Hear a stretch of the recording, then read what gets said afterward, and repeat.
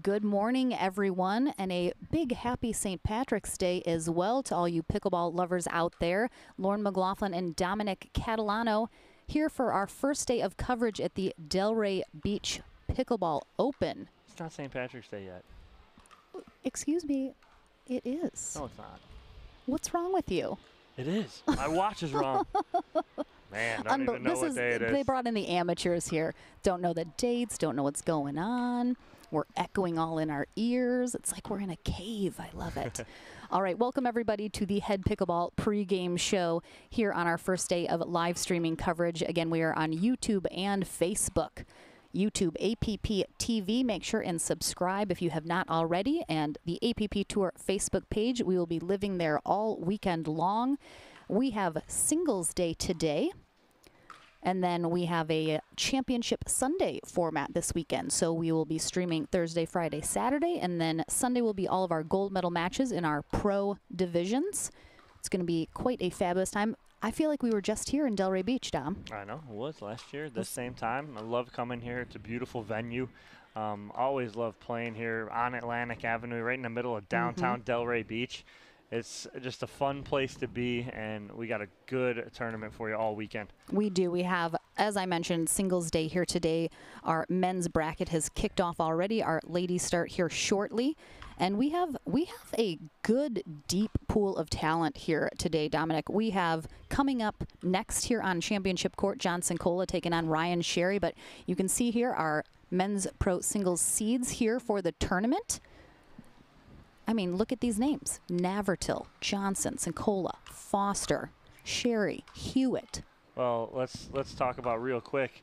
Your 1 and 4 seeds have work to do because both of them are coming out of the consolation draw right now. Zane Navertil going down early. So Zane lost to Alex Newman 11-6, 11-9.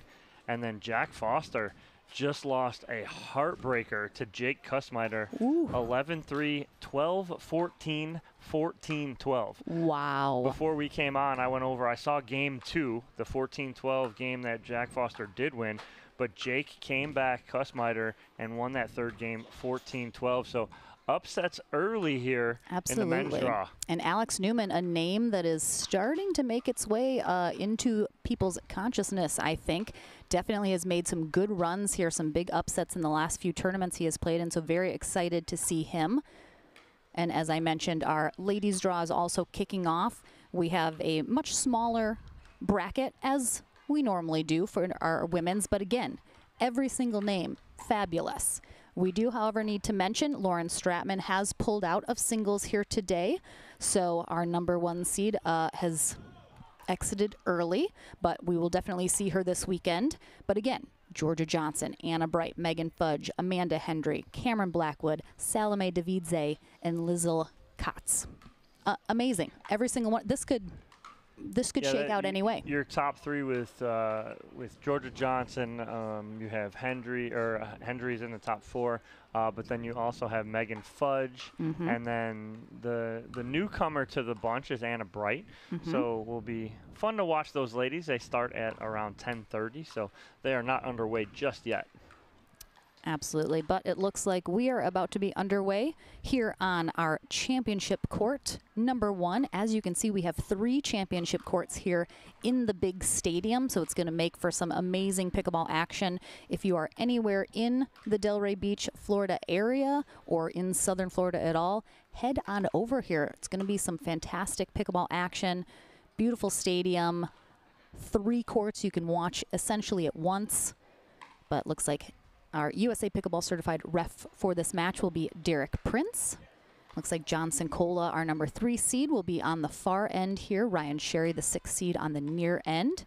This is a quarterfinal matchup. And again, this is a double elimination tournament. So if one of these teams gets knocked down, they can still come back. As you mentioned, Navertil already back in the back draw, hoping to work his way back up. Going to take some work to come out of the back draw today. Again, but all playing for Championship Sunday. We'll have all of our gold medal matches on Sunday. So looking forward to that. But these 2 gentlemen here, Sherry and Sincola, looking to solidify a spot in the semifinals and get that much closer to taking the rest of the day off and sitting pretty in the gold medal match. Absolutely. We will be going through our bronze medal matches here today, so we will know who is our bronze medalist by the end of today. And again, we'll know our 2 players headed into gold. Looks like Derek is kicking us off. Sincola will start us off serving. 0-0. That's a great drop there from Ryan Sherry right off the bat, getting Sincola moving from back corner to opposite corner at the kitchen line.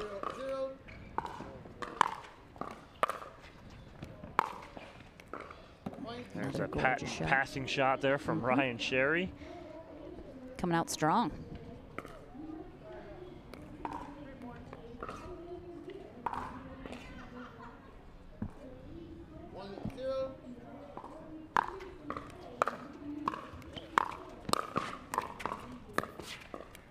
That's good cross court there from Sincola off his backhand. And that's what you're going to see. You're going to see John Sincola come to that kitchen line often, early and often, and try and take those passing shots away from Ryan Sherry. That is the name of Ryan Sherry's game, is passing shots.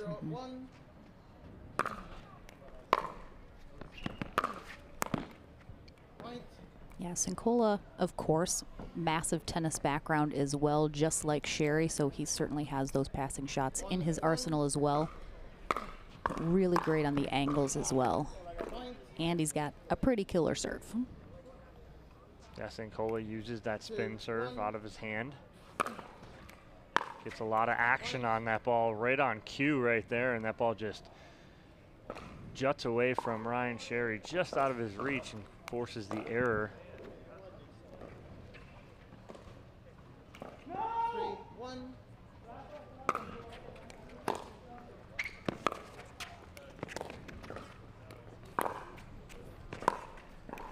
That ball just did not come up to Sherry off of Sincola's paddle. Kind of died. Yeah, we will of course see too in the in the heat and the humidity here in South Florida, the ball can get a little slower. So you'll definitely see, especially in singles, got to work a little harder to put it away sometimes.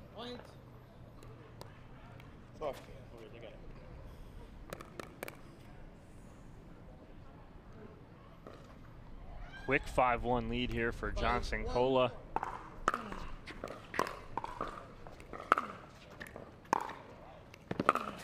That's a nice shot there from John Sincola, straight down that line.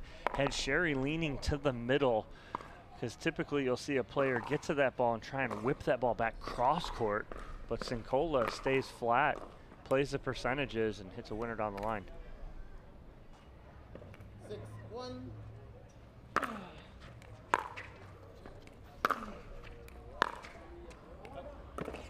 John Sincola starting the year off strong with his first gold medal in men's pro singles in our Mesa tournament that kicked off the 2022 year. And with some upsets here, clearing the way a little bit for him to perhaps make another big run to the end. I'm sure he is hoping to do just that, but we do have a timeout here from Ryan Sherry, as he is currently trailing 7-1 here in game 1 of this quarterfinal matchup. What do we think Sherry needs to do here? He came out strong. Obviously, Sincola has kind of been the one in the driver's seat ever since, though. What's Sherry got to do to make it back in here? The hard part right now is that Sincola is living and dying off of it. Not living and dying off of it, but he is controlling and dictating play with his serve. His serve is really on right now. He's getting a lot of action on his spin, and so he's causing a lot of weaker returns by Sherry. And he's able to come in and attack that third. Sherry's got to get a nice, good return here, deep. Much better return, but a nice inside out there from John Sincola for the winner. Yeah, I mean, so far it just looks like Sincola, yeah, he's just on. He's not making any mistakes, no errors, and you can see that reflected as he just continues to put point after point on that scoreboard. There again, the serve of John Sincola causing issues for Sherry, and that return of serve going long. 9-1.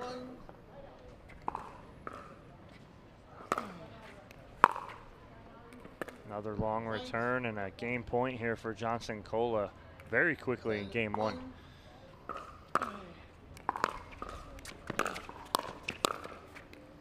And that'll do it. Game 1 going to Johnson Cola 11-1 over Ryan Sherry. They will switch ends here for game number 2. We will take a short break here at Championship Court, Delray Beach. Don't go anywhere. More action right after this.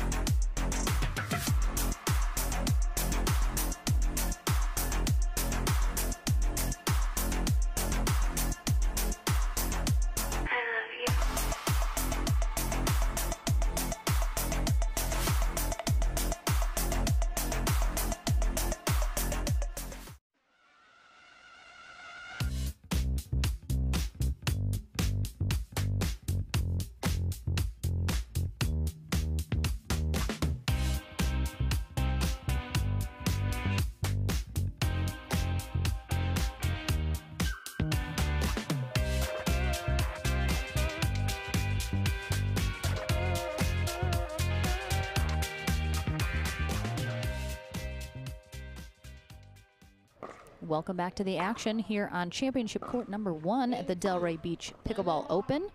Here at the Delray Beach Tennis Center, Lauren McLaughlin and Dominic Catalano.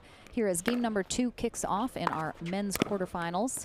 Here in pro singles, John Cincola on the near end, Ryan Sherry on the far end. Cincola pedal to the metal in game 1, taking it 11-1. Let's see if he can continue that trend, or if Ryan Sherry can give him a little something different here in game 2. Yeah, first things first is Sherry's got to work on that return of serve off of the Cincola serve. If he can get that deeper and put a little more pressure on John, that's going to be the key here in game 2 for Sherry to come back.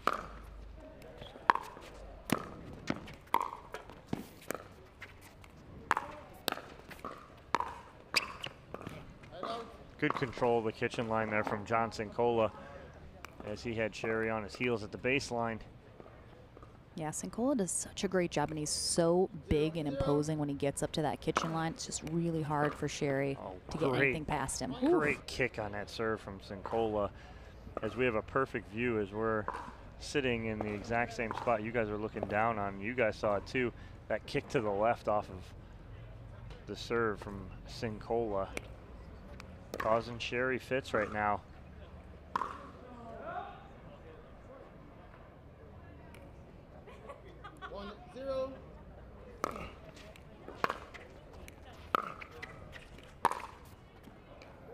Good leave there from Cincola. And if anyone else heard the laughter that we heard, that was Vivian David watching courtside. 2-0. Lift it, please lift it. Yeah, we haven't seen, again, too many errors from Cincola. He's been playing a pretty clean match so far. But Sherry needs to take advantage of every one of those errors he can.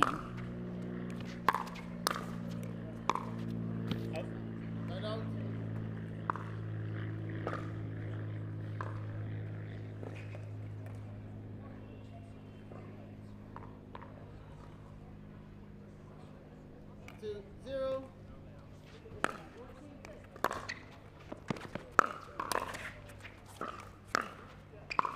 Nice ball from Sincola as Sherry again leaning to his right, and Sincola goes inside out with that forehand. And you can see he had an opportunity to take it out of the air, but he decided to let it drop and kind of give himself a little bit more options. He does such a great job getting on top of those balls and giving it a lot of top spin to drop him down. Oh, just like that. Just when you think Sherry's got a good shot right there, Sincola on full sprint pulls cross court for the winner. Again, just gets so much on it, it just dies right over the net. Such a beautiful shot.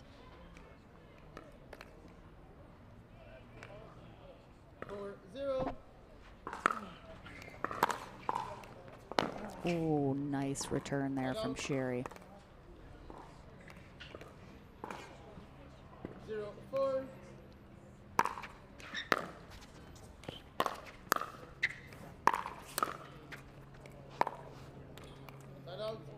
So Sherry going drive, drive, drop, trying to go cross court backhand to get it to Sincola's backhand, but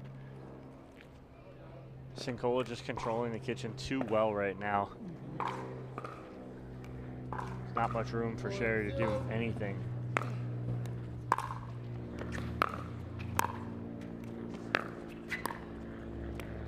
Oh, nice drop.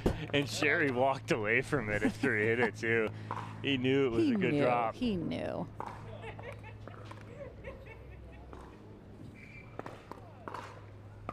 All right, Sherry still looking to put his first point on the board here in game 2. And he'll get it. Ryan Sherry living in the Fort Myers, Florida area, just on the other side of the state here in southern Florida. 38 years old, works in finance as his day job.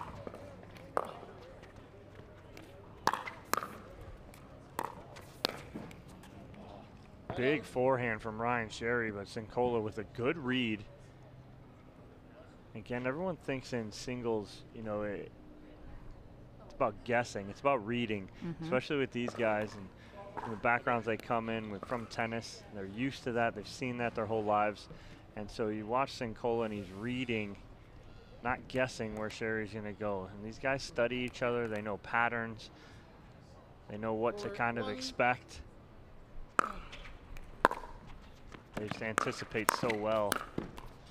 Oh, beautiful. Sherry on it right there. He guesses right, not guesses right, but anticipates right. And so when you say that they're reading, Dom, what are they reading? Body language, paddle, placement, face opening? All the above. All of it. Reading paddle face, reading body movement, learning patterns from all the different players. If you think these guys don't know each other well, they do.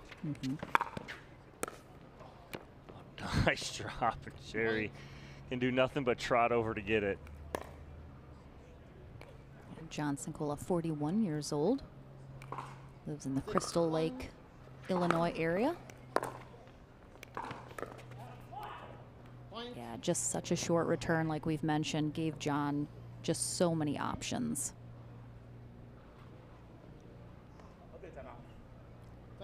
Receiver 7-1. Sincola recently taking a job in Wisconsin, though. Lake Geneva area. Yeah, father of twin girls.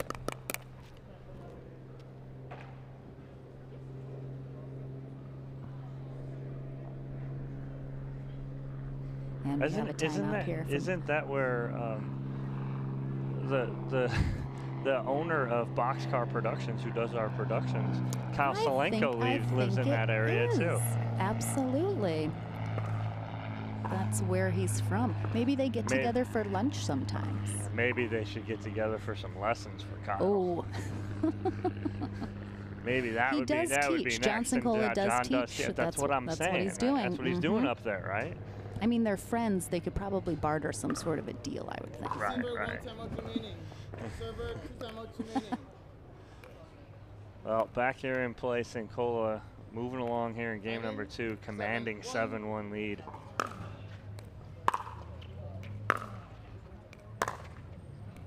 Yeah, it's definitely taken him a little bit longer here in game 2. Sherry has given him a little bit more to work with.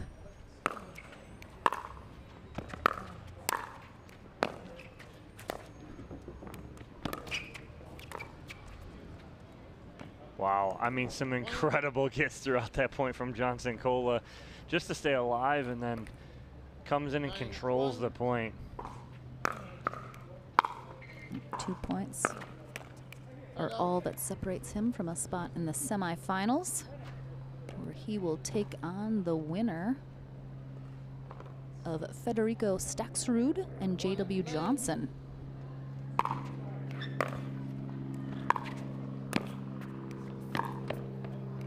Yeah, just so hard to do something good with a ball when you're fully extended, really reaching for it, and Sherry just gave it a little too much there on that angle. Yeah, J.W. Johnson moving on after he takes out Gabriel Tardio in 3 games. I was watching that match before we got in here too. Tardio was giving J.W. Johnson everything he could handle. Sherry going with the a la Roger Federer, one-handed, big backhand there, but off the tape. Match point here for Johnson Cola. And he will get it with a beautiful two-handed backhand down the sideline, as you see here in our beautiful head replay. Yeah, Johnson Cola just playing real clean this match. He heads on to the semifinals, and again, taking on either J.W. Johnson or Federico Staxrud. We'll keep you guys posted as we work through our bracket. We head to the Franklin studio after this short break on court. Don't go anywhere. More singles action right after this.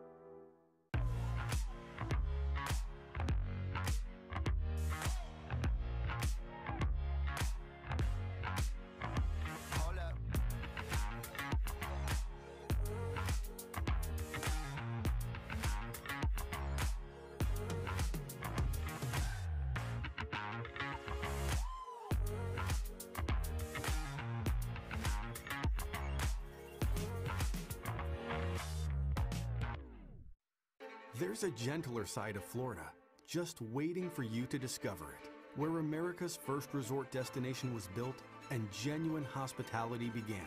A place with cleaner sands, warmer waters, and fewer crowds. A place different than the rest, one that exceeds, excels, and surpasses all expectation, waiting here just for you. We are the original, the one, the only, the Palm Beaches. Welcome back to Championship Court. I'm here with John Cincola after his convincing victory over Ryan Sherry, 11-1, 11-1. John, right off the bat, serve was working very well in this match. Again, something you're looking to take advantage of against Ryan Sherry right there?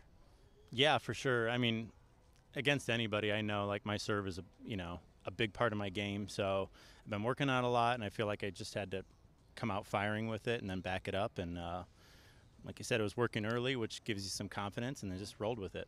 So. And then playing against a guy like Ryan Sherry, he's got all the shots in his toolbox. It seemed like you wanted to control the kitchen line and take a lot of that away. Is that something you were thinking about going into that match? Yeah, I was definitely aware when I was up in the game and even up in game two that like I had to return well and volley well, because even at like 6-1, 7-1, I didn't want to let him get any momentum. I know he can rip off 5 winners in a row like that, so I was really focusing on not giving him any breathing room on my return side of things, just to make sure he didn't get a little amped up and make a run. So yeah, it's the last thing you need is a Ryan Sherry getting amped up, because then he feeds off of that fire right there. But John Cincola, moving on to the semifinal here for men's pro singles. We're going to take a quick commercial break. When we come back, we got our next matchup here on Championship Court at the APP Delray Beach Pickleball Open. Don't go anywhere.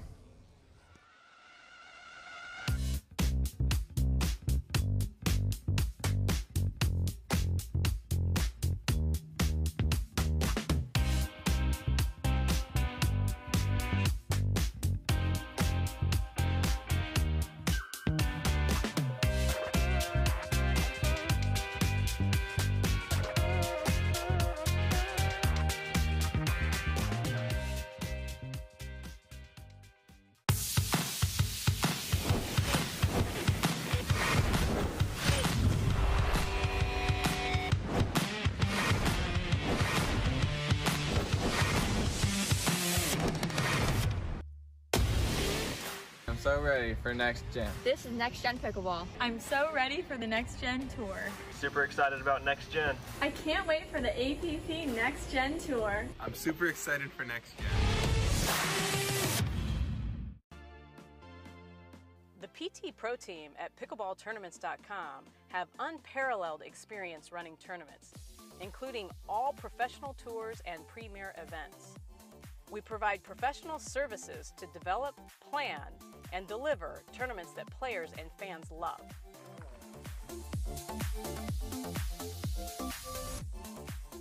Pickleballtournaments.com, powering pickleball tournaments worldwide.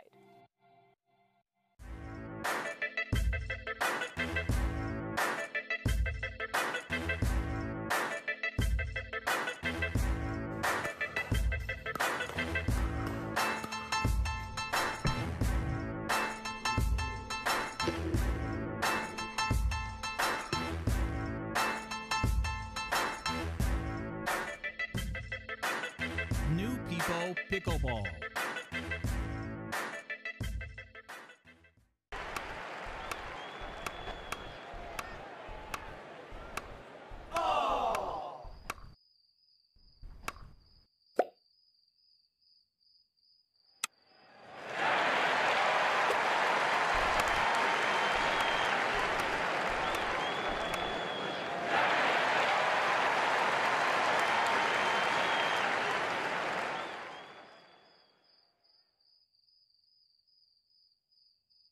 At Coulter Homes, the rules are simple. Grab your paddle and always dink in the kitchen. Remember where you are. Coulter Homes is the home of pickling. Smash and poach on dedicated courts in resort style and active adult new home communities across the Southeast, including PGA Village Verano and Port St. Lucie, home of the World Pickleball Open. Learn more at coulterpickleball.com. You ready, La? I'm ready, Ben. Let's do this.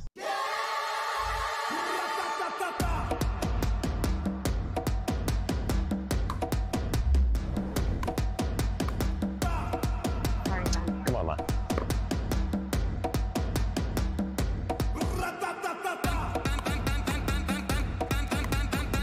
What's going on, Lala? I don't know what's happening today, Ben. What is this? It's my paddle. This paddle is the answer. A Ben Johns custom paddle by Franklin? For me? Yeah, let's crush it.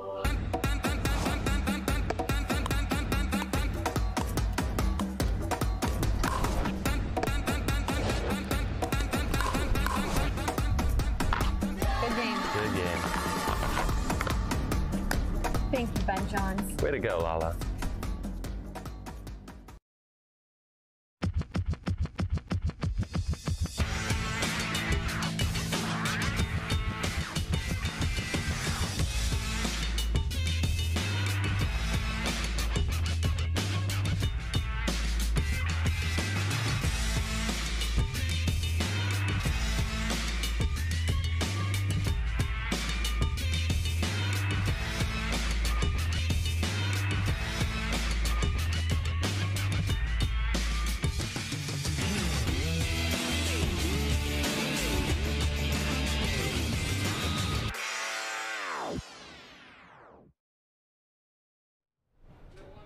Welcome back, everyone. Lauren McLaughlin here with a quick update. During our commercial break, it has started to rain here in Delray Beach. We definitely have some spots of rain kind of throughout the weekend that we're going to be keeping an eye on, so hopefully it will move through quickly, but we have suspended play for right now. Coming up next on Championship Court will be J.W. Johnson taking on Federico Staxrud. So don't go anywhere. Stay close to your screens. Hopefully we will be back soon, but feel free to go grab a drink, do whatever you need to do while we wait out this hopefully brief rain shower. But thanks so much for sticking with us today, guys. More pro singles action when we return, when the courts are dry, and we'll see you then.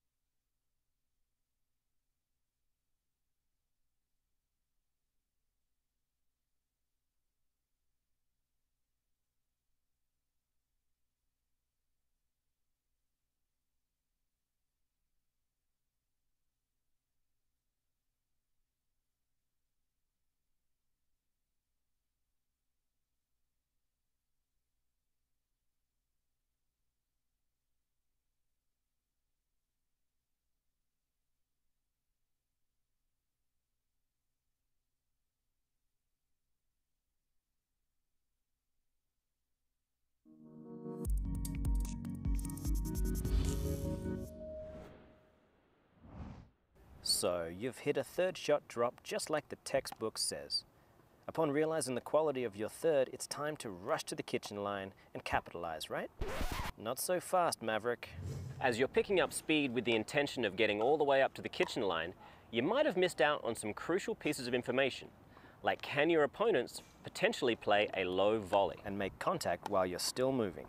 Or is the ball high enough to allow them an attackable contact height off the bounce? Either way, your rush to get up to the kitchen line is going to pigeonhole you into one-shot pace. Hard. Now, sometimes this play can be rewarding if you pull it off. However, if it doesn't, don't be surprised when your opponents counterpunch quickly while you're still scrambling to regain balance and find position. Weigh up the risk versus reward on this and perhaps keep it in the bag until you have a healthy lead. If the third ball is the most important shot in the game, then it stands to reason you should try to make your opponent's third ball as difficult as possible. Hitting your return hard and deep seems like a great way to do this, and it is. However, it comes at a cost that's not often worth it. That cost is court position. The speed of your shot doesn't allow you much time to nestle yourself right up to the kitchen line. Remember, your opponents don't have to hit a particularly good third ball if you're nowhere near the line. If making your opponent's third ball more difficult comes at the cost of your chance to play a great fourth ball, then the trade-off probably isn't worth it. Think about your straight line foot speed and experiment with what kind of pace you need to hit your return to allow you all the time you need to join your partner at the kitchen. I do love a good slice dink. Feeling like you're knifing the ball, knowing that if you can get it to bounce, then it'll slip forward and make your opponent's next contact very tough. Here's the thing about spin. To get more of it, you need to accelerate the paddle faster through the ball. That's something you can afford to do when you dink cross-court and have potentially 24 feet to play the ball. When you suddenly have to change direction and hit down the line, you may only have 7 to 10 feet to work with. The kind of tenderness needed for that shot means the amount of spin you could possibly impart the ball simply isn't enough to make the shot worthwhile. Instead, drop the paddle head and look to either take the ball early as a volley or a half volley. Launching an attack is one of the game's many joys. The satisfaction of success can echo through the rest of the game and set the tone for things to come. Unfortunately, unsuccessful attacks carry the same amount of weight, so it really pays to think carefully about where you play your point-ending shot. Do your partner a favor, attack the person in front of you or between the two players. Seriously. Not only does the cross-court player have much more time to react to your attack, but even an average counterpunch won't be directed at you, the person who initiated the attack. It will be directed at your partner. Whether it be off the volley or off the bounce, from the kitchen, mid-court, or even baseline, playing an attack cross-court relies on either your partner knowing exactly what you're about to do or for you to hit a winner. Are you willing to take that chance? I get it. You can't score if you don't get your serve in. But come on, if you possess any kind of power on the serve and you just play to get it in, that's like renting a Ferrari just to practice your parking. If you simply place your serve in the middle of the box, then yes, you will give yourself a chance to score. However, you'll likely now be stripped of the chance to play an aggressive third shot drop or drive. In contrast, a deeper, more powerful serve could be rewarded by either a return error or a short return that lets you or your partner wrestle control from your opponents right from the beginning. Deciding to play it safe versus aggressively hitting the serve does rely on good strategic awareness. So I'm not suggesting you blast your serve at 1 to 10 down in a game, but take a moment to think about your serve in the eyes of your opponent. Are you applying pressure or giving them an easy chance to rule the kitchen? Today we looked at 5 shots that are hurting your game. Have a think about if you're playing any of these shots and why. Maybe it's just old habits, or maybe it's based on the advice of friends. Either way, now is a fantastic time to implement real changes to your game. So get out there and give it a go.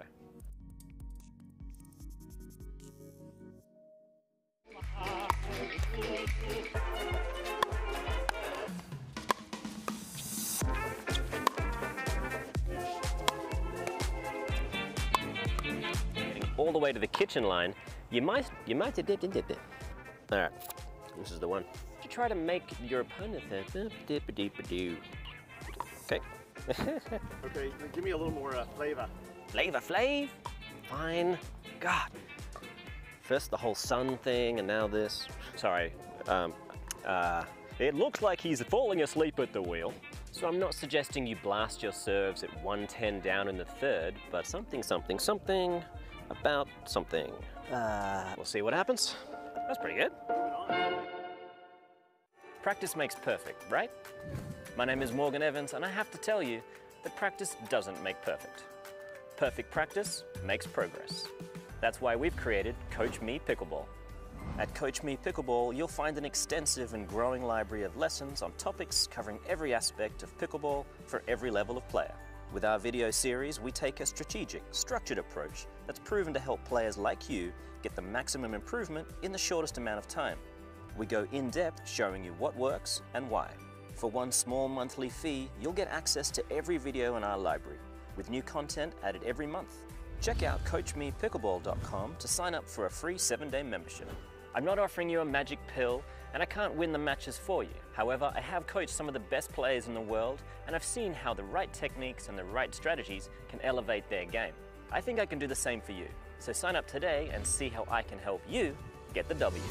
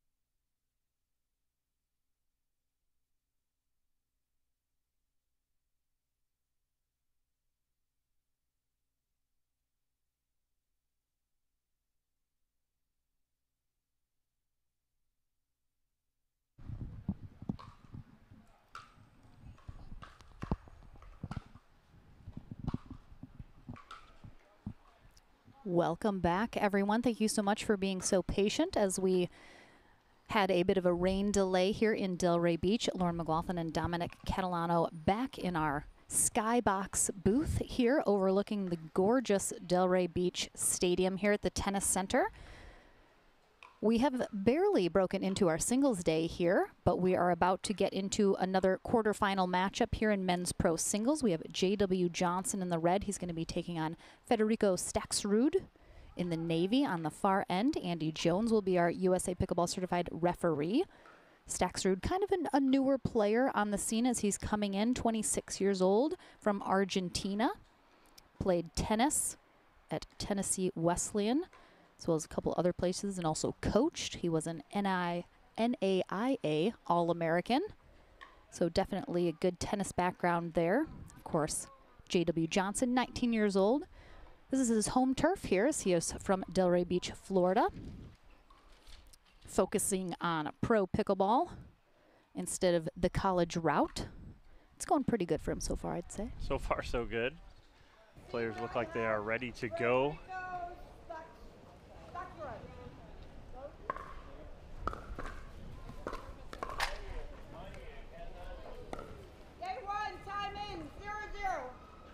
All right, J.W. Johnson gets us started.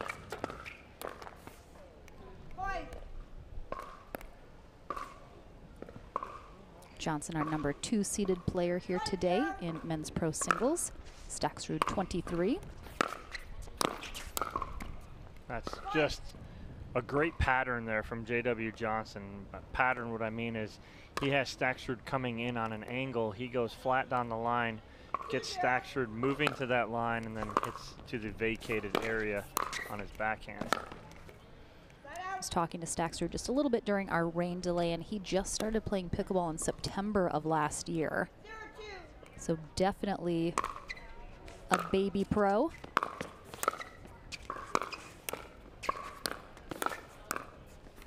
Already making some big waves, though. And a nice finish there from Staxrud.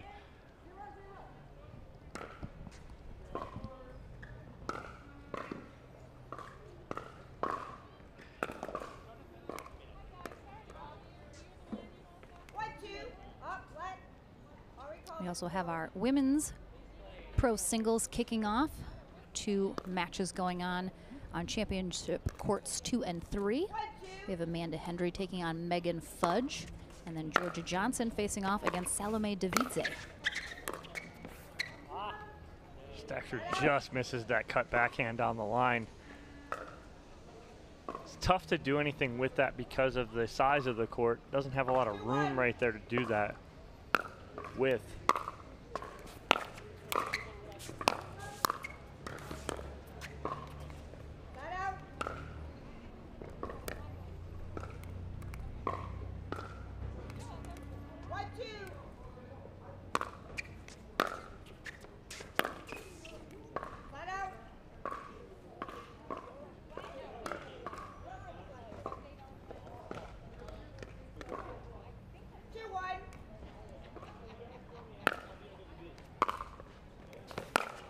That's a nice cross-court ball there from J.W. Johnson. And again, the thing about that is that he has that shot and he also has a shot down the line. So Staxrud has to try and anticipate what Johnson's going to do and see if he can find any tendencies in his position and what he wants to do from a certain position. But right there, that's just too good.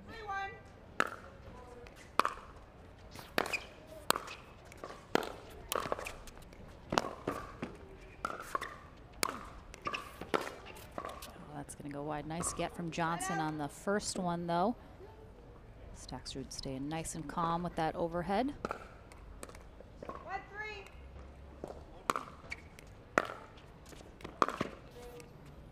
Nice job there from Staxrud, just doubling up down that line. As you watch Johnson go flat, typically you'll see Staxrud go cross court there, but he does go flat down the line. Has J.W. Johnson leaning on the right foot. Such a beautiful spot on that return from Johnson. Just pulling Staxrud so far to that corner.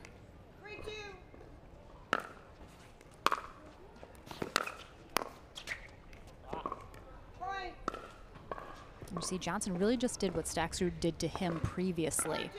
Was, you know, you got to cover to an extent that cross-court option, and then it leaves the line open as well. And when you have players of this caliber, anything's a possibility. Right, and that's the thing is that as a player at this level, what you have to try and avoid is tendencies. You don't want to be predictable.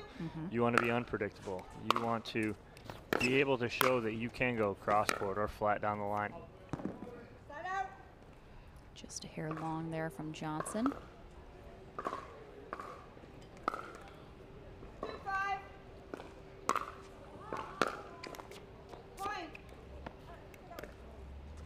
think the whole pickleball world is watching as J.W. Johnson just continues to get better and better and more steady.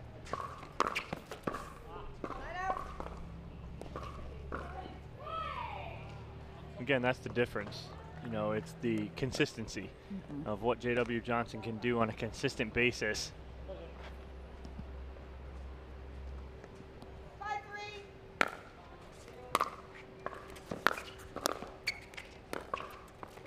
See, I like Staxrud going flat down the line on his returns like that. And what he's doing is he's creating an angle for himself.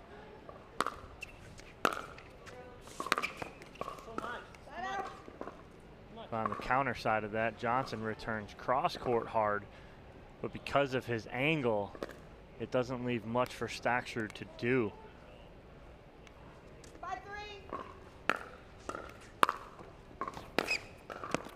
And that's the problem with what Staxrud wants to go cross-court like that, is because he then has to really rush to get and cover that flat. And if Johnson can read him going really hard to that flat angle, then Johnson's just going to pull that back cross-court. So he's creating the angle there for Johnson on that ball.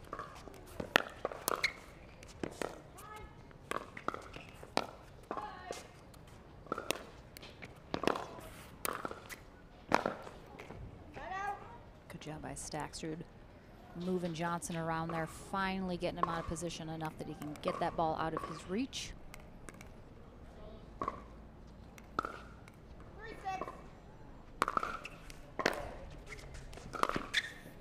That's a good ball right there from Staxrud, but that's because of a short return from Johnson. Watch this return right in the transition area, and then Staxrud able to come in and attack that and just doesn't leave Johnson enough time to react. I think speaking about consistency, you know, we obviously talk about J.W. Johnson continuing to just grow in that area. Staxrud, of course, a newer player. While he is making waves on the pro scene, haven't really seen him break into the podium level yet or getting near the top, but I think that will continue to come as he plays longer and gets that consistency.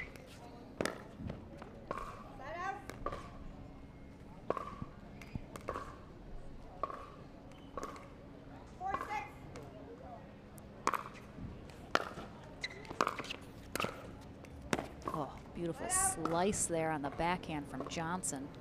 Yeah, and what J.W. Johnson does as good as anybody is create angles like that. And so he loves to take balls out of the air, just like he did right there, and create a sharp angle, make it very difficult for his opponent.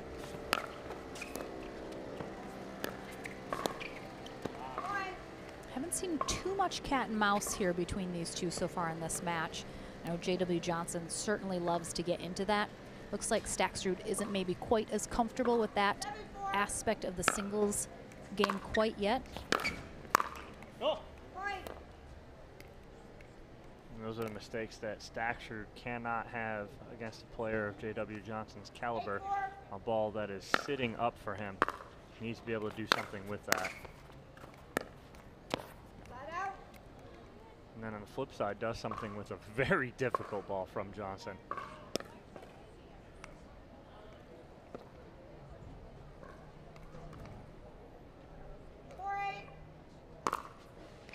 Ooh, beautiful serve. Just going to be just wide.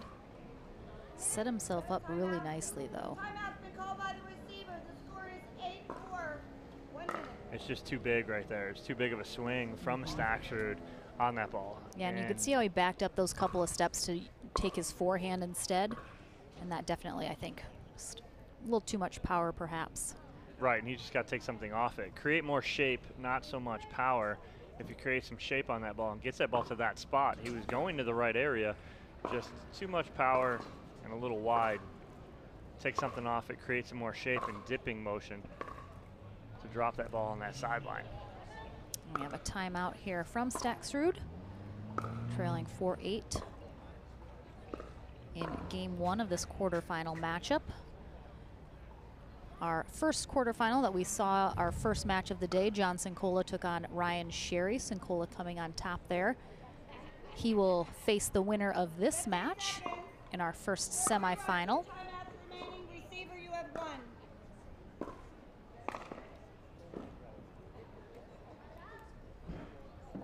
Time in. 8-4.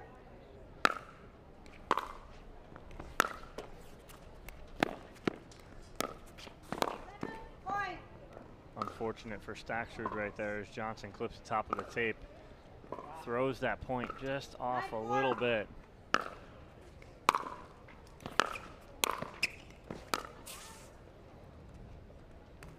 Oh, it's good.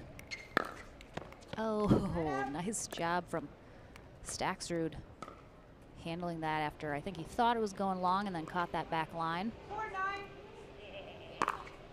That one just a little long. Our other quarterfinals are also set. They will be getting into the action here as well. Alex Newman takes on Ryler DeHart, and Jake Kussmeyer takes on William Sobeck in our 3rd and 4th quarterfinal matches.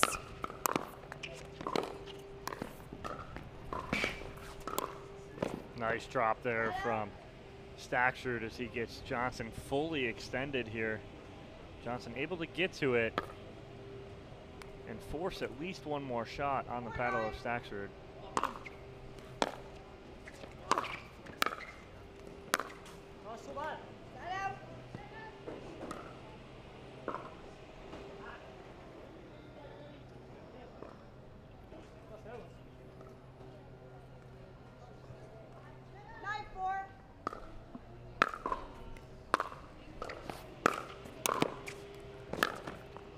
Good angle there from Staksrud.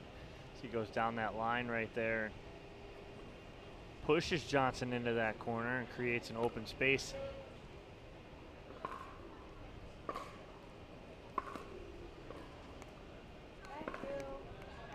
See that great angle right there on camera right now of the Delray Beach Tennis Center. It is all about pickleball here at the Delray Beach Tennis Center though this weekend. Absolutely turned their gorgeous stadium court into 3 beautiful championship courts here for the weekend. A lot of pro action going on here.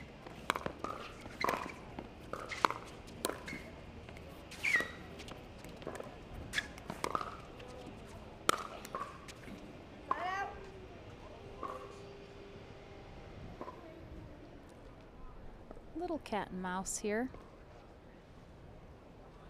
Fortunately, Staksrud tries to throw up that lob. He left it a little bit too in Johnson's wheelhouse. 9-4.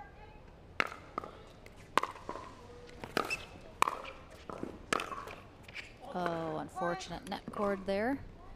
Staksrud cannot recover quickly enough, and that will set up game point for J.W. Johnson.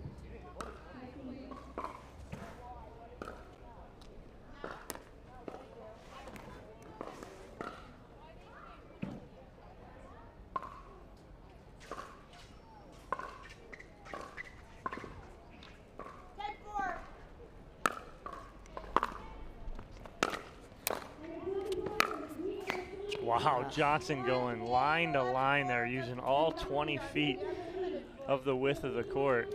That was a great spot there from Staksrud too on that angle. And then just a little too much down that sideline. So Johnson on top here in game number 1, 11-4. We'll take a short break. Game number 2 in this quarterfinal men's pro singles matchup coming up right after this.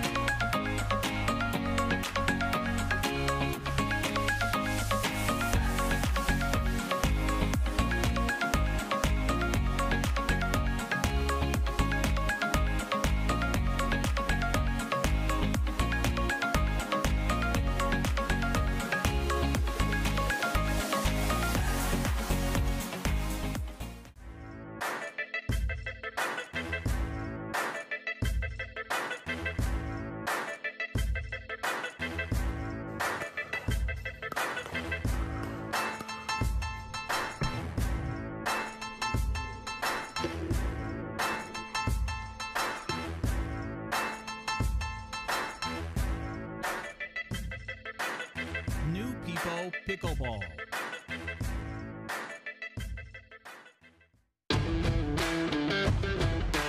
Hey, I'm Ben Johns, and I'm here to tell you why the pros prefer the Franklin X40 pickleball. I really like the durability. It's pretty rare that I crack one of these. I really like the balance in the ball. I really love this ball because of the color. The visibility at any time during the day is always extremely easy to see, so I think it's not just for the players, it's also a great spectator ball.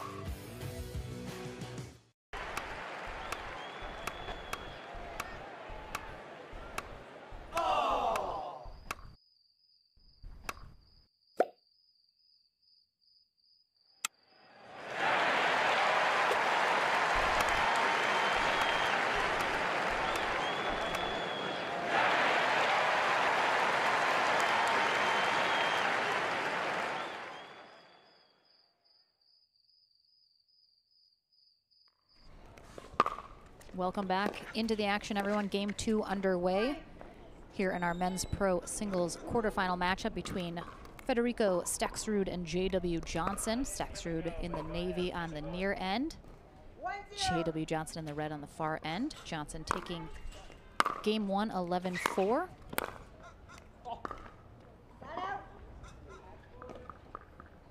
And an update, our quarterfinal matchup between Ryler DeHart and Alex Newman. DeHart has come out on top in 3 games, so he will head to the semis as well. Coming up next here on Championship Court will be Grant Bond versus Zane Navratil in a consolation match. Nice spot there from Staksrud.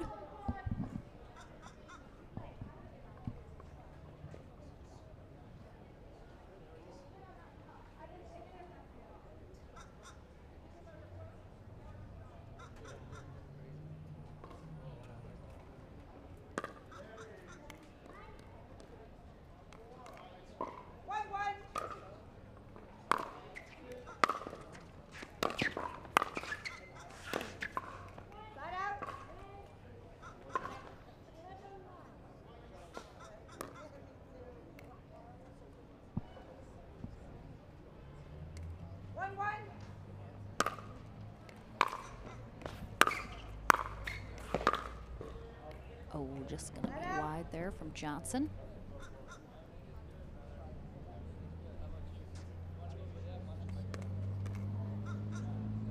And unlike the previous couple weekends in Florida, only a slight breeze happening right now. No tornado warnings going on here. And that's right there what Staksrud needs to do. Create more shape on that ball like he did right there. Take something off it. Not allow Johnson to get any of those balls from thigh high or higher. Just change his pace. Don't go as hard. Those balls right there. Just a little too high. Hitting it a little too hard. Trying to hit a passing shot instead of getting that ball down to the shins and ankles of Johnson by taking something off it. Ooh, good angle. Beautiful angle. It's really so important in the singles game.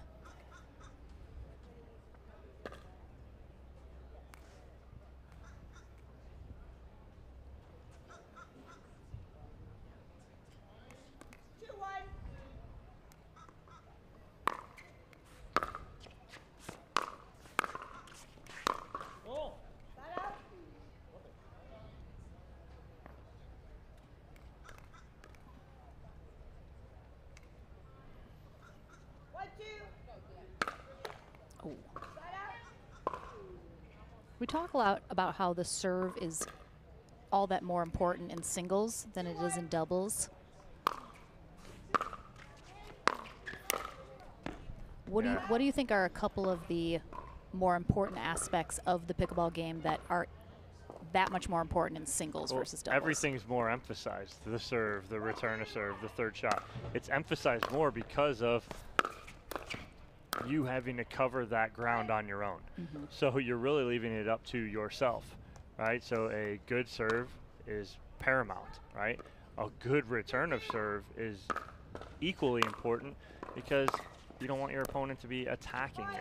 And again, right there, that's J.W. Johnson taking something off that ball right there, getting it at the feet of Stackshard, and creating an error. But everything's just escalated even more in singles.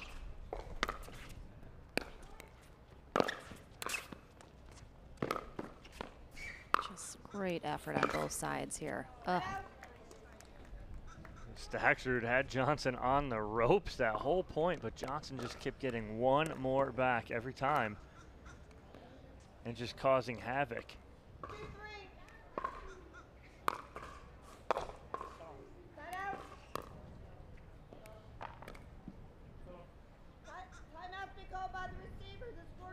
All right, we have a timeout here as Johnson is up just by 1.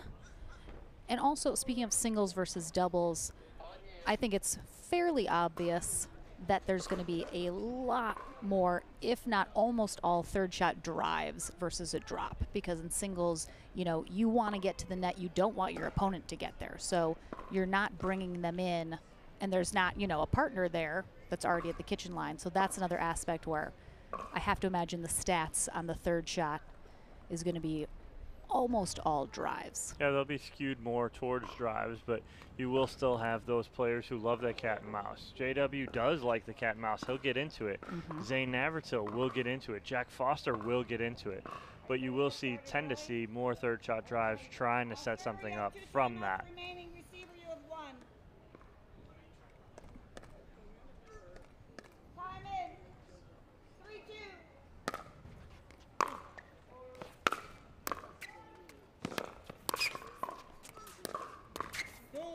Johnson goes 3 times down the same side.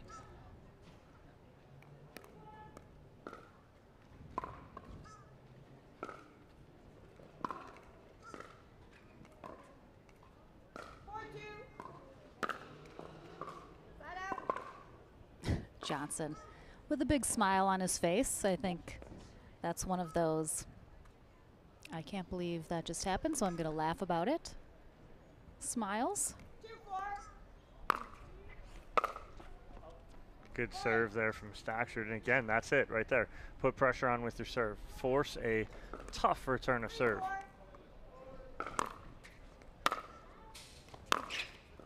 Ooh, beautiful. And that was a huge serve from Stackshard. And it really does, even if the serve itself doesn't get you immediately the point, you're setting up hopefully the short return that then, you know, sets off the events that can get you on top. And that's tough right there. Stackshard trying to run around that forehand and then hit a drive, right? He runs around that forehand, puts himself out of position. So if he drives that, the whole opposite side of the court's open for Johnson, and that's exactly what happened. Thank you for the call. Side out.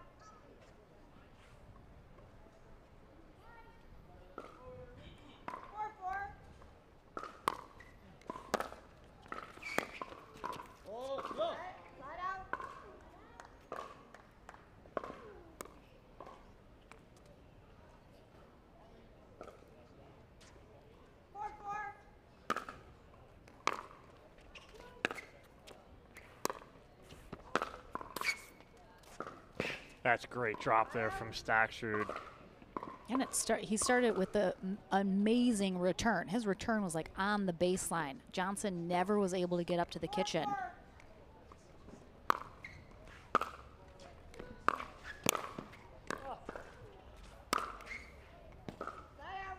Johnson, one of the best at putting balls away, right? Getting overheads. He reads opponents so well, lets you commit to a side or an angle, and then just goes opposite. Key is he's very calm when he does it. Doesn't rush. That's a good ball there from Stackshard on the forehand side.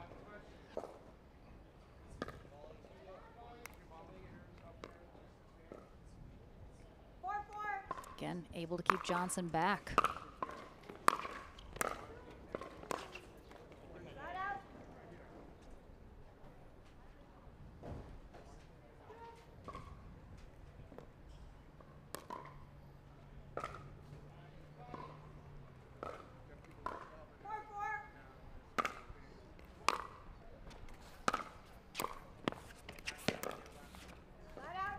Johnson trying to go right at the body of Staxford right there, but just clips the top of the tape. But I like the approach, trying to attack right at the body. Timeout's been called by the server. The score is 4-4, 1 minute. That's a timeout here called from Johnson as he is going to get the serve back. Again, it's very humid now, especially after a little bit of rain came through here in Delray Beach. Toasty day, high humidity, so definitely we're going to see a lot of outfit changes as we see Staxrud changing his shirt right now. And definitely, especially in singles, I think we're going to see a lot of timeouts that are, I just need a break, timeouts. Yeah, you'll see them more after long points, elongated points, whether they win that point or lose that point. Player may be using those timeouts in that situation rather than a momentum situation, especially with the weather the way it is.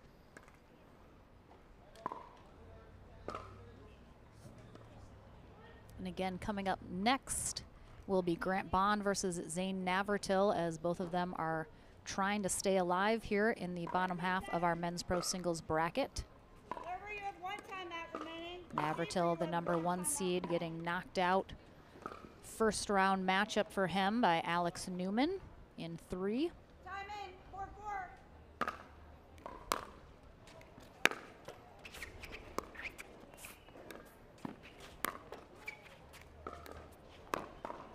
4-4. Nice job by Staxford taking that ball out of the air, not allowing Johnson to set up here.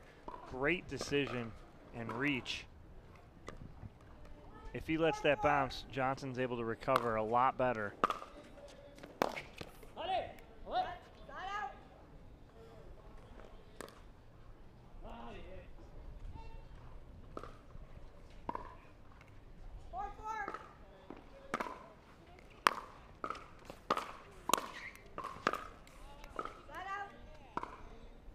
Staxrud definitely able to keep Johnson at bay here a little bit, not letting him pull away, getting those errors. 4-4.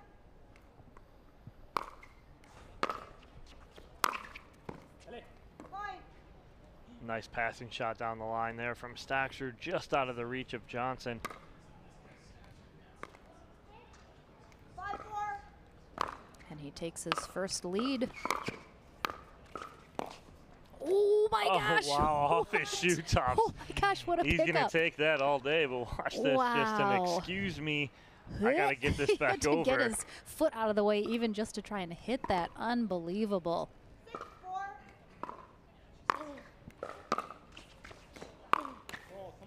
Side out.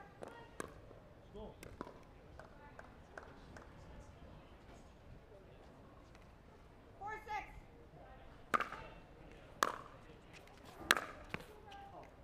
Side out.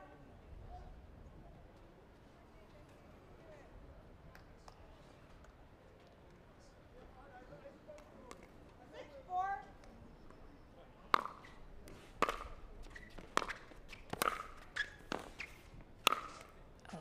Beautiful one-handed backhand put away there from Johnson. Gets so much power from such a short stroke.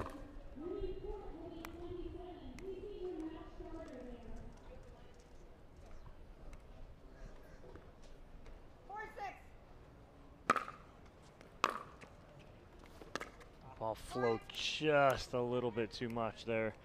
See the wind push that ball out. 5-6.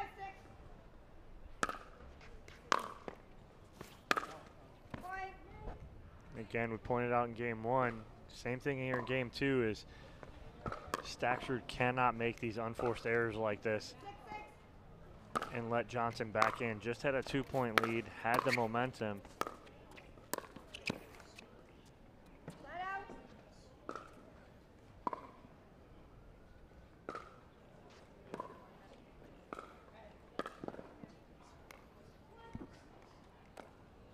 6-6.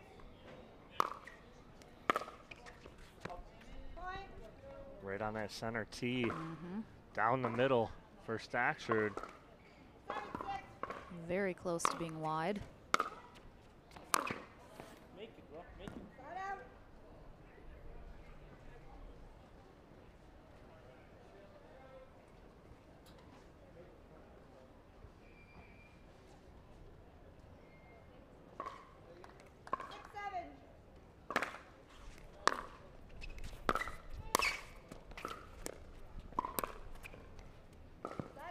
good job. Again, Stacksford, what he's doing, he's putting more pressure on J.W. Johnson right now. And how is he doing that? Taking these balls out of the air, right? Not allowing Johnson to get comfortable right now.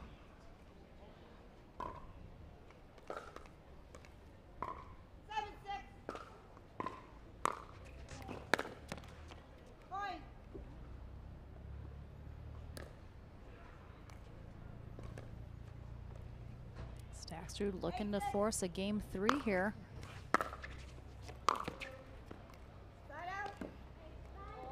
Again, he knows the issue right there. He's trying to go for too much right there.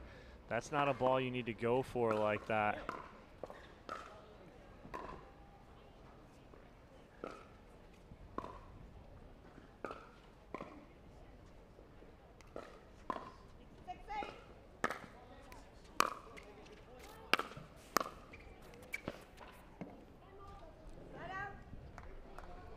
It was very close to that sideline.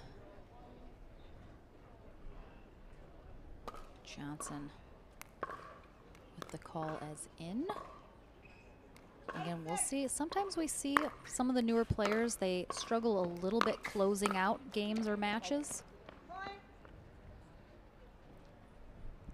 Let's see if Stacksrud can hold on here and force that game 3.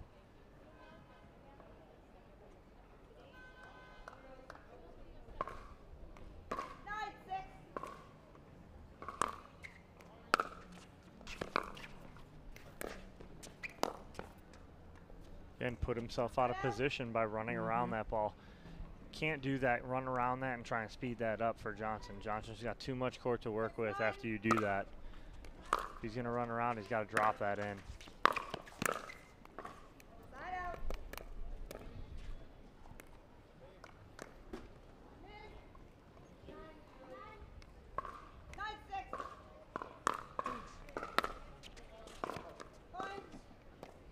We're just seeing too many errors here from Johnson in this second game, and I think he knows it as well. Laughing to himself again over there. Game point here for Stacksrud, but Johnson holds him off.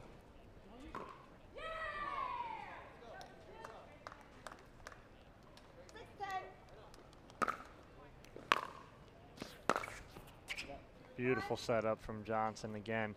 And that's Stacksrud pulling that return cross court instead of going flat down the line. He's had much more success going flat down that same sideline and then letting himself dictate the angle. Right there. That's a better setup again. He's going flat down that line. He creates the angle. All right, second game point opportunity for Stacksrud to try and force that third game. Again, runs around to take that forehand and puts him out of position. I'm just shaking my head up here. He's not learning from that mistake that he continues to make right there. No problem running around that, but if you can run around that, drop it cross court. Create the next shot. And there's the error on the return, and Stacksrud with the timeout as Johnson's back within 2, and we'll have the serve when we return from this timeout.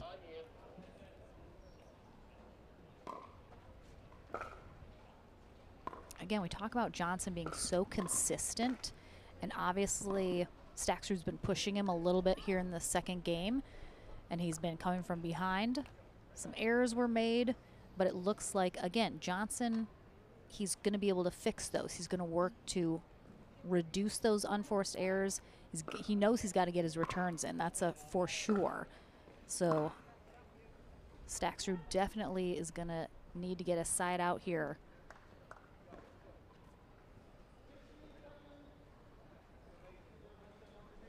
So as they come back in here, J.W. Johnson within 2 now, trying to get back in this second game. He's hoping he doesn't have to go a third game here.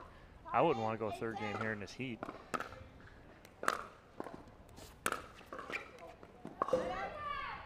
I'm seeing like that the side Johnson's on, it seems like he's overshooting. The wind may be blowing from that side. Yeah, there might be a little bit of breeze.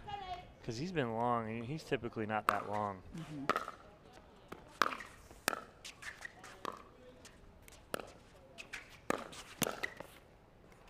And there it is. Staxrud comes out on top here in game number 2. 11-8 is able to hang on. We will take a short break and game number 3 in this men's quarterfinal matchup when we return.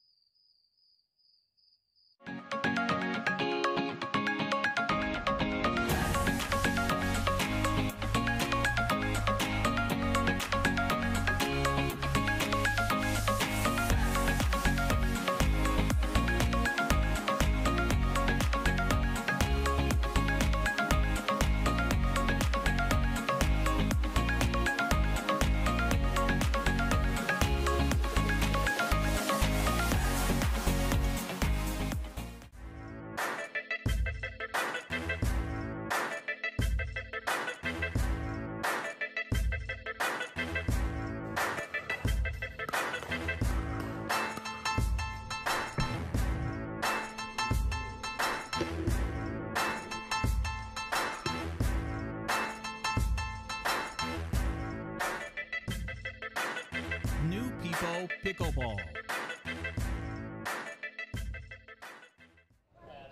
Welcome back, everyone. Lauren McLaughlin and Dominic Catalano here for the first day of coverage at the Delray Beach Pickleball Open here at the Delray Beach Tennis Center in our beautiful giant stadium with 3 championship courts going.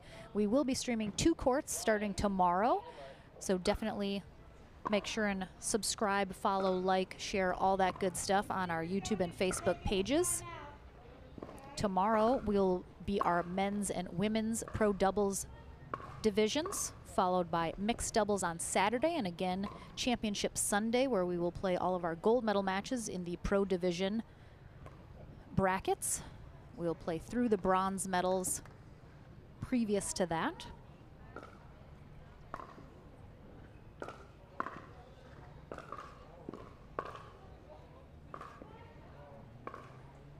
Andy Jones, our USA Pickleball certified referee.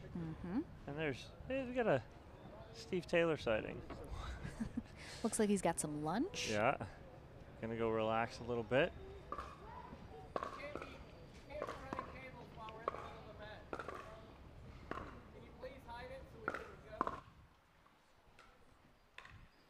And again, we are about to kick off game number 3 here in this men's pro singles match. Federico Staxrud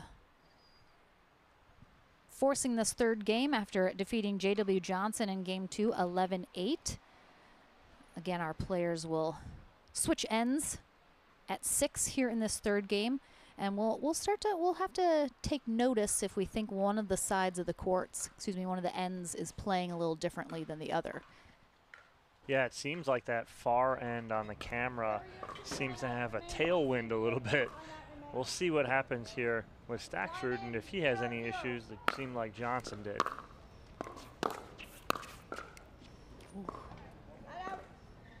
Staxrud rolling that momentum from game 2 right into this third game.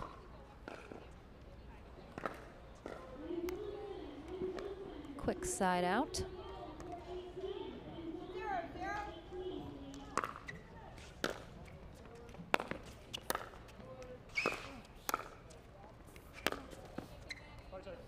Right off the tape, Johnson, a swing and miss. That ball stays in for Staxrud.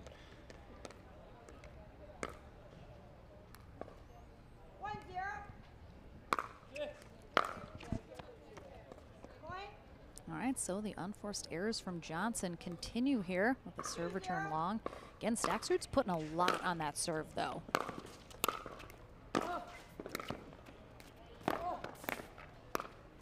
Oh, and Off the Staxford court. plays an out ball. That ball's going out, but it's hit right at him. That's a great shot. I mean, what a beautiful shot there off the court. And a quick 3-0 lead here for Staxford. And after Johnson had control all of game one for the most part, Staxford bounces back and then keeps this momentum going here in game three.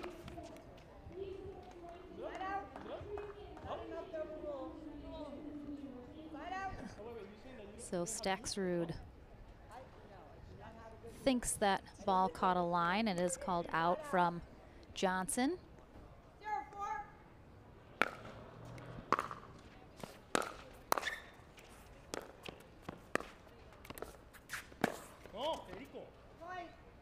Good anticipation from Johnson. Up in a little cat and mouse game there at the net. If Johnson can get in a little more of that, bring Staxford in, I think he can control some more points.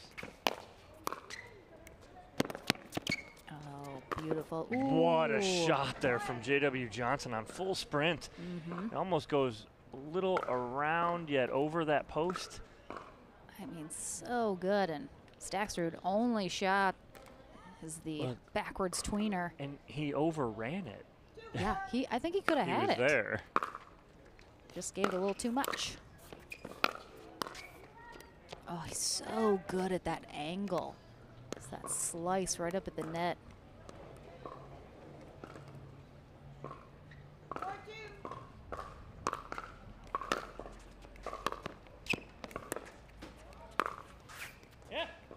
Nice ball from Staxford down the line right there.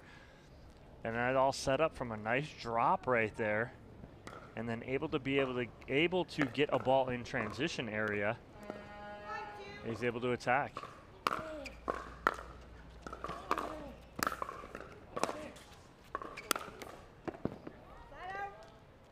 And that's what J.W. Johnson needs. Control that kitchen line right there.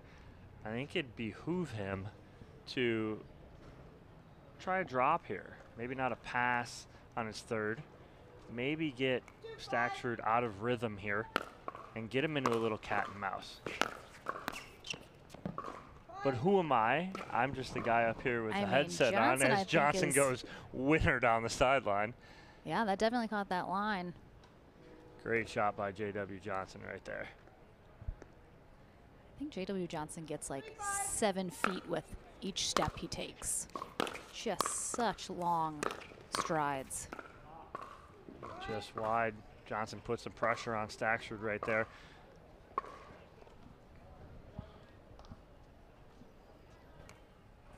Now within one of tying this up here in game three.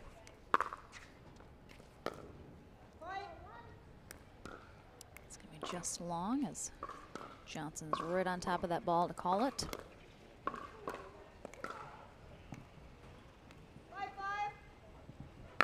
And again, very similar pattern as game two.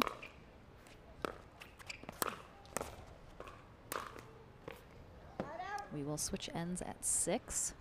Both of these gentlemen within one of getting there. Let's see who gets there first.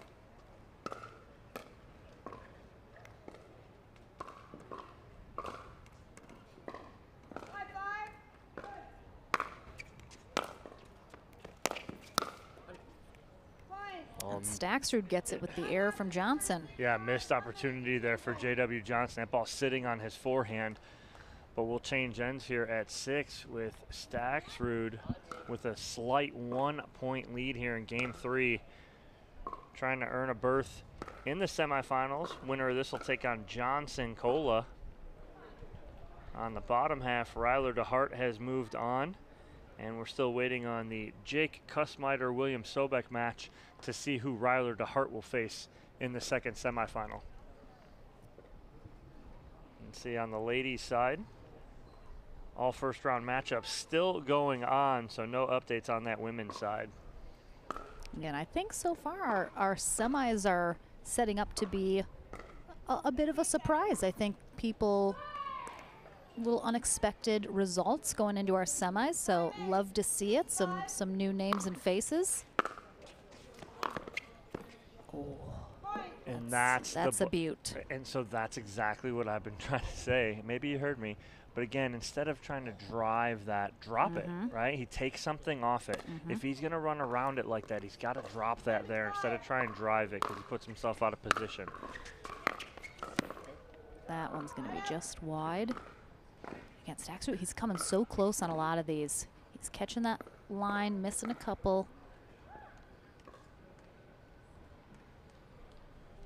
But I think Johnson would admit himself he's just had too many errors this match.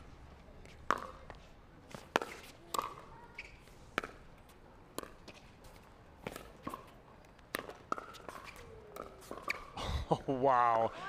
And again, that's Johnson holding that ball on his paddle for as long as possible. Watch him make Staxrud commit and then just go right behind him. Great job by J.W. Johnson.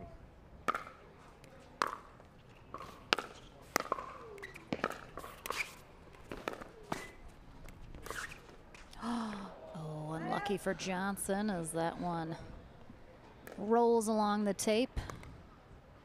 But good get from Staxrud there.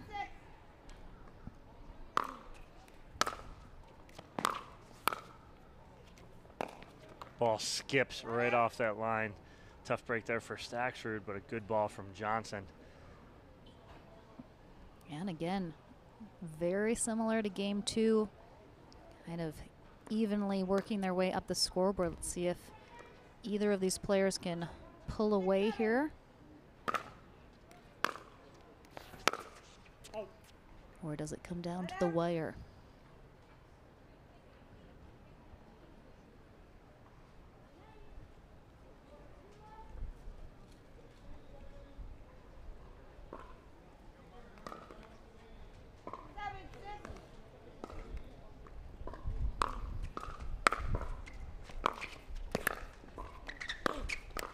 Wow, now the wind is at the back of Staxrud. As you see him just try and drop that ball in nice and easy because he felt it too. He didn't want to rip that ball too hard. Yeah, it looked like the ball coming right at Johnson. It looked like he was there, and then all of a sudden it kind of moved at the end with a bit of a wind gust that just picked up there.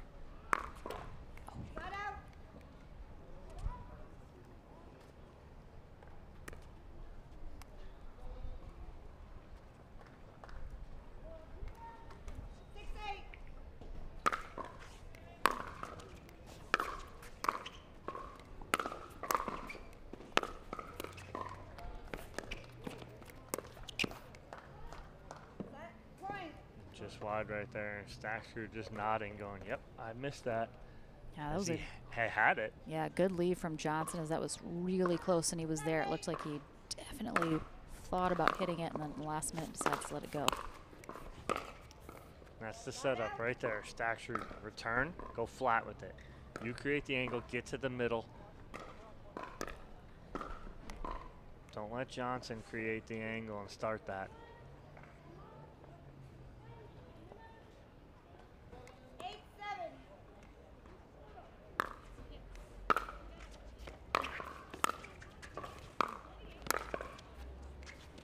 Oh my gosh. It had so much spin on it off J.W. Johnson's paddle. I was like, whoa. It just skipped away from Staxrud. Nothing he can do about it. He turns and laughs.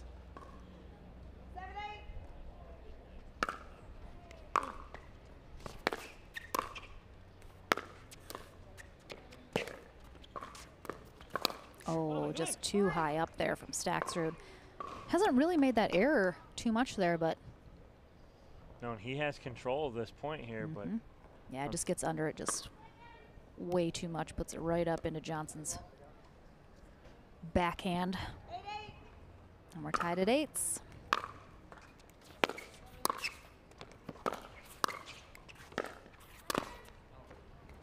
Just relentless pressure right there from J.W. Johnson. I mean, there's no slowing him down. As much as I want to talk him into hitting a drop shot right there, he's just not doing it. And he's just grit and all fight here, trying to get back in this. And he does take a 1-point lead here in game 3, 9-8. What do you think is going to be the biggest thing Staxrud needs to do to try and come out on top here. It's the little things. Again, I want a flat return here, let him create the angle, and then get that side out, work that big serve that he's been doing, and put pressure on J.W. Johnson. But it all starts with this return here. Again, this is the biggest point, the only point in the match right now, because if he gives up this point and it's 10-8, now it's match point on the paddle of J.W. Johnson. All the pressure's on Staxrud. But if he can get this side out and get back in this and even it up, it's a whole new ball game. And if you're Johnson, what do you tell him to get those next 2 points and head to the semis? I mean, Johnson here, he's got to be aggressive with the serve, right? And he's got to hope that Staxrud makes a mistake here and goes cross court and comes back to him on this side. If he does, Johnson's going to control the point, and I see him coming out on top here. It's all dependent on this return to serve here. Goes cross court. And he misses it. Yeah, tries to dot that sideline. But again, I don't like that angle. I'd rather him go flat right there. But now it's all on J.W. Johnson's paddle here. And by flat, you mean up Right the down, middle? You know, right down the line, right down that line. And here it is, match point here for J.W. Johnson.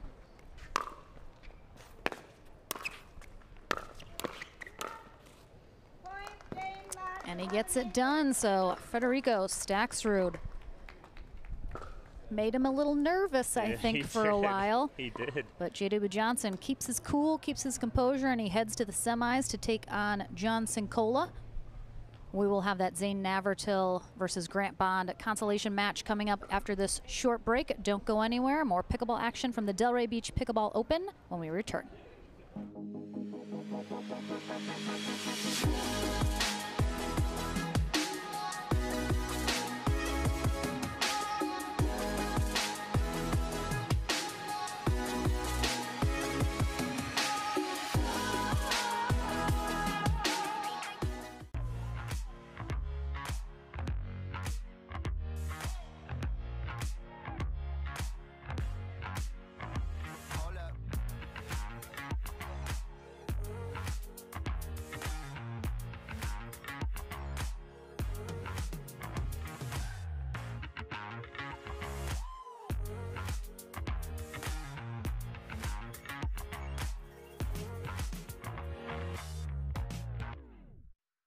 There's a gentler side of Florida, just waiting for you to discover it, where America's first resort destination was built and genuine hospitality began.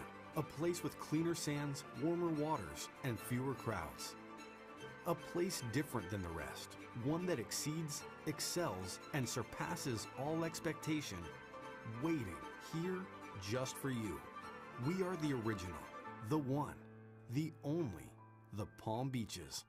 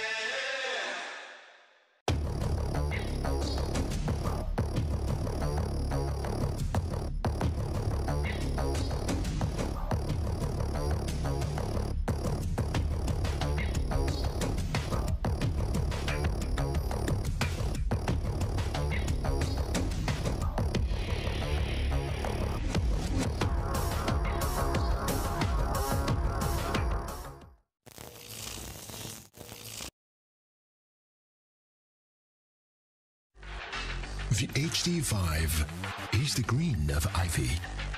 It represents hope, tenacity, the spirit of life and growth.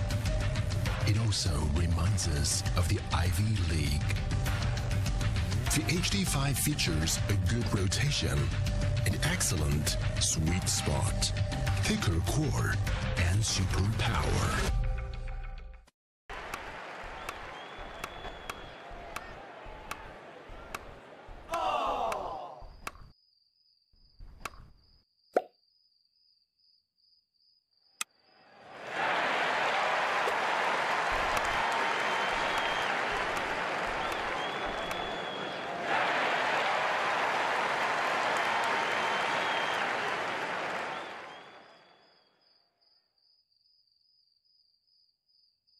If you like to dink, then Pickleball Magazine has what you're looking for. Our bi-monthly print publication will help you become a better player with instructional tips, drills, and articles from the top teaching pros in the sport. And you'll become a healthier, stronger player with psychological, nutritional, and wellness advice from experts in their fields. Finally, if it's product reviews or the latest news, we have that too.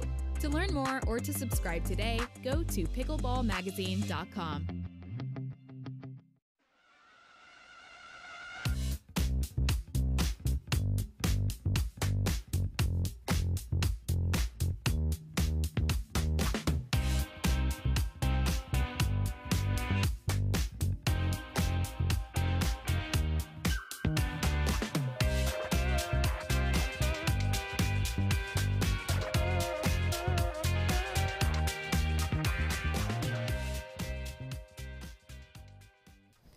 All right, welcome back to the Delray Beach Tennis Center. I'm here with J.W. Johnson after his quarterfinal victory over Federico Staksrud. J-Dub, you win game 1 11-4 handily. He comes back, wins 11-8. What was the difference then going into game 3? It seemed like a wind change a little bit here in the stadium. Yeah, the wind changed a little bit, and I just had to get adjusted to that a little bit, and then a little bit to his shots as well, especially with the wind because they were pulling him a little bit. But other than that, adjusting to the wind quite a bit. Seemed like in game 2, Staksrud made some good adjustments. It took some shape, put some shape on the ball instead of trying to drive everything through you. Was it something you thought of going into game 3 to make an adjustment on that? Yeah, probably just being a little more patient, not trying to go for the winners right off the bat, because he was getting a lot of my drives back. So I just had to be patient and keep with it. Now moving on to the semifinal, you got Johnson Cola. What are you looking for in that matchup? We'll see. I mean, we played quite a bit before. I think we're pretty even, and I don't know. It sounds like he got another foul now. So what we're gonna see is if he got any new shots now. All right. Well, J.W. Johnson moving on to semifinal against Johnson Cola. But before that, coming up here on championship court, Zane Navratil taking on Grant Bond. Don't go anywhere, guys.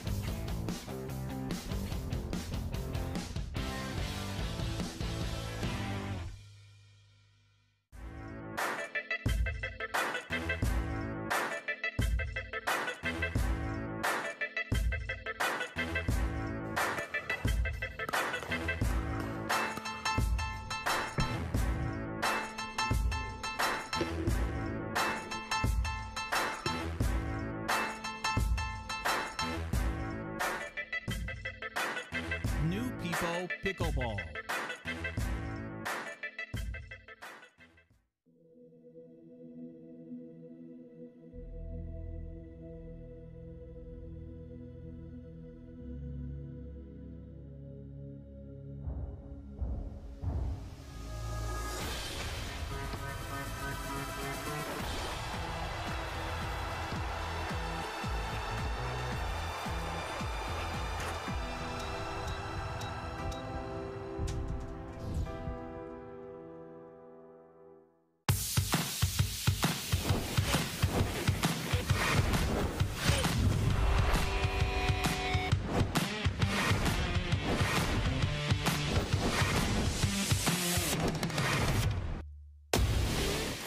So ready for next gen. This is Next Gen Pickleball. I'm so ready for the Next Gen Tour.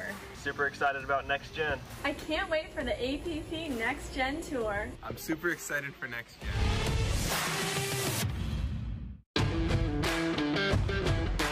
Hey, I'm Ben Johns, and I'm here to tell you why the pros prefer the Franklin X40 pickleball.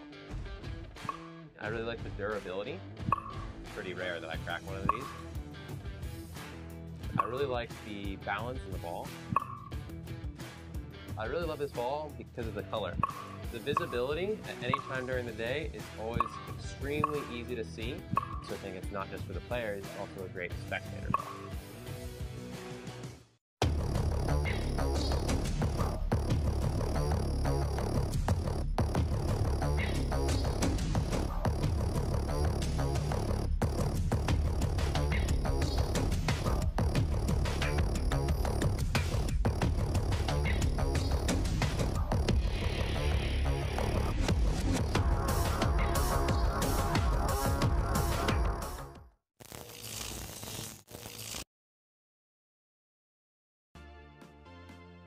The PT Pro team at pickleballtournaments.com have unparalleled experience running tournaments, including all professional tours and premier events. We provide professional services to develop, plan, and deliver tournaments that players and fans love.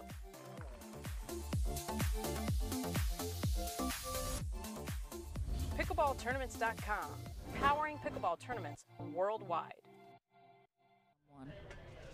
Welcome back, everyone, to Championship Court. Ooh, the sun's peeking out a little bit here on Championship Court number 1 in our beautiful Delray Beach Tennis Center Stadium, which has been converted into 3 pickleball courts. We have a consolation match kicking off right now. Zane Navratil on the far end in the gray, taking on Grant Bond, who is in the white hat on the near end. Kathy Postlethwaite will be our USA Pickleball certified referee for this match. This is 1 match to 15. Our players will switch ends at 8. Lauren McLaughlin and Dominic Catalano here courtside all weekend long. Again, we will be streaming 2 courts starting tomorrow, so definitely stay tuned for that. But we're into the action. Navratil starts us off.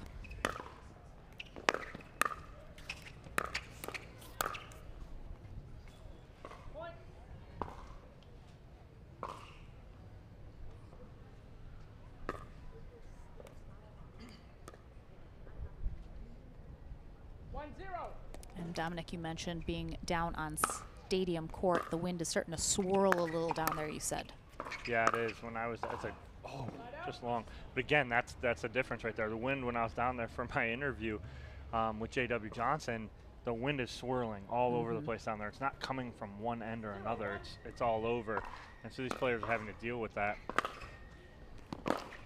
The downside of being in a stadium. Right. I'm just very interested. This is a very interesting match to me with Navratil and Bond. One, because Bond can get very streaky. And when he gets streaky, he's on. It's trouble. 2, Navratil coming out of this bracket now, this is a position he's not used to. He's used to winning 1, 2, 3 matches. If he's got to come out of a lower half, it's usually maybe 1 game to 15. He's got to do some work now out of this bottom half of the bracket. And I'm interested to see how he works out of this. Really nice shot there from Bond. A lot of top spin, dropping that in the back corner.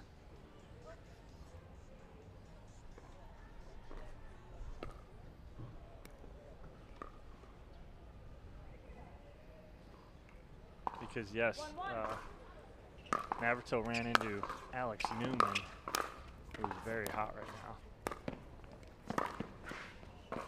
Oh, good effort from Bond there. Had to go side to side for that.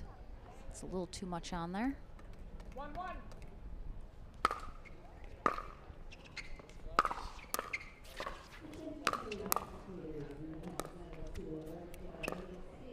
Nice ball there from Grant Bond on the backhand side. I don't think Navratil's expecting that. I think he's expecting Bond to go cross court with a drop. Very well disguised. 1-1.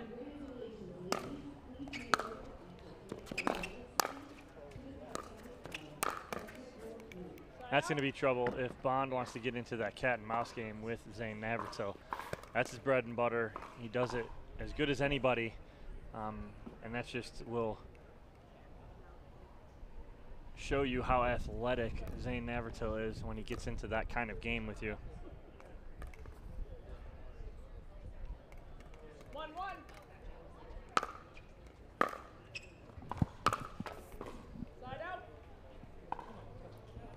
Navratil, especially if the wind is picking up a little. We're going to be seeing a lot of big drives from him, a lot of power.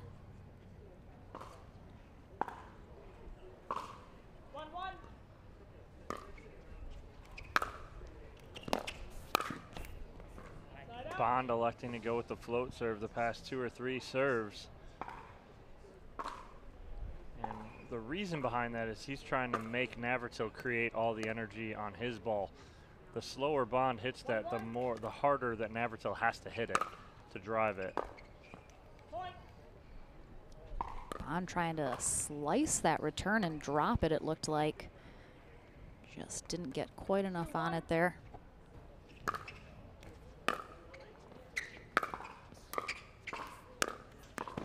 And nice job by Navratil using the whole court there, sideline to sideline, getting Bond completely extended.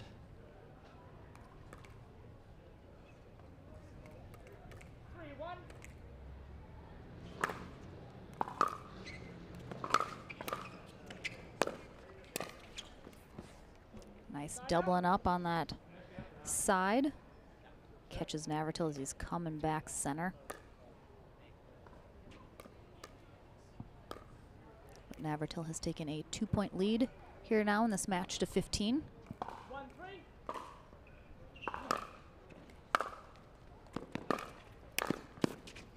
Big reach there from Navratil. And again, just like we saw from Staksrud earlier, puts a big angle on that. Very smart to try and keep it out of Bond's reach.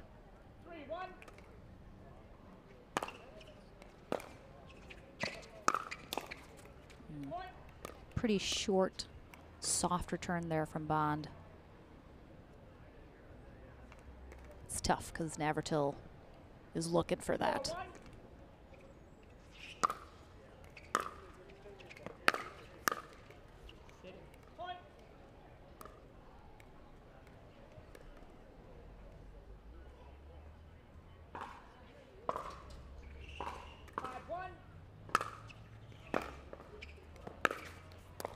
Oh, nice get off the tape. Ooh. Oh, what nice a move there job from Grant Bond, and great hands by both of these players. They get in this little mini firefight up here at the kitchen. No one really attacking too hard, but some good hands from both players, and Bond able to get the forehand winner.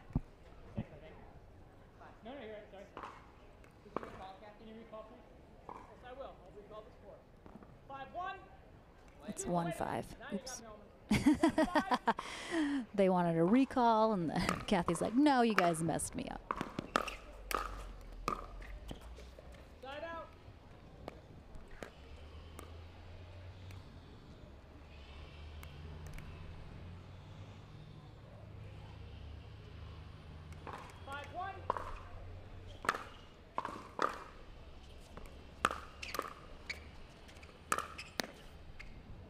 That's a good ball there from Navratil. And when you have Navratil a ball like that where he's, I don't know, 3-4 feet in front of the baseline and in the middle, he's going to make you guess one way or another.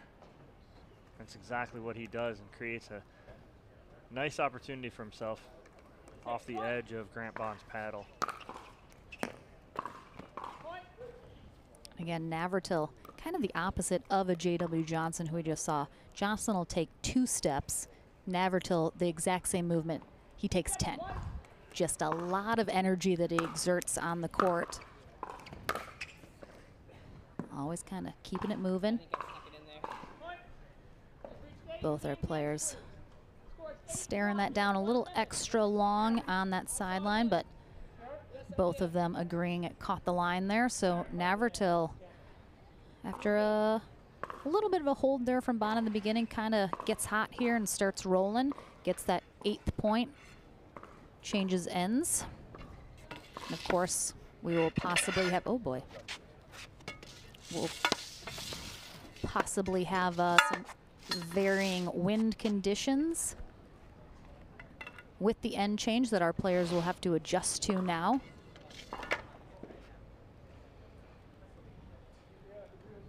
What do you want to see out of Bond to try and get back in here and give Navratil a little run for his money. It's tough. You got to take and get Navratil on the baseline. You got to keep him back, not allow him to come up. The second he gets on his toes and starts moving forward, now he's putting you at a disadvantage. So he's got to keep Navratil back, especially here on that return of serve, and force something from the baseline rather than from transition area or up at the kitchen line. But it's easier said than done, especially on a Navratil serve.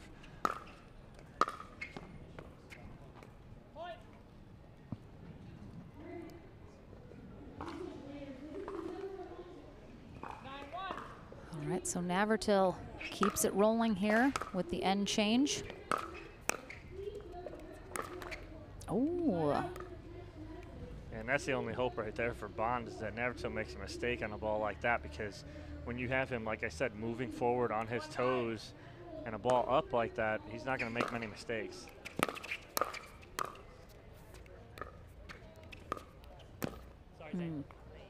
Nice angle there from Bond. Navratil anticipates correctly, but just a little out of his reach.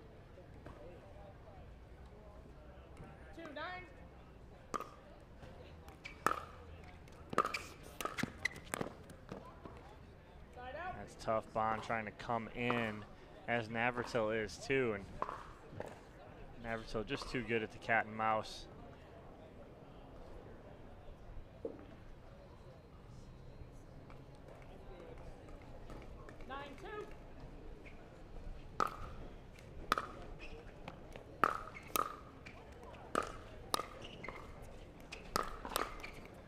And that's it. He had Navratil at the baseline for 2 of those shots, but then on the third one, he allowed Navratil to come in, and then he attacks right at the body of Bond, and it makes a mistake. Yeah, it looks like Bond on those drives from Navratil, he's not blocking them down enough. He's kind of giving them a little too much height, which then sets Navratil up for the next drive. So I think definitely it would be probably in his best interest to try and do a little bit more than just kind of block it. Maybe put a little something on it, try and get him down a little bit more, not give Navratil as big of an opportunity. It would behoove him to block a little better. Was that your word of the day? You've busted that out a couple times on your word calendar. Yes. Ooh, behoove! I can fit that in. I can fit that in somewhere. Oh yeah, absolutely.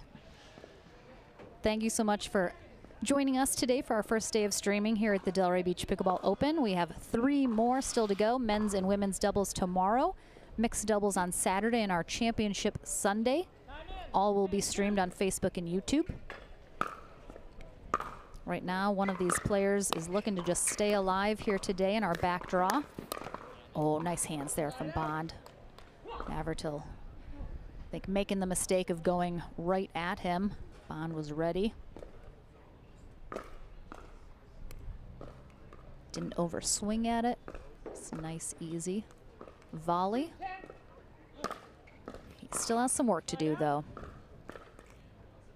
And you'll need to get his serves in to get it started. Good return. There it is. And that's what it starts with for Bond. Navratil serving, he has to get those returns deep, force pressure. Again, like I said, easier said than done against a Navratil serve, getting some good spin and action on that ball.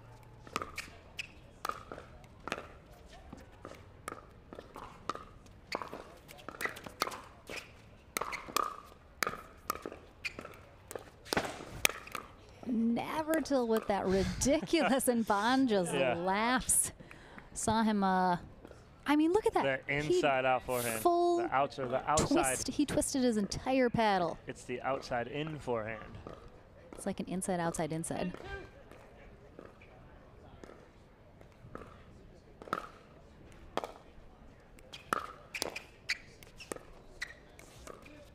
Oh, nice. Oh, nice. Yeah, Bond thought he was going ATP on that. But good angle there, pulling Navratil out there.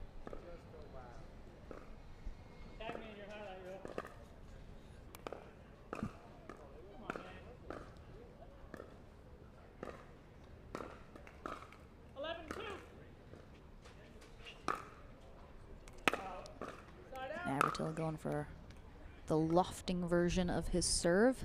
It's a little long. 2-11.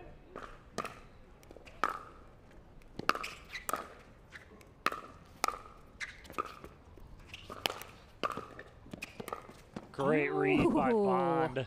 Navratil had a whole court wide open here, and he decides to try and sneak this back behind Bond, but he never moved. Mm-hmm. Yeah, well done from Bond, then gets the error from Navratil.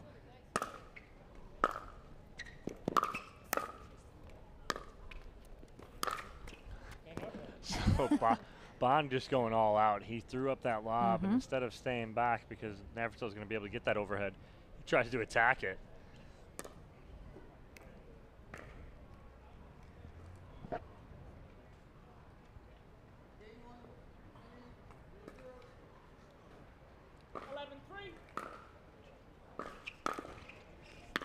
Oh, got a lot of kick on that. You can see Bond just did not anticipate enough the kick from that. 12-3.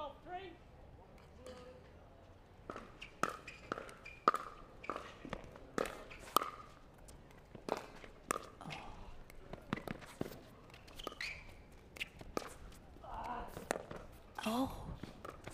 Oh, again, Navratil, yep. Yeah, he's just trying to be too cute right there and tries to inside out that and cut it flat down the line. Problem is that ball's up on the net, so he's got no room to do that with. He's got to go cross court there. Nice point. Good stuff. Come on. Really good effort from both players to stay in that rally. A lot of effort. That's a great two-handed backhand on the line there from Grant Bond. Again, Navratil allows him here on a short return to set up his feet. Great position from Grant Bond. It's beautiful fundamentals right there.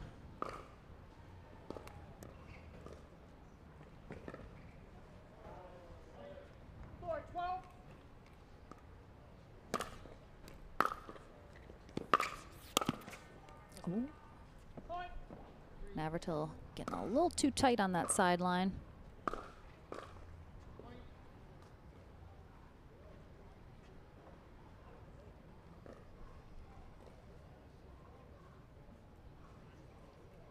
Yeah, I mean, one, maybe two more.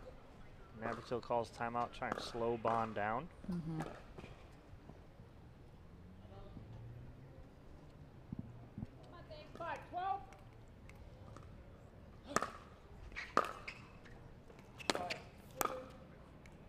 Good pressure serve there from Bond, too.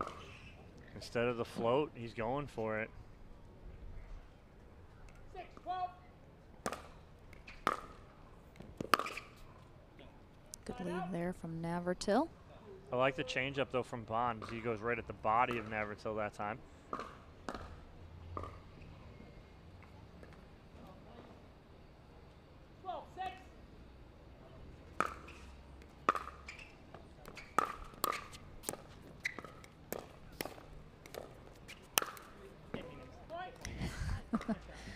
Again, Bond leaves it just a little bit too high after a nice exchange here. He tried to go cross court with it, but got caught up in the middle high. And give you an update from the women's side as all three of those first round matches are done. Megan Fudge takes out Amanda Hendry 11-9, 10-12, 11-1. Anna Bright takes down Cameron Blackwood 11-3, 11-0. And Salome Devidze takes down Georgia Johnson 1-11, 11-6, 11-7. So some really good matches on the women's side. Absolutely. So as we get back into this match, what are your thoughts on, especially Grant Bond? You've seen him, you know, switch up his serves. How important is it for a pro pickleball player to have different serve variations that they can throw at their opponents? It's just a mix, and again, it all depends on your opponent too. What do they like? If they like pace, you're going to try and take that pace away. If they don't like pace, then you're going to try and give them the pace. So I think it just depends on who you're playing too.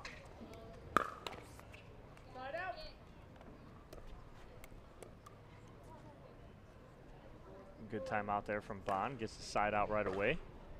6-13.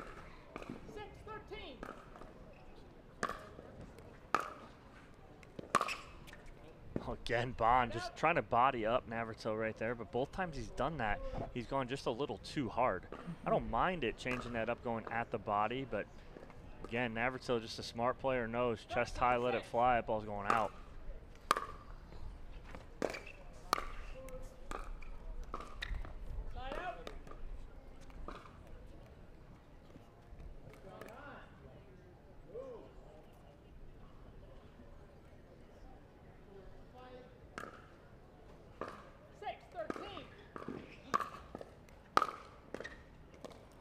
One's gonna fly from Navratil.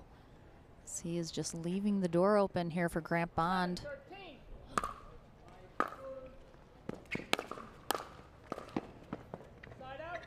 Again, that's that angle. Again, is creating those angles.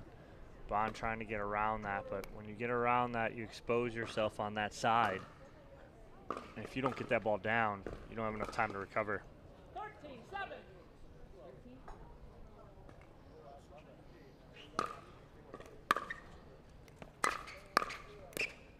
Nice job by Bond getting that ball at the feet of Navratil. Yeah, really did a good job getting that down.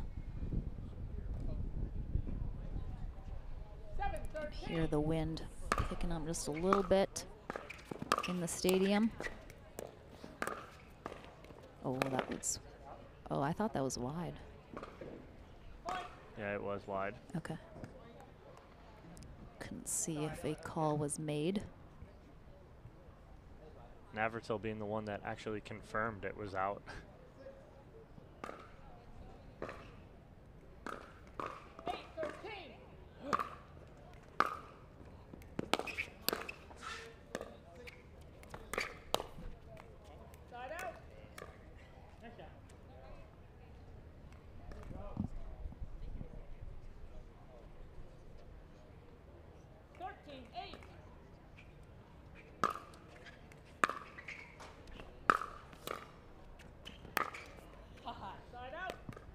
Court wide open there for Navratil on that side. Did exactly what he wanted. Again, Bond just not going away. His last 2 points being very elusive for Navratil right now. It's been on 13 for a while Bond continues to creep closer. Now within 4 here is Grant Bond, and he just continues to chip away. 10-13.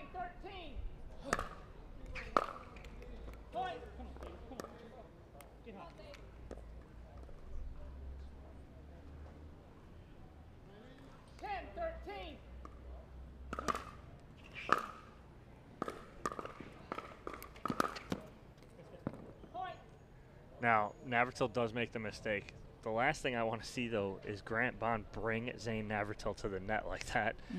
I know he's trying to do something different, but keep him back. It's what's working, but he's within 2 now. Oh, Bond, of course, with his jaw on the floor after this as well. Oh, had Navratil just dead to rights, going to his right, and just missed it.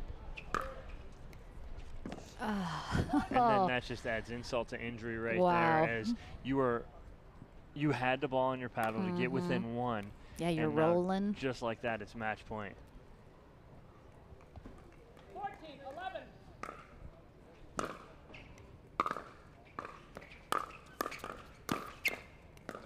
Oh, Bond with just a self-defense shot right there. Watch him hit this forehand. I mean, just such great anticipation, and then again, doesn't swing at it.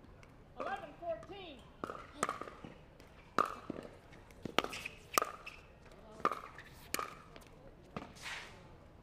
Nice control of the kitchen line there from Navratil, as he'll have a second opportunity here to end this match.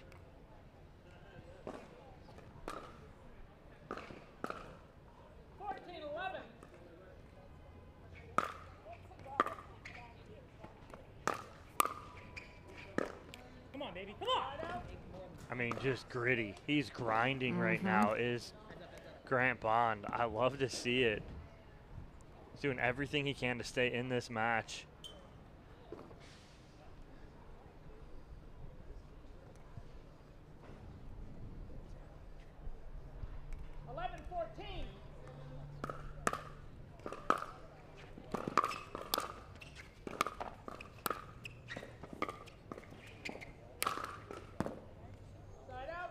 Bond just looking up in the sky, putting his hands up.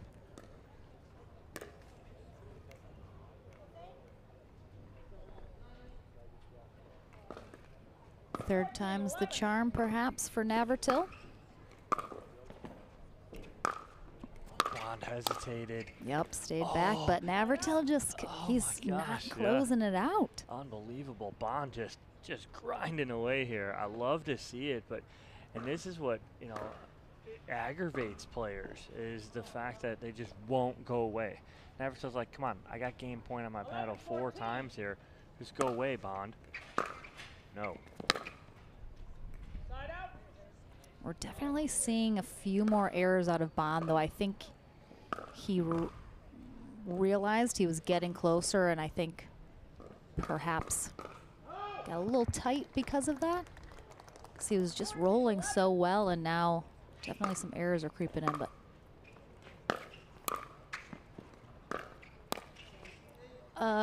what an effort from Grant Bond, making Navratil work for it here. So Navratil still alive by the skin of his teeth. But we will take a short break, and coming up next, we have our first women's pro singles matchup here on Championship Court. It will be Anna Bright taking on Salome Davidze. Don't go anywhere, back right after this.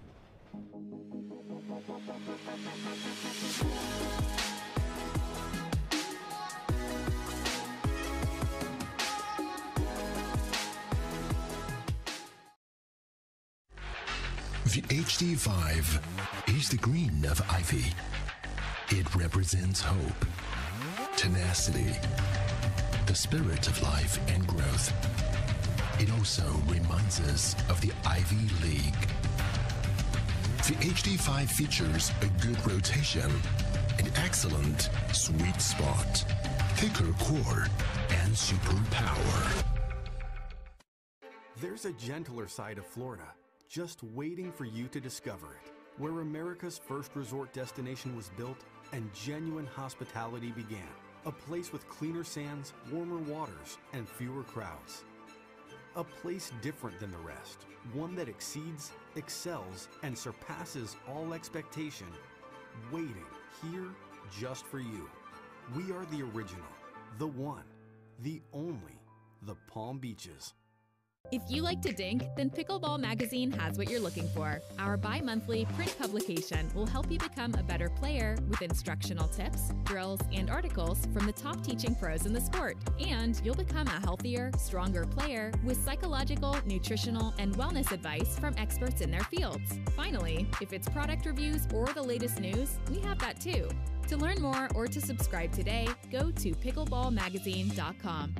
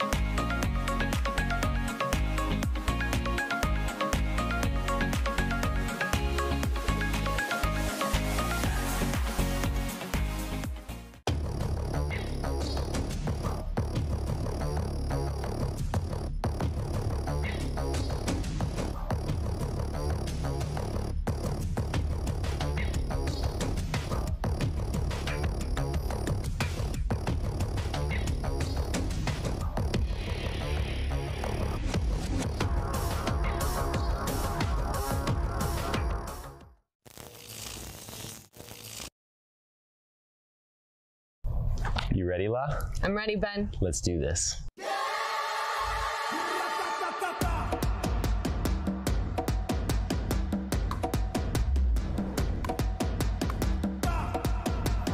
Come on, La.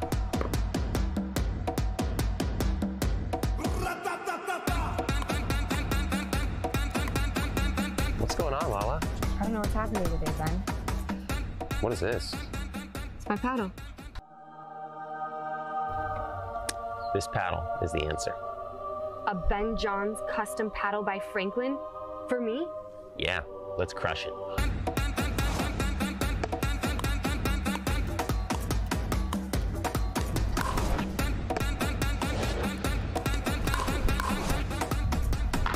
Good game. Good game. Thank you, Ben Johns. Way to go, Lala.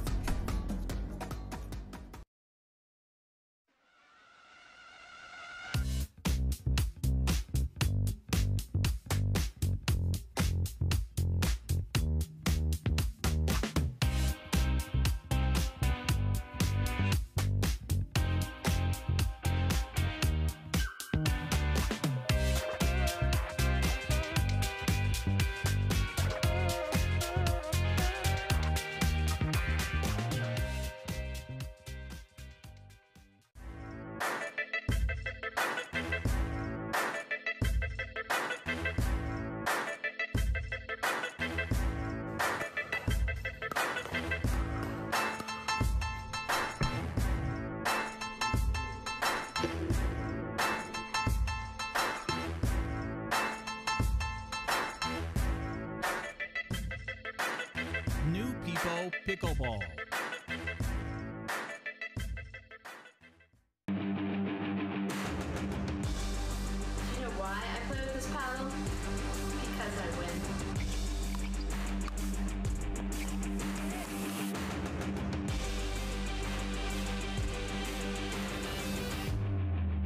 You know why I like this paddle? Because I win with it.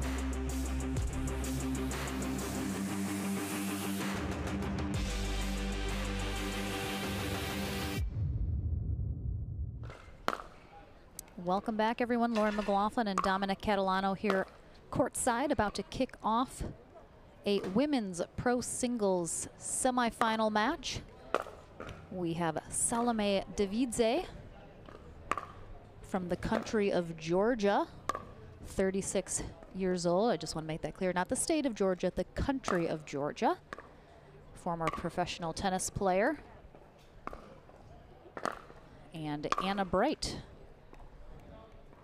who of course made a big splash earlier this month in Punta Gorda. And she is looking to repeat some of those results here today. 23 years old, fresh off her college tennis career at UC Berkeley, where she was a very high recruited player coming out of high school. So we'll see if the two tennis ladies can hone in their pickleball skills here as we get going. Anna Bright starts us off on the near end.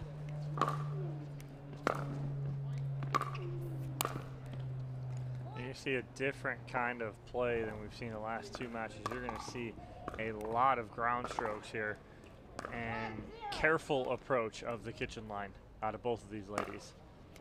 They'll come up, but it's going to be well thought out. Melissa Owensby is our USA Pickleball certified referee for this ladies matchup.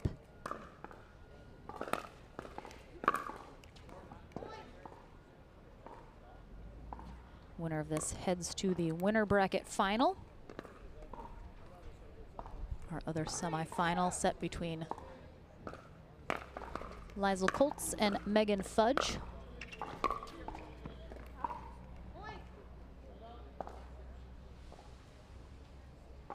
Bright jumping out quick here, up 4-0.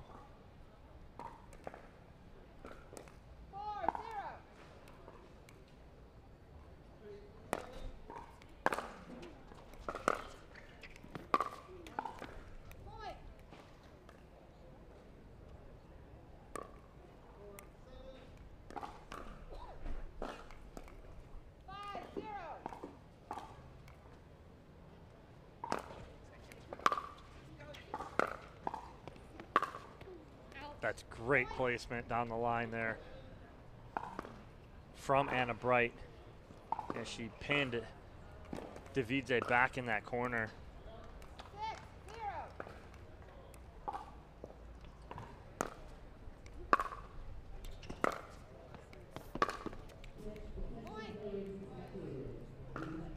Just a good pace to play here from Anna Bright.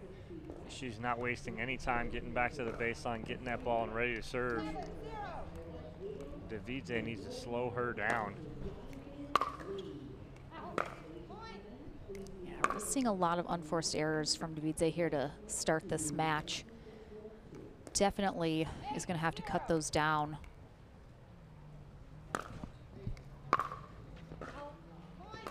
And no timeouts, no anything here. Davidze trying to just ride this out. Yeah, it's tough because obviously Anna Bright, big talent, but she's not really making her work for it quite yet.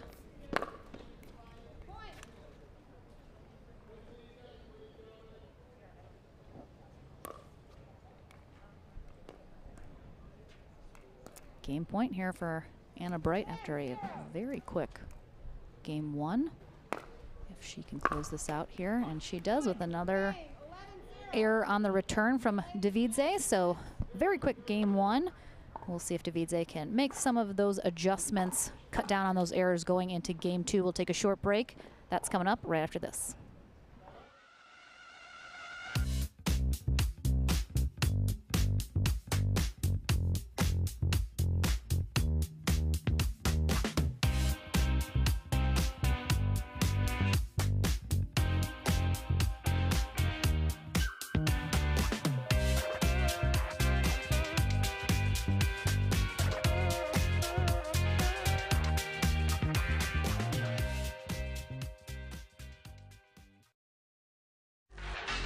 The HD5 is the green of ivy. It represents hope, tenacity, the spirit of life and growth.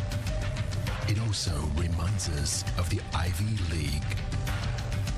The HD5 features a good rotation, an excellent sweet spot, thicker core, and super power. Hey, I'm Ben Johns, and I'm here to tell you why the pros prefer the Franklin X40 pickleball. I really like the durability. Pretty rare that I crack one of these. I really like the balance in the ball. I really love this ball because of the color. The visibility at any time during the day is always extremely easy to see, so I think it's not just for the players, it's also a great spectator ball.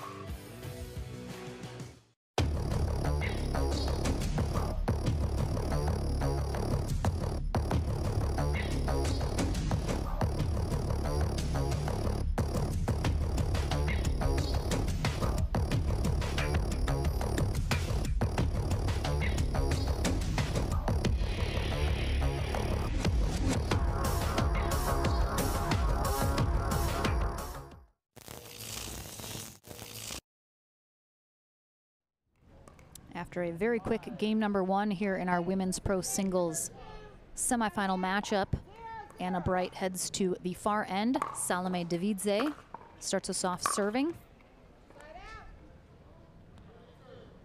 Definitely looking to cut down on the errors here. You can see obviously frustration from her. Oh. Wow, great get from Anna Bright, and a Beautiful. paddle clap there from Davidze as Anna closes ground on this ball and is able to look at her hook that. So nice.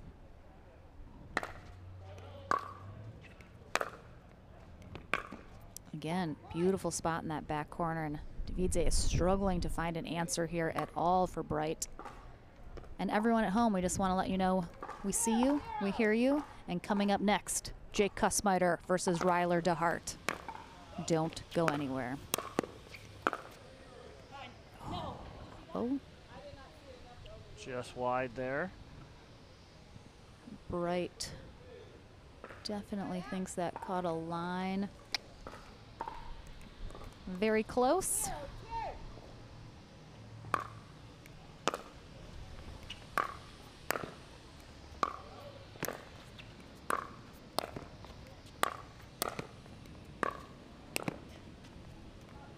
Good job by Davidze changing the pattern up.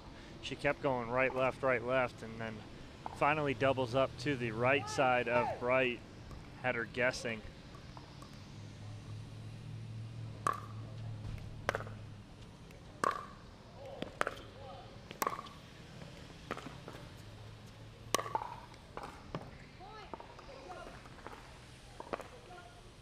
Good job by Davidze. She came in, controlled that kitchen line.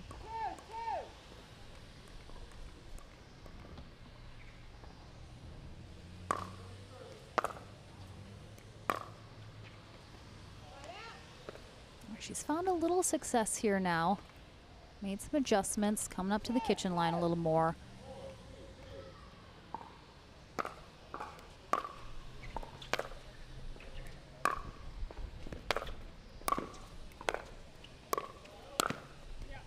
Just Anna Bright, very athletic.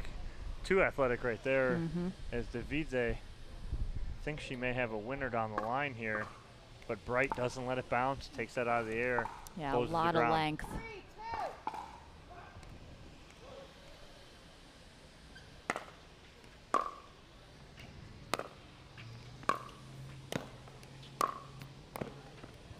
Nice job by Davidze. The slight fist pump there. She's trying to fire herself up here. Get back in this match.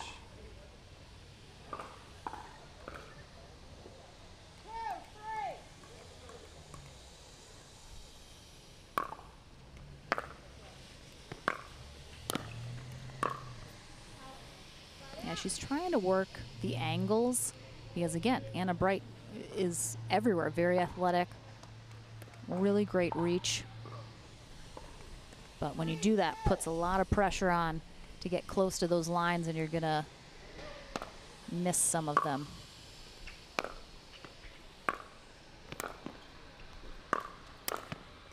Good read from Bright, as she felt Davidze doubling up on that side. She was correct.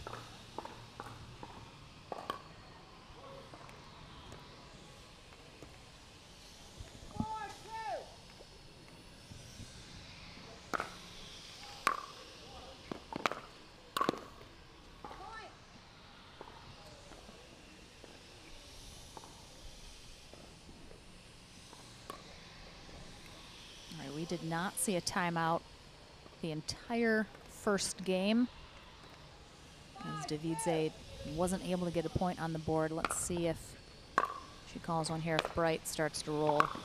Oh, nice ball from Davidze, and again, it's taking the pace off it. Good shape to that sideline. Watch her just nice, easy roll. Keeps that 2 feet in.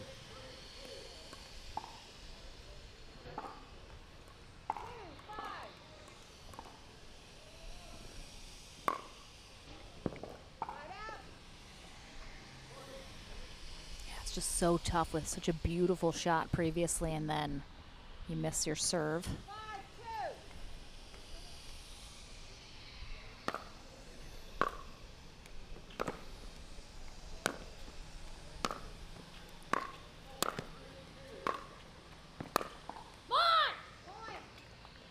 First real big come on here out of Anna Bright. She's starting to feel it a little bit. I think she feels that she needs to up the pressure here. As Davidze hanging in here in the second game, unlike game one.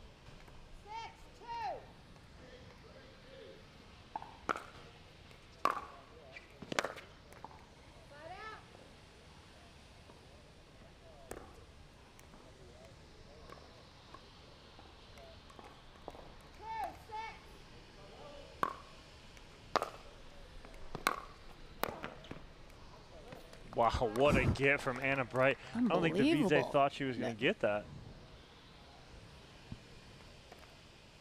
I mean, just takes everything off that ball. It just dies.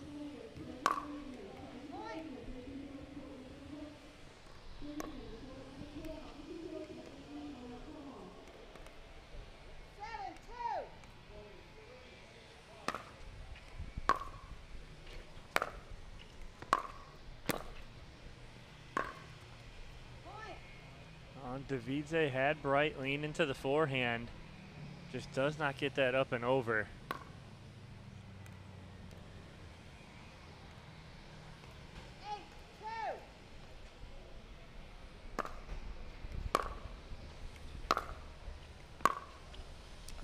Another beautiful cross court there from Davidze.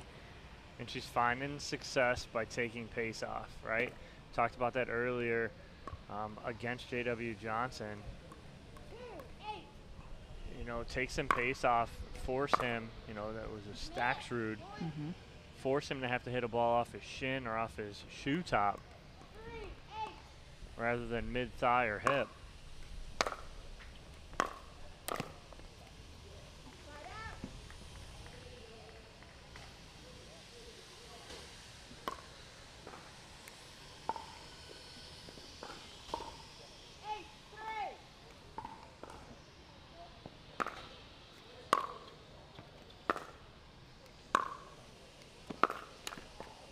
Nice little inside-out backhand there from Davidze.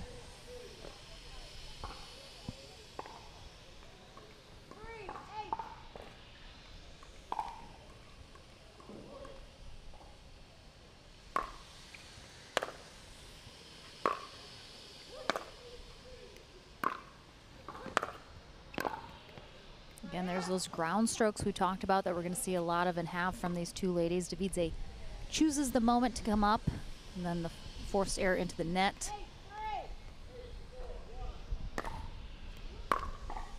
Oh, that one just misses. I think just at the last minute that kind of curved off. Looked like it was headed for that line. Let's see if Davidze can close in on Bright a little bit more here.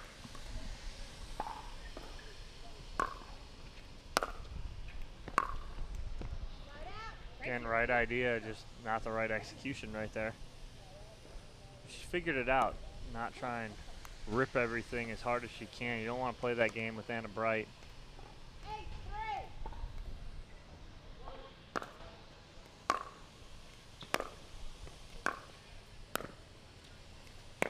There it is. Good setup there from Davidze.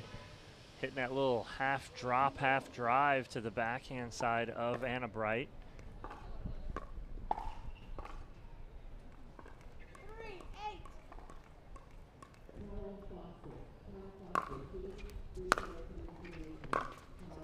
Oh, again, beautiful two-handed backhand cross court, just out of Bright's reach. Love it. What an adjustment here from Davidze.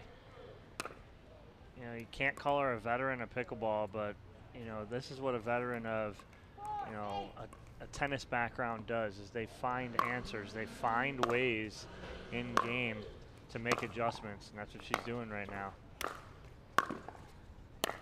Yeah, and even though she's new, obviously both of these ladies new to the pickleball scene, but they've played such high-level tennis, the mental fortitude is already there.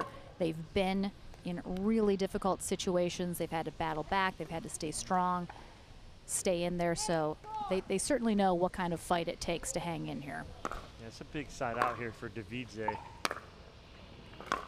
There it is. Nice job again right there. As she takes something off that right there, shapes that down the line.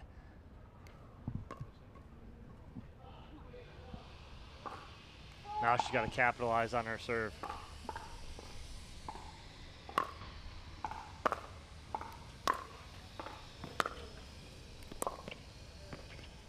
Oh, that kicked wide. Good recovery from Bright.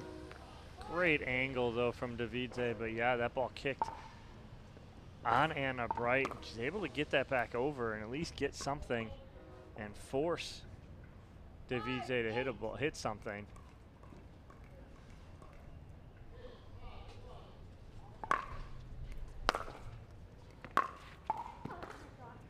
Wow.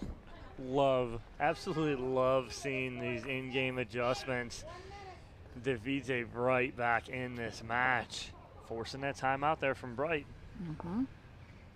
So again, that's just such why pickleball is so unique and so great is, again, game one, 11-0. Davidze never even knew what happened before it was done. And now, again, trailing a little bit, but continues to hang in there, creep back in on Bright, and again, forcing her to make those errors. Getting those nice shots, isn't showing that frustration. And again, mental part just so crucial. Yeah, absolutely. Just the fortitude to stay in this. You know, it's so easy to fold after losing 11-0 in game one. So easy to think you're outmatched, overplayed. Every single thing and every single excuse you can come up with is there. But a great job by Davidze coming back and saying, okay, it's just 1 point at a time. I'm going to keep grinding away. That's what she's done here, and she's within 2.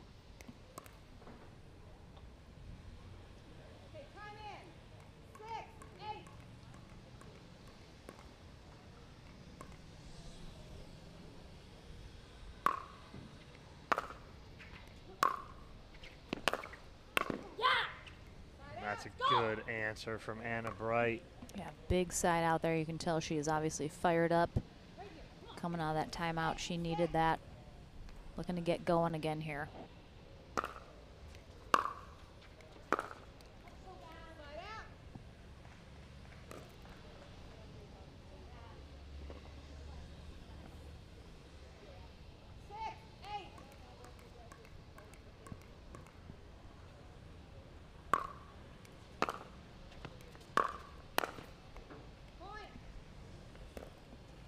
Can't say enough about it. Absolutely love seeing it from Davidze to get back in this.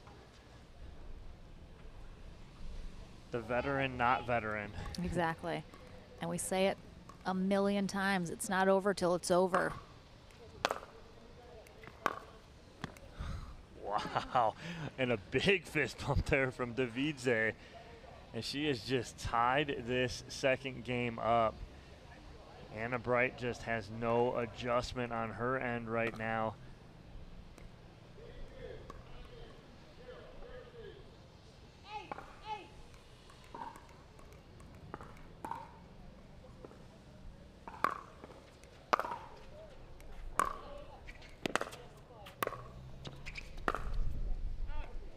Yeah, Bright, I mean, she played perfect in game one. It was over so fast.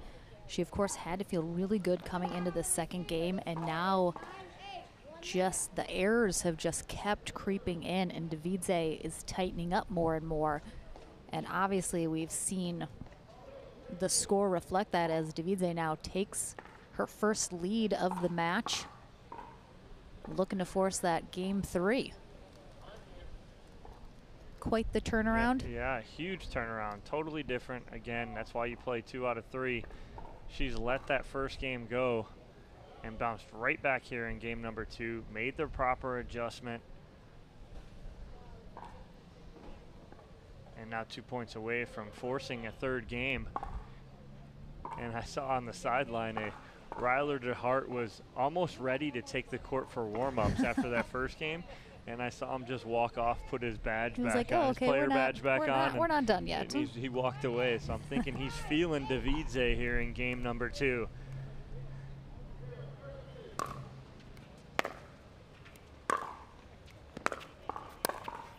Wow, I mean, just great control up at the kitchen line there now from Davidze, and she's got it firing on all cylinders here in game 2, 1 point away from forcing that third game.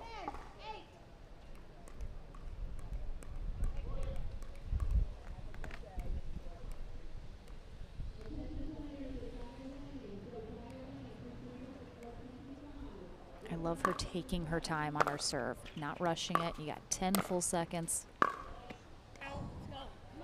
Yeah, she felt the gust come, so she stopped, pulled back. She took the full time allotted.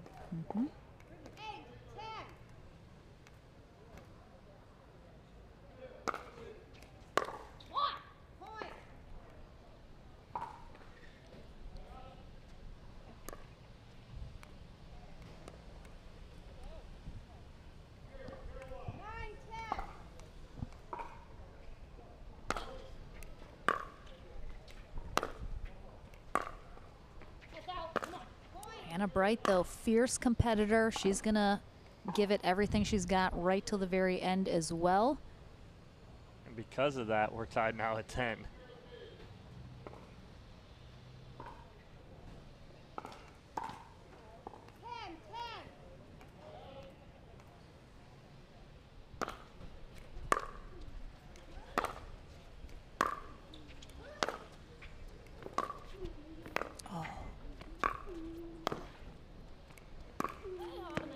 Wow, 2 great shots on the sideline there from Davidze. Right there. Absolutely. That was the second one on that sideline. Then she just goes two-hander down the line. 10, 10.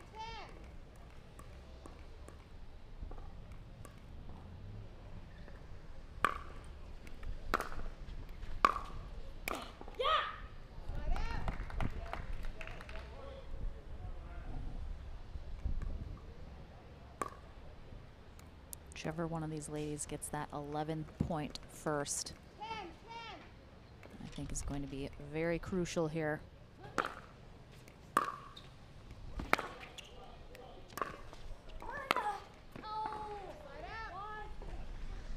Again, wind gusting down on stadium. You can see it. That has definitely got to be playing a little bit of a factor here.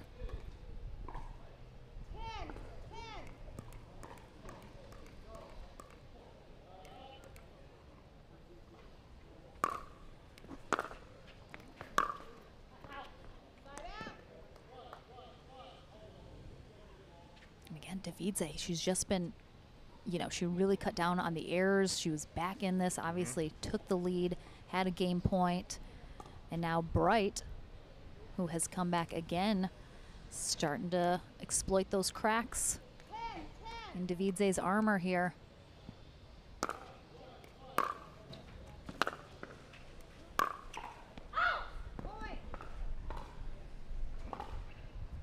On the other court on CC3 back there.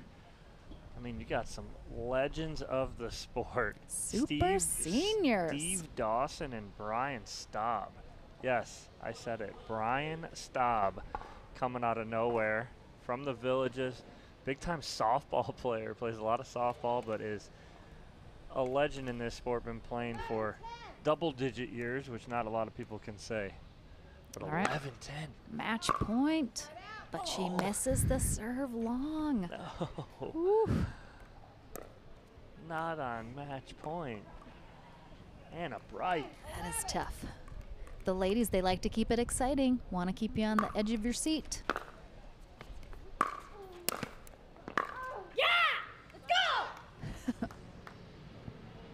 Everyone, be careful of the volume control. Anna Bright's getting fired up. She'll have a match point number 2.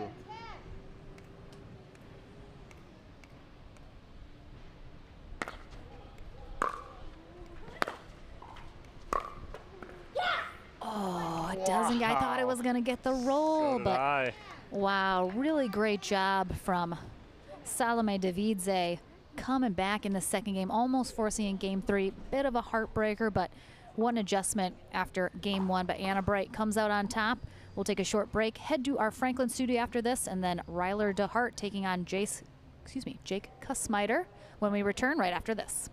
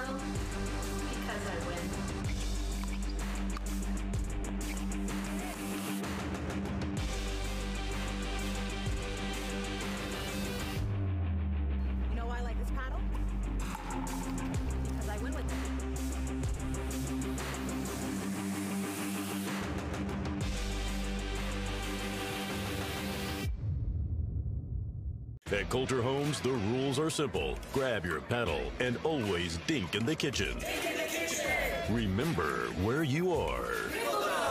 Coulter Homes is the home of pickling. Smash and poach on dedicated courts in resort-style and active adult new home communities across the Southeast, including PGA Village Verano and Port St. Lucie, home of the World Pickleball Open. Learn more at coulterpickleball.com.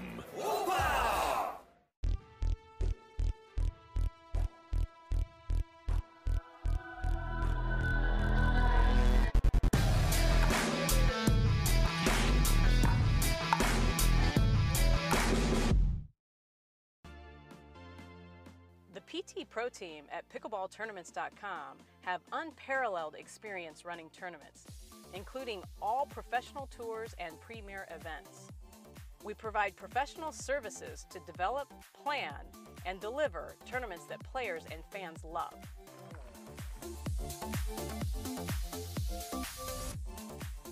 Pickleballtournaments.com, powering pickleball tournaments worldwide.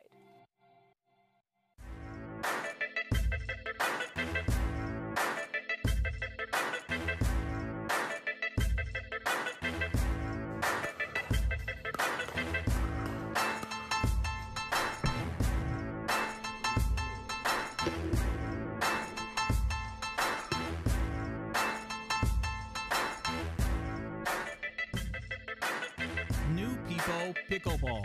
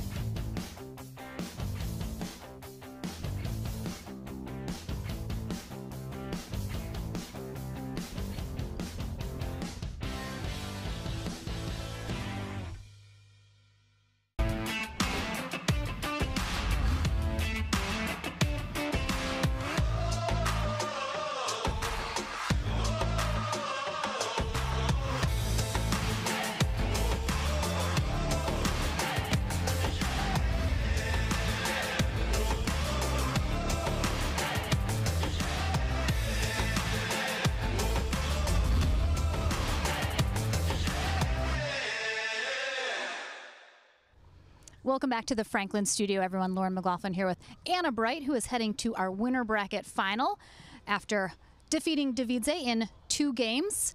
So you had a big breakout performance in your first ever pro tournament in Punta Gorda. You've had a couple tournaments since then under your belt. What are some of the things you realized after that first one that you really wanted to work on, especially in your singles game?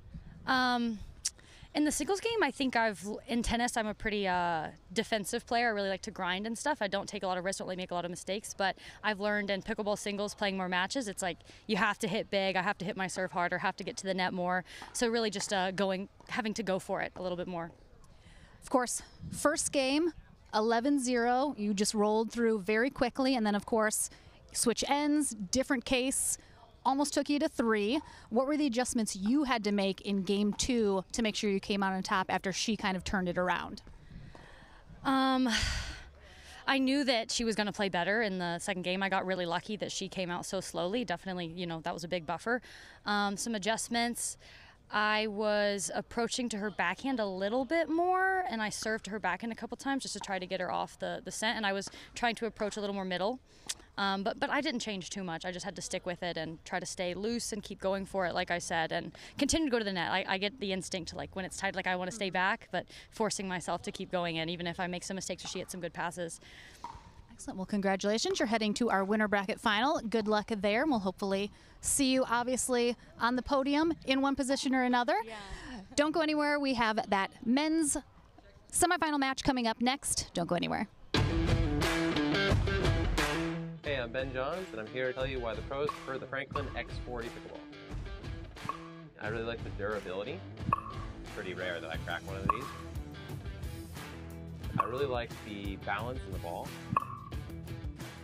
I really love this ball because of the color. The visibility at any time during the day is always extremely easy to see, so I think it's not just for the players, it's also a great spectator ball. There's a gentler side of Florida, just waiting for you to discover it, where America's first resort destination was built and genuine hospitality began. A place with cleaner sands, warmer waters, and fewer crowds. A place different than the rest, one that exceeds, excels, and surpasses all expectation, waiting here just for you. We are the original, the one, the only, the Palm Beaches.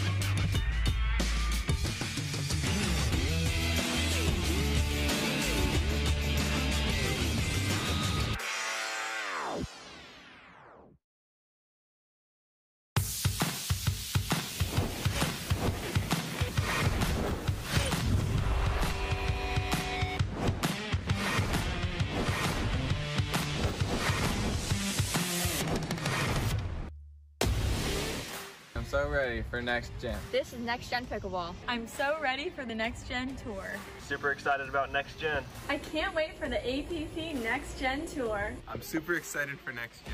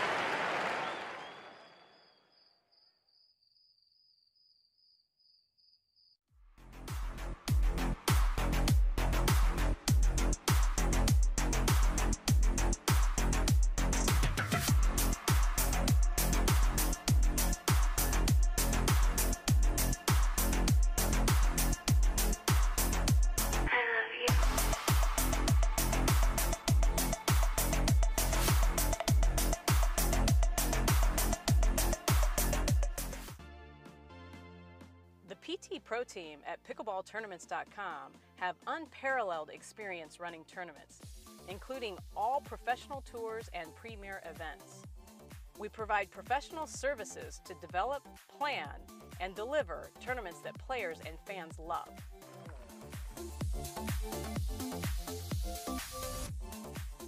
Pickleballtournaments.com, powering pickleball tournaments worldwide.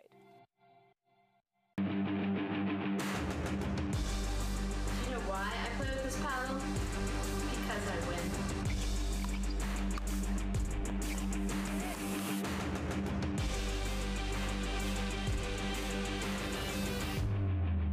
You know why I like this paddle?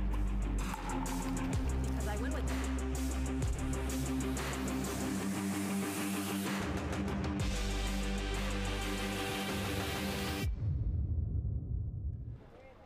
Welcome back, everyone. We have our men's second semifinal match coming up next. We have number 13 seed Jake Kussmeider, 24 years old, out of Charleston, South Carolina, and easily winning the best shorts of the day competition.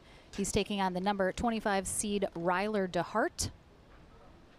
and this is going to be a fun matchup. Yeah, Ryler DeHart out of Bradenton, Florida, lives right by me.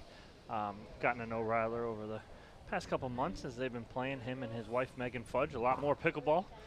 Great guy, good player, former pro tennis player. Ryler DeHart got through Alex Newman to get to this point here.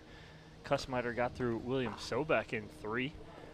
So both of these players earning their right to be here. Absolutely. It looks like they are looking to take on J.W. Johnson in the winner bracket final, whoever wins this. Yeah, Ryler DeHart out of the University of Illinois, Fighting Illini, where him and wife Megan Fudge both played tennis.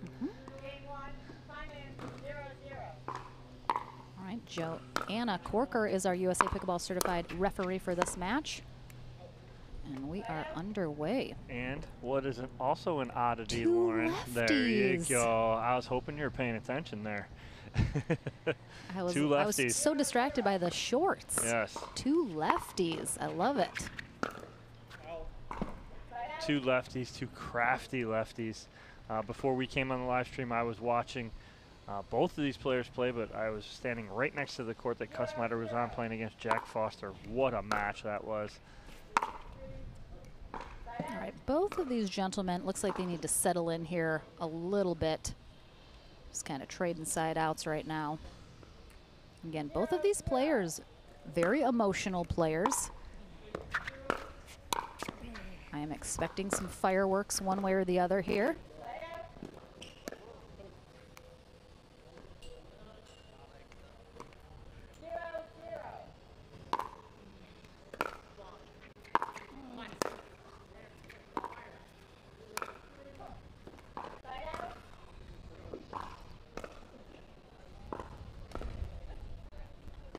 We've seen Ryler DeHart pairing up with Travis Rettler, former professional tennis player. In men's doubles, they've kind of made a splash here in recent months. Kussmeiter clips the net and keeps it in. Puts him on the board first.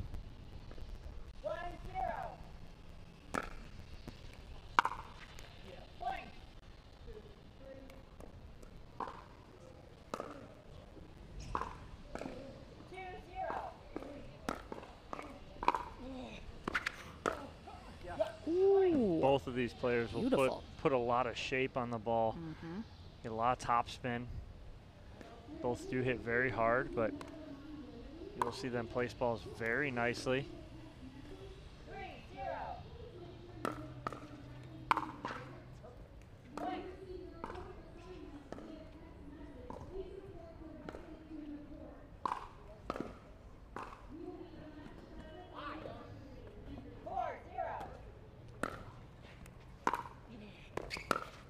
Oh, so low, dropping that right over the net. Watch him run around this and then just take something off it, create a good shot for himself right there.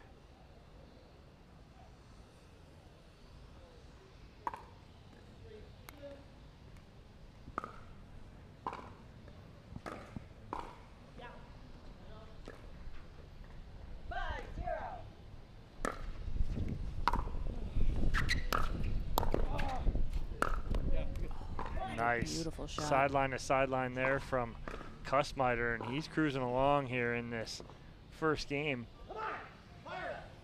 You can hear him down there still yelling. Oh, excuse me. That was it. Kussmeiter playing college tennis at Charleston.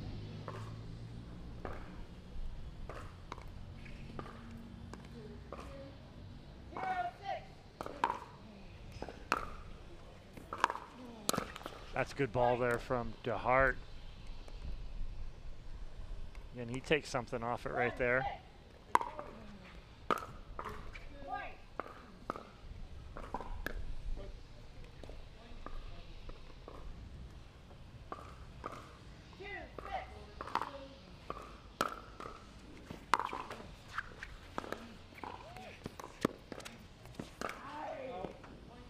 Good get there from DeHart. The ball off the tape there from Kussmeiter, and he's cut that Kussmeiter lead in half here.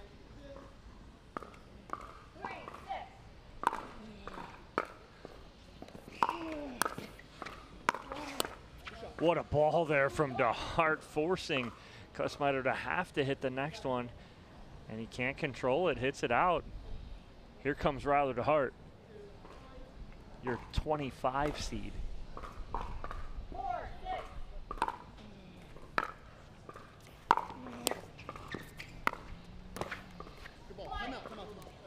Timeout here from Jake Kussmeiter, as he went on a 6-0 run, and now DeHart's on a 5-0 run of his own.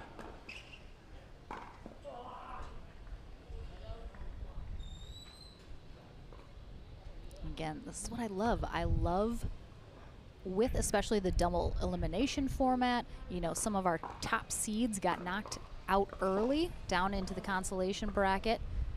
I can see Zane Navratil about to take on Federico Staxrud on our court number 3. Julian Arnold taking on Gabriel Tardio on number 2.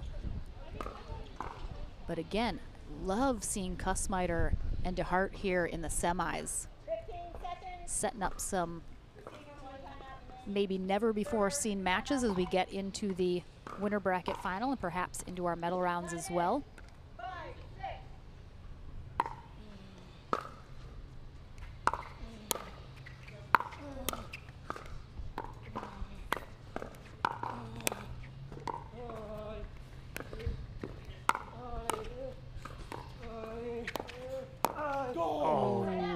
I mean, great. I mean, I love the creation of that point from DeHart. He was working his way in, working his way in, and then had the ball he wanted, just Kussmeiter too good keeping that ball low.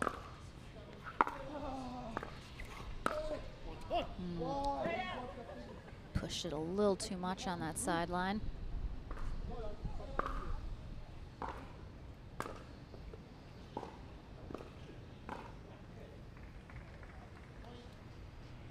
And I apologize, Ryler and Megan, they're technically in the Clearwater area.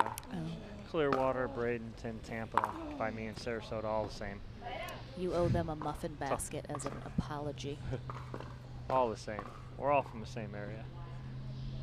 As they trade side outs here.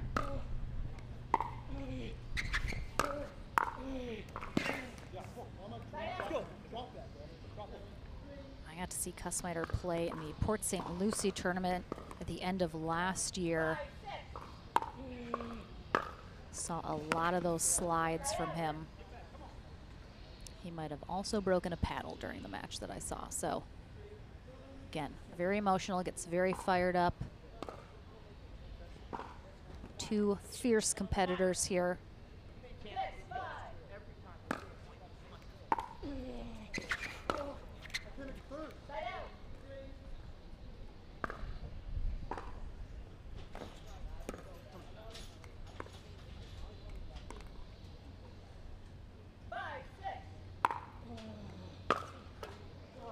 Unlucky there for DeHart.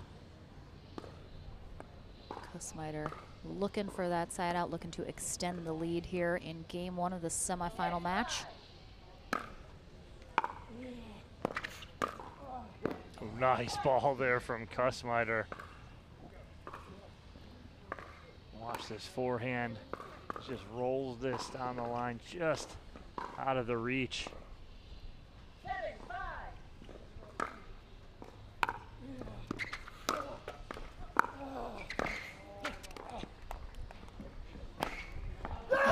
Wow, what a get. Wow. Joanna Corker was like, oh, he's coming. Wow, what an effort. I'm sure DeHart is wondering, what do I need to do to get it by this kid?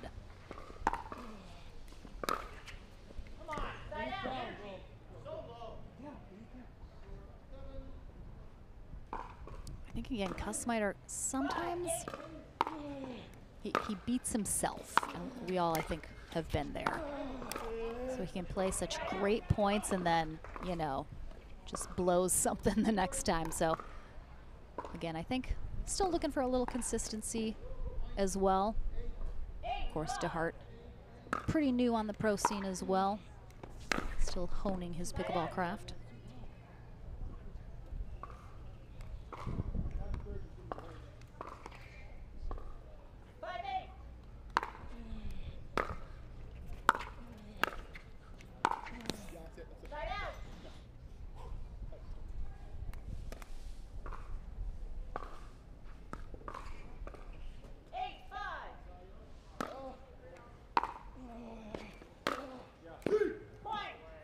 It's a great ball there again from Kussmeyer, taking something off it and regains a 4-point lead here after DeHart got right back in it with a 5-0 run of his own.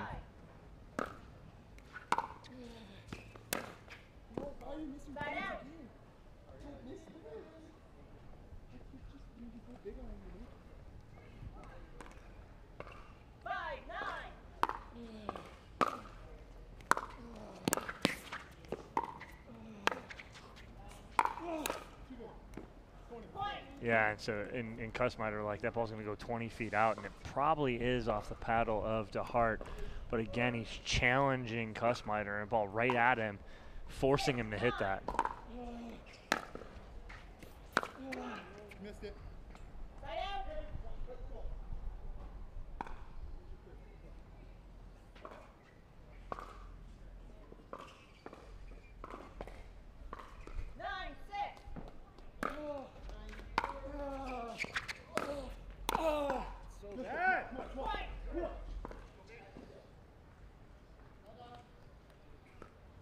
Game point here for Jake Kussmeyer in game 1 of the semifinal match. And he gets it with a serve long from Ryler DeHart. We will switch ends, take a short break here. Game number 2 right after this.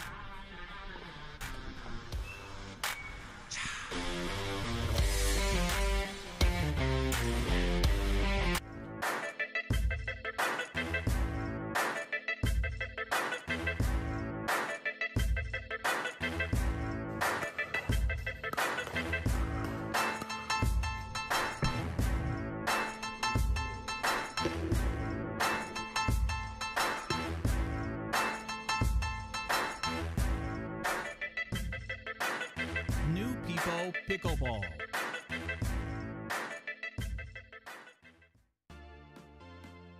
The PT Pro Team at pickleballtournaments.com have unparalleled experience running tournaments, including all professional tours and premier events.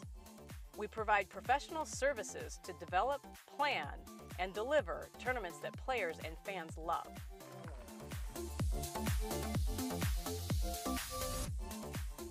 Pickleballtournaments.com, powering pickleball tournaments worldwide.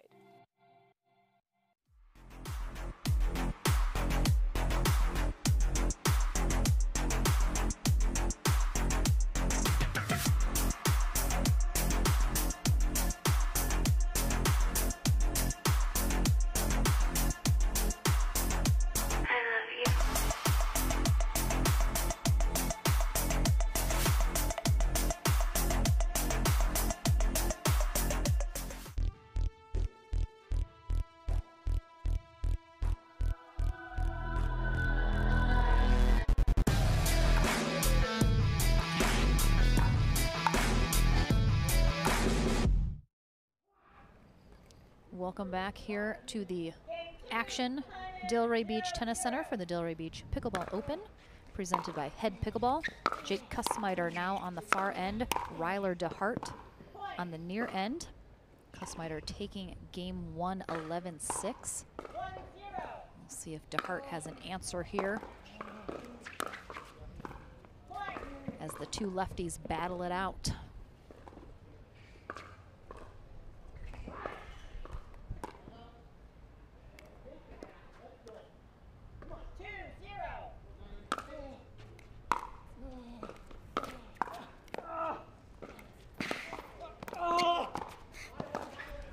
Wow, great reach by both of these players.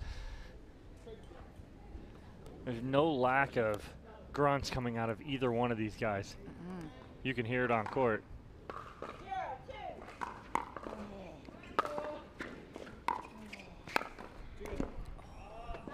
Great shot there from Kussmaiter.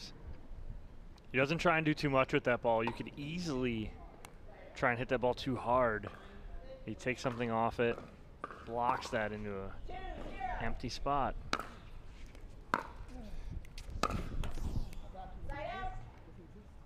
Again, I think he probably has the wind a little in his face now on that far end. Again, wind kind of changing directions and swirling in the stadium. So hard to get a good handle.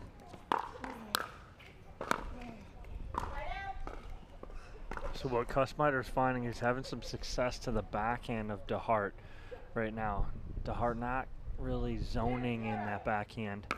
He's trying to hit a couple one-handed backhands for winners, but he's not able to do it right now.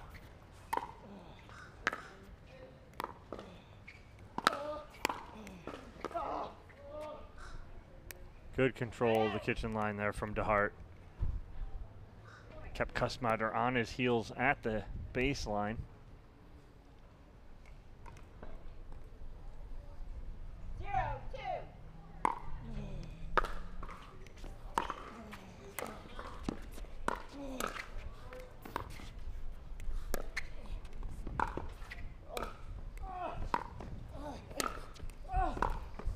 Good effort there from DeHart, but Kussmaiter had him on the ropes, on his heels that whole point.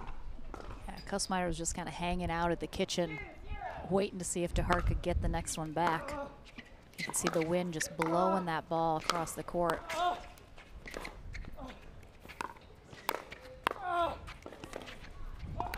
Wow, what control from Ryler DeHart. I mean, the body control he has to hit some of these balls. He looks completely off balance on most of them, but somehow able to gain his composure and stay in. Kussmaiter showing off his flexibility on those slides as well. Yeah, I'm not getting up from that. If I get down in that position, I'm gonna need some help. Be tapping in Boxcar Productions. Come on over and pick me up. Gonna need an ambulance.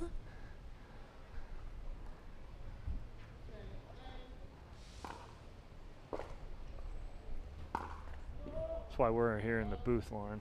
Exactly. Those who can't play talk about it. Wow, it was a great return from DeHart, but a better third from Kussmaiter.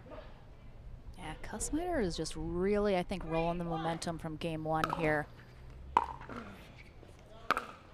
He's just playing really confidently right now. There's a missed opportunity there for DeHart as he had a good return. Kussmaiter was a good 5 feet behind the baseline, hitting that third shot. But DeHart opted to stay back, and it just flipped the script and let Kussmaiter take control of that point.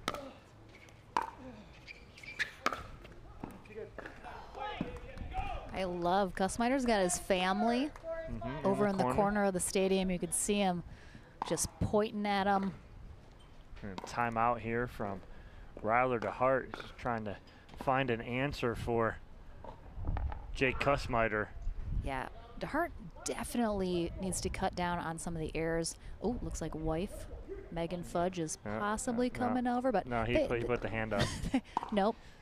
Sometimes they need space while they're playing, especially when they're down. But so if you're DeHart, what is the answer? I mean, DeHart's got to come in and use that to his advantage, his deep returns. He's missed a couple opportunities where he's able to come in.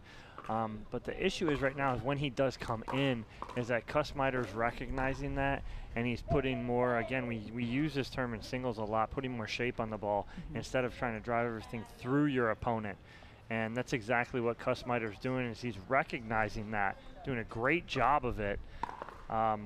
So again, it's DeHart's got to control that kitchen line. He's got to come in, but he's got to get Kussmaiter hitting the ball on a run and not let him set up and see that he's coming in and where he's going.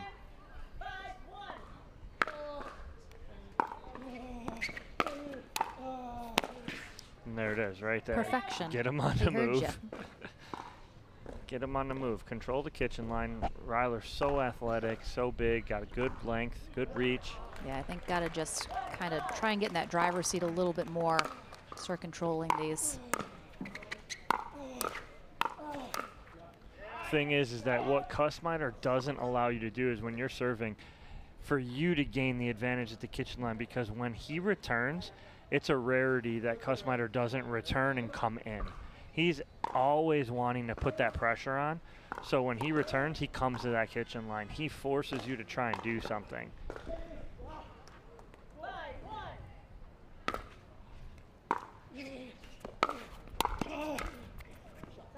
Nice spot there from DeHart.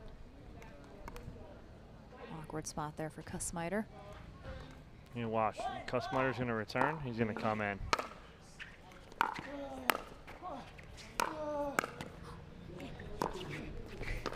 That's good job by Ryler DeHart of controlling, not doing too much. He saw the open area. He wasn't afraid of Kussmeyer being able to get to that ball, because even if he does, he knows he's going to be in control of that point still.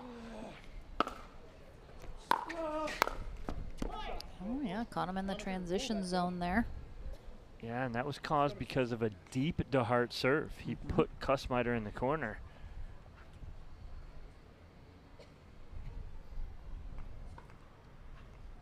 Closing the gap here. Oh, nice ball there from DeHart. He had everybody here, including us in the booth, thinking he was going to go cross court with that forehand, and he just yanked that down the line. And now DeHart within one. I mean, this is twice, 2 games in a row. Kussmeyer went on a 6-0 run to start game 1. And that was answered by a 5-0 run from DeHart to make it 6-5. But then Kussmeyer pulled away. This game, Kussmeyer up to a 5-1 lead, but now DeHart answers back and now within 1.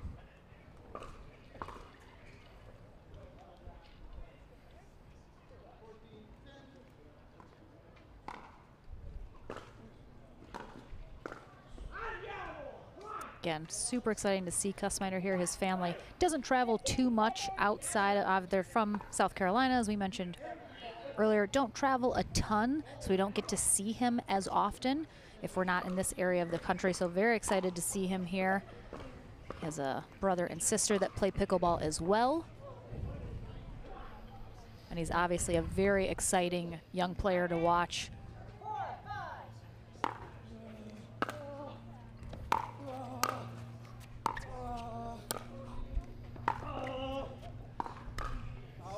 Oh, and yeah, hate to see it. I mean, very nonchalant about it. I don't mind the ease of what he was trying to do, but instead of hitting that ball, he tried to aim it. Yeah. So he tries to aim it for that sideline instead of just being athletic and hitting it.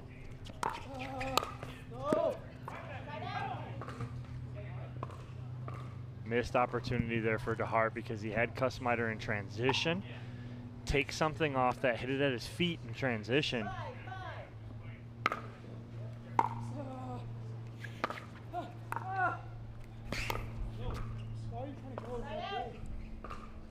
Great balance here from DeHart. How's he not fall in the kitchen here?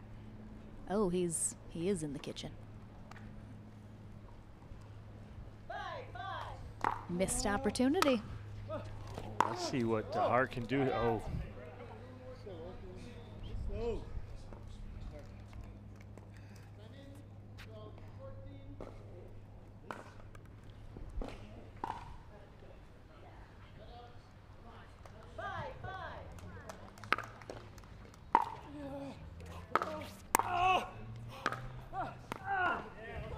Nice job by Kussmeyer, fully extending DeHart sideline to sideline.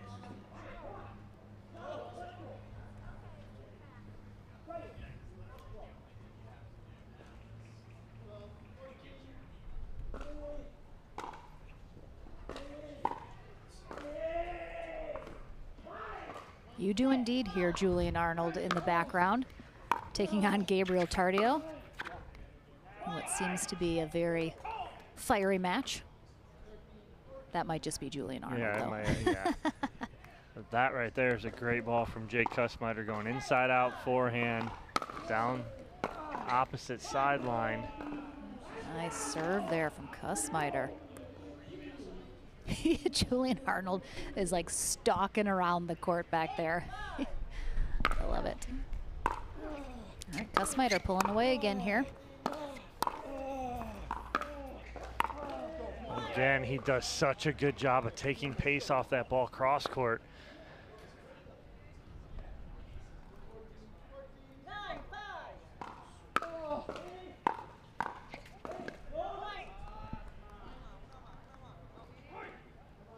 One point away from a matchup with J.W. Johnson is Jay Kussmeiter.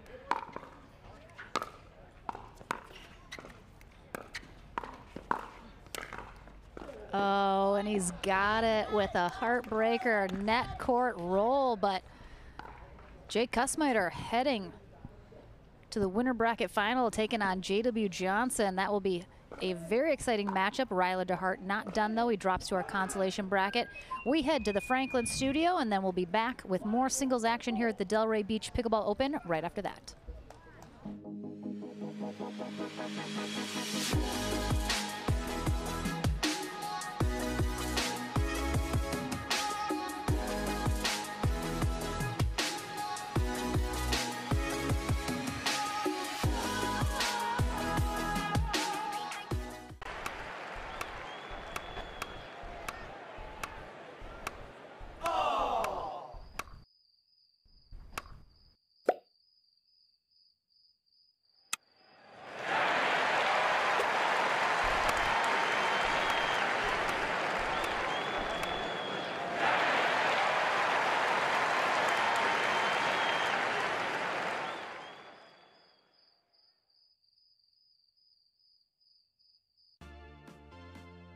The PT Pro team at pickleballtournaments.com have unparalleled experience running tournaments, including all professional tours and premier events.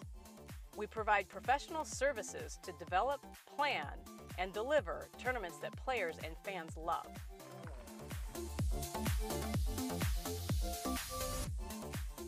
Pickleballtournaments.com, powering pickleball tournaments worldwide.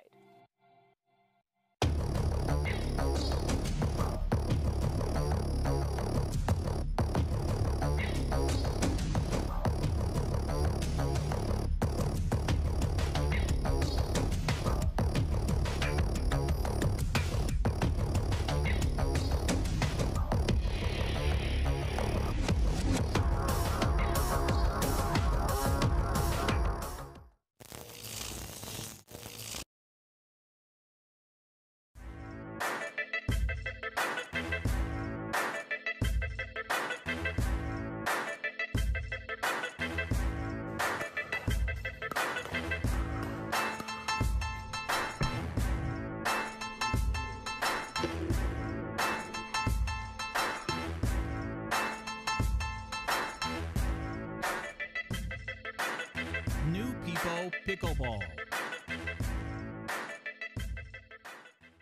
At Coulter Homes, the rules are simple. Grab your paddle and always dink in the kitchen. Remember where you are. Coulter Homes is the home of pickling. Smash and poach on dedicated courts in resort-style and active adult new home communities across the Southeast, including PGA Village Verano and Port St. Lucie, home of the World Pickleball Open. Learn more at coulterpickleball.com.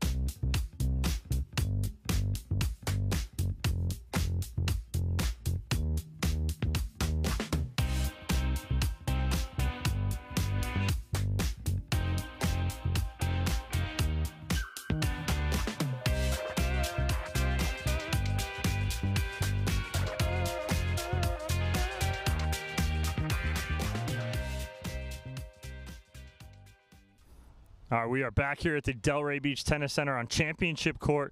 I'm with Jake Kussmeiter after his 2-game victory over Ryler DeHart, 11-6, 11-5. Jake, that's a great job. Puts you sitting pretty in the winner's bracket final. Tell us a little bit about strategy going against a player like Ryler DeHart, who's so athletic, so good, with a lot of experience as far as racket and sports goes. Well, I knew that I had to, keep him off balance and maybe go for a little bit more off the return. I know he likes to run around the backhand and hit the forehand, so I was trying to, maybe return to the forehand and keep him off balance like that. But yeah, I knew how, successful he was as a tennis player, so I knew that he was going to be tough, and it was a great match for me. It seemed like the inside-out forehand you really had work in, and what seemed to work for you was not trying to do too much with it. You put a lot of shape on it and created a lot of dip, and it seemed to give DeHart problems. Did you see that? Yeah, so that's the shot I was trying to make the entire day, and it hadn't worked at all. And so I was like, well, now I'll try it again. And yeah, it got me, I mean, 6 points for sure, just off of that that inside-out kind of topspin roll drop slash thing. I don't even know, but it was great. I mean, it worked, and so I'm happy about it. You put a lot of good work in today. Had a lot of tough matches. I saw your match earlier before we went live against Jack Foster. What a match that was. And battling through here now puts you in the winner's bracket final against J.W. Johnson. What are you expecting in that match, Jake? To get crushed. Oh, come on now. No. I mean, I'm going to give it my best. I mean, I'm good at fighting, so I'm just going to fight and try my best. I mean, I think arguably he's the best player in the world right now, so I've got nothing to lose, and I'm just going to go out there and give it my all. All right, well, Jake, we love having you on Championship Court. A lot of heart. You like talking to yourself a lot. We love that, so it's a lot of fun. But congratulations for you getting into that winner's bracket final right now. We'll take a quick break when we come back. Our next match here on Championship Court at the Delray Beach Pickleball Open. Don't go anywhere.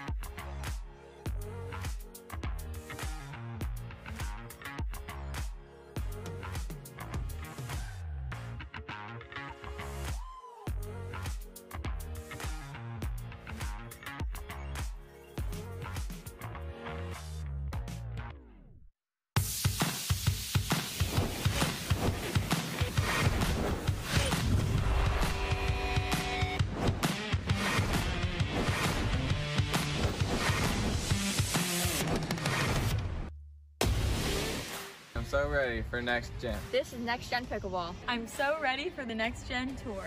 Super excited about next gen. I can't wait for the APP Next Gen Tour. I'm super excited for next gen. There's a gentler side of Florida, just waiting for you to discover it, where America's first resort destination was built and genuine hospitality began. A place with cleaner sands, warmer waters, and fewer crowds. A place different than the rest, one that exceeds, excels, and surpasses all expectation, waiting here just for you. We are the original, the one, the only, the Palm Beaches.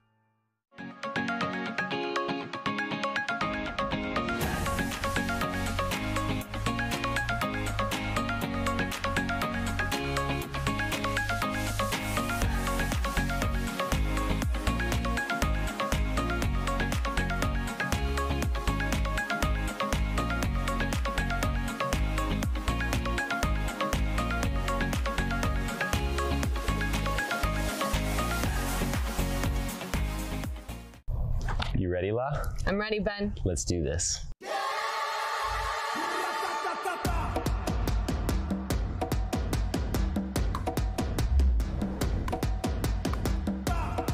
Sorry, Ben. Come on, La.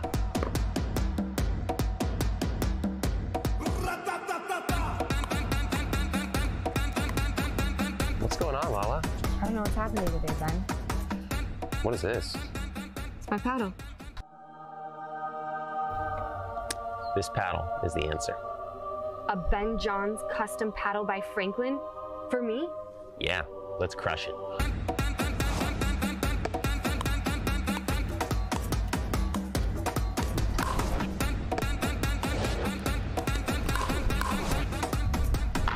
Good game. Good game. Thank you, Ben Johns. Way to go, Lala.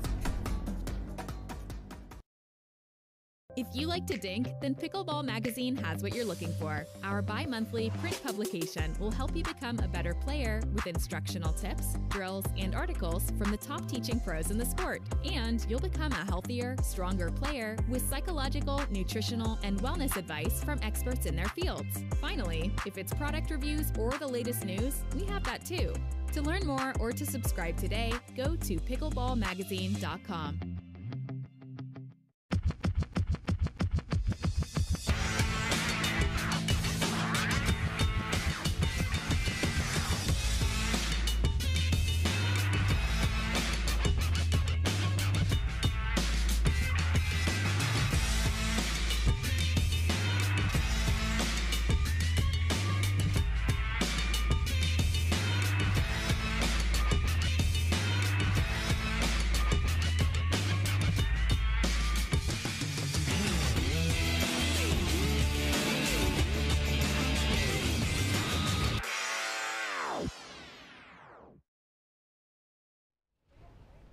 All right, welcome back to the action here on our first day of streaming. Lauren McLaughlin and Dominic Catalano here for our women's pro singles winner bracket final, about to kick off momentarily. Ron Ponder will be our USA Pickleball certified referee. Number 3 seed Anna Bright on the near end takes on the number 4 seed Megan Fudge. Again, as we mentioned earlier when we saw Bright take on Salome Davidze, we're going to see, these are obviously two very high-level tennis ladies. We're going to see a lot of ground strokes, a lot of tennis-esque play, but I think both of them are realizing just how important getting to that kitchen line is. So we'll see how they do. Fudge gets up there quite quickly. Oh, good start. She's there. Mm-hmm.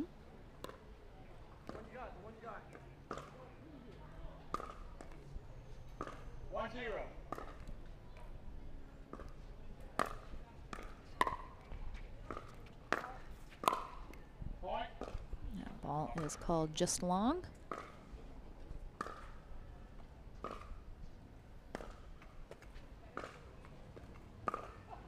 Following this matchup, we will have our men's winner bracket final, so definitely stay tuned for that.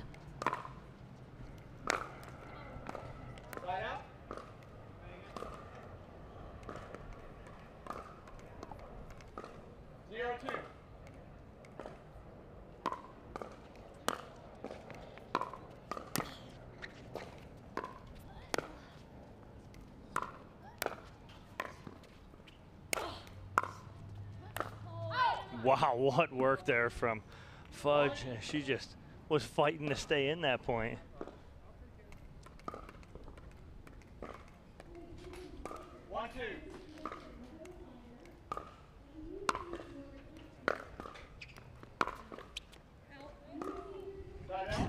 Fudge pointing to the other side of the court where she would like to have hit that shot.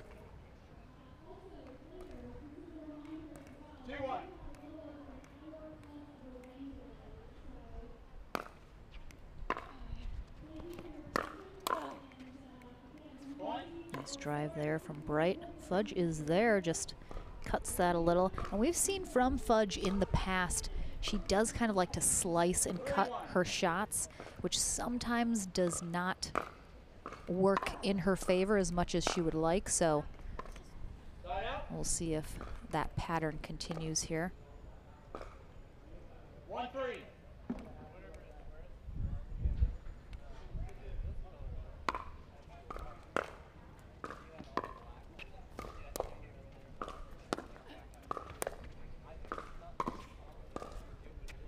Again, this is a rematch of the gold medal match in Punta Gorda a few weeks back.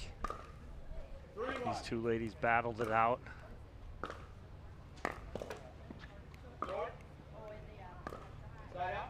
Bright came out on top in that one, taking the gold medal in her first ever pro singles event.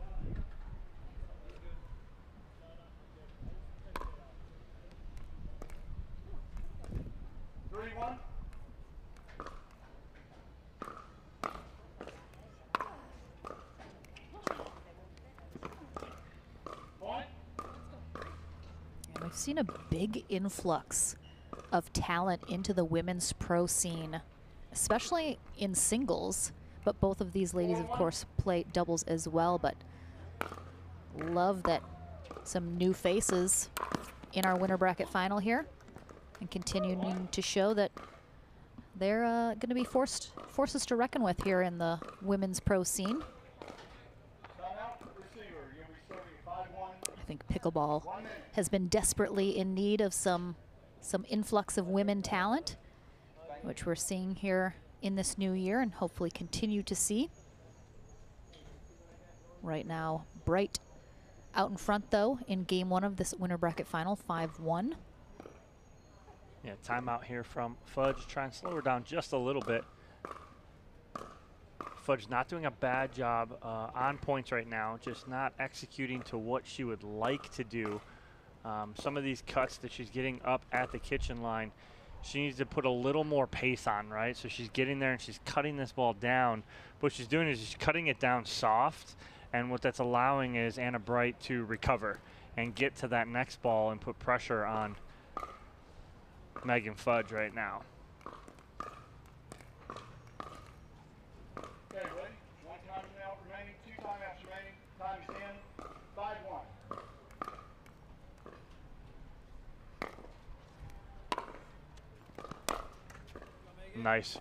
Nice return there from Fudge. You can see that big cut that she put on it as well, kept that ball nice and low. Yeah, and I had talked with her about that match in Punta Gorda and that cut return.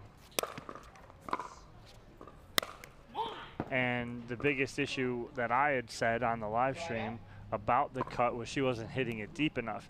And, you know, we talked about that, and, you know, she was like, yeah, I understood that. She's like, you made a good point about it.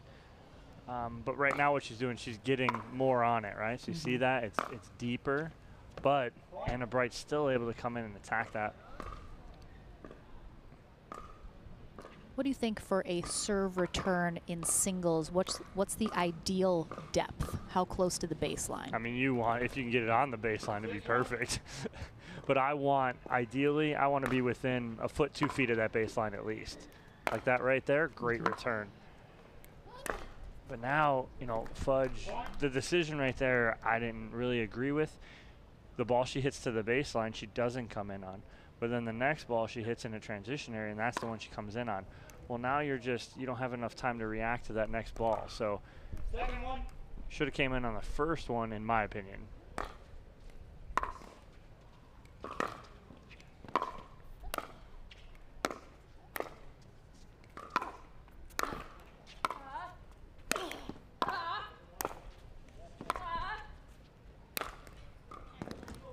Just too good there from Anna Bright.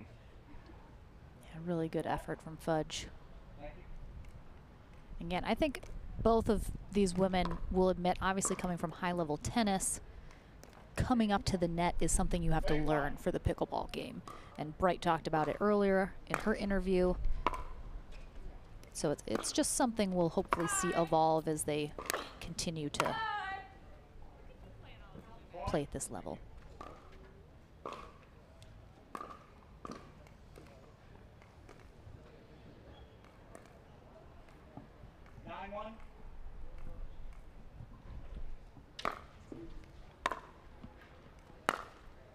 That's good return there from Megan Fudge.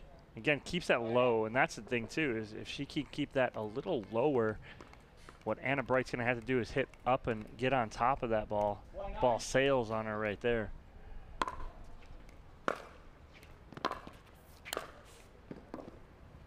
Just can't get anything rolling right now is Megan Fudge. Got to get something going here, at least into game 2. 9-1.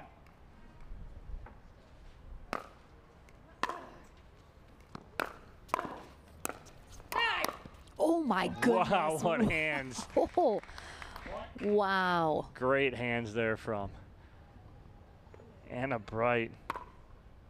Just to get a paddle on that. Way to just stay in it. 10-1. Game point here for Anna Bright. Really nice pull there in the air from Fudge.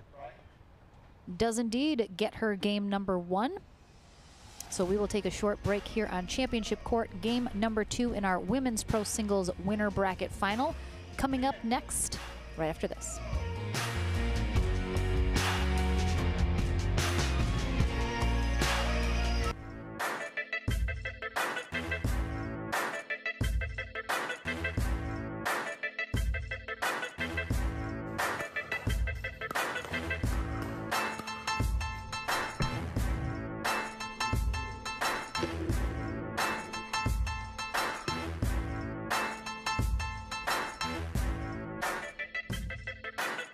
New People Pickleball.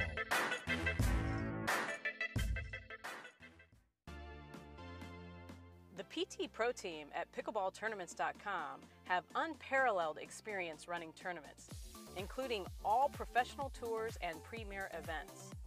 We provide professional services to develop, plan, and deliver tournaments that players and fans love.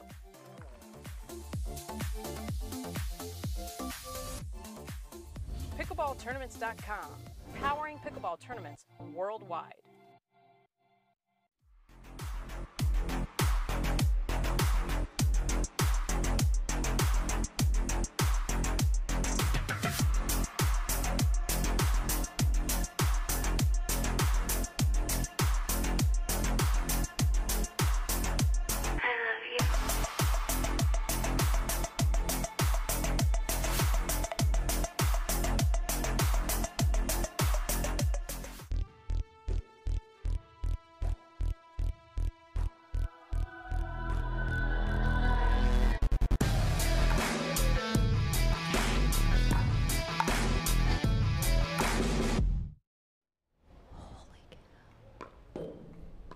Welcome back, everyone. A quick update from our back draw in the men's pro singles. Dom, break it down for us. Federico Staxrud takes down Zane Navratil 17-15.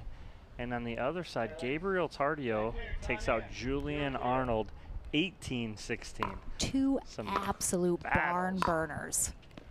Unbelievable. Game number 2 underway here in our women's winner bracket final. Anna Bright on the far end now, Megan Fudge on the near end.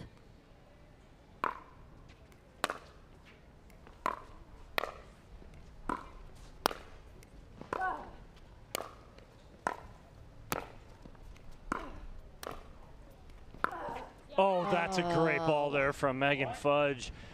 She's able to stay in that point, just keep battling. Watch her pull this back cross court. Anna Bright thinking she's going to go straight down that line. Beautiful. We have a Lee Whitwell, Andrea Koop, and Maggie Raminzi sighting here in Stadium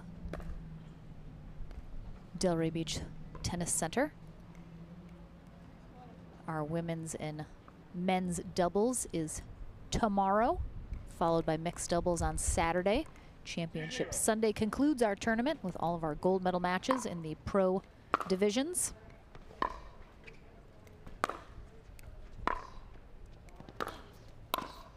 Great setup there and point construction from Megan Fudge.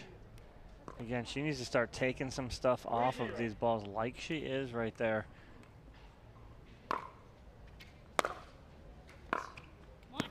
like the idea.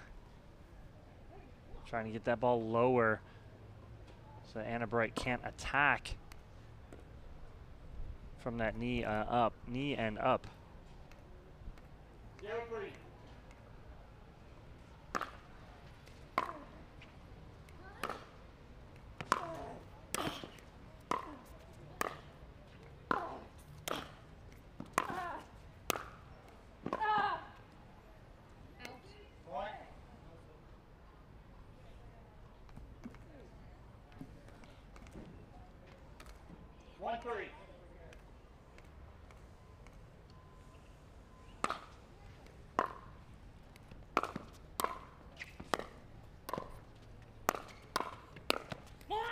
Good finish there from Anna Bright. She just kept coming forward on her toes.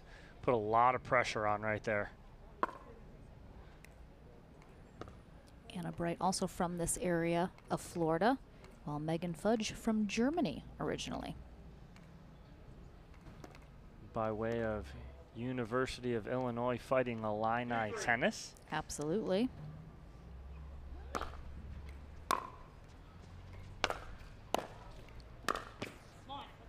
That's tough right there, and Fudge doesn't go where she wanted to. I think she kind of wants to go flat down that line, but ends up pulling it cross court, and cross court ends up being right to the forehand of Anna Bright, and we're all tied here at 3 in game 2.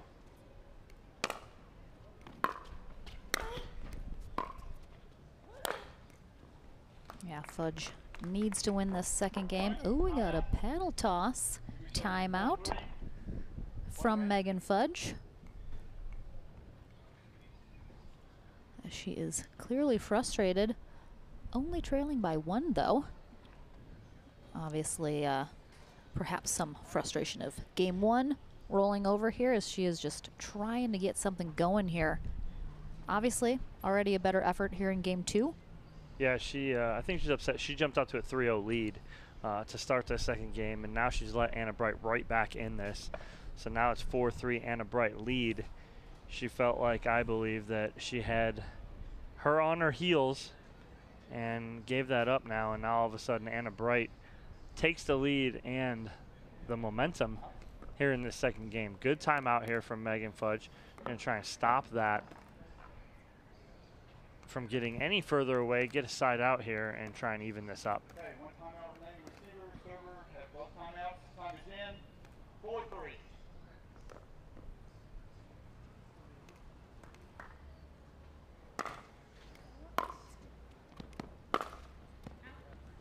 Side out. Good side out here for Fudge. 3-4.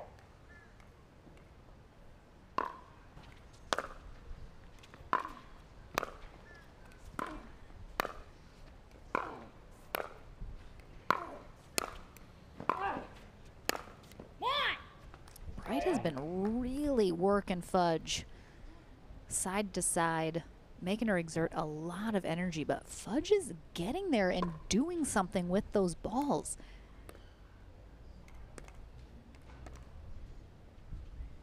But again, she's getting stuck at the baseline. She's not able to get up, and Bright, if she is, controls those points.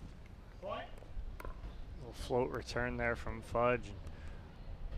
Bright with a nice backhand cross court, just out of the reach of the sweet spot of Megan Fudge. It's a good return.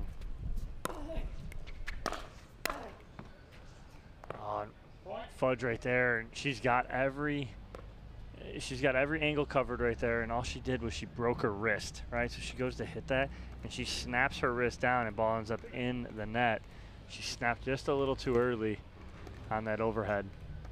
Yeah, you can see Bright recognizing the wind and using that kind of to her advantage as she threw up that lob on the previous rally.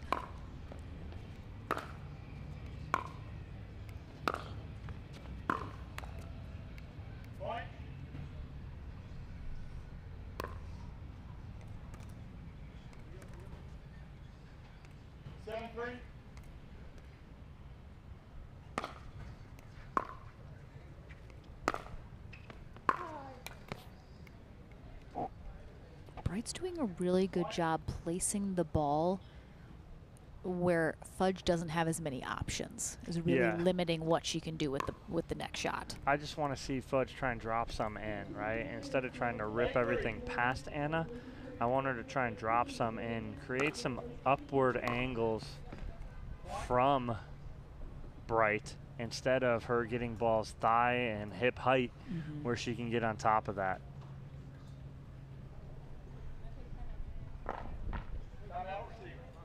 We're going to have second and final timeout here for Megan Fudge in game number 2 as Bright is 2 points away from heading to the gold medal match.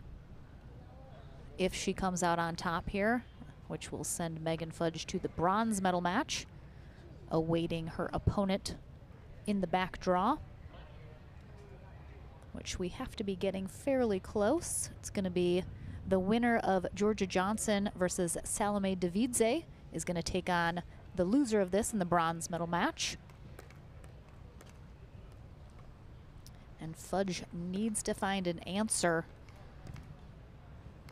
here as she comes in from this timeout. Bright certainly looks like she has gold medal in her eyes right now.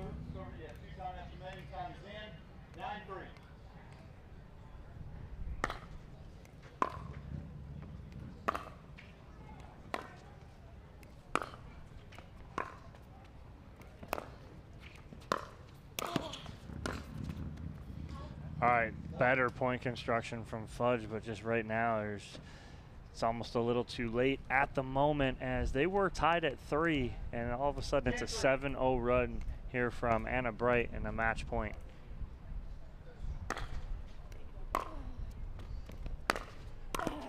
Oh, good angle there from Megan Fudge. Not so fast. Megan Fudge gonna battle here.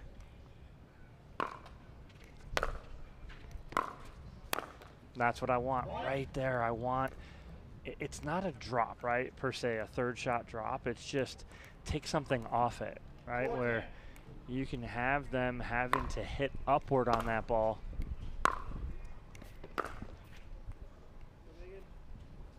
Point. 2 in a row here from Fudge. If I'm Bright, one more, and I'm calling a timeout. I do not want her to get in any sort of rhythm.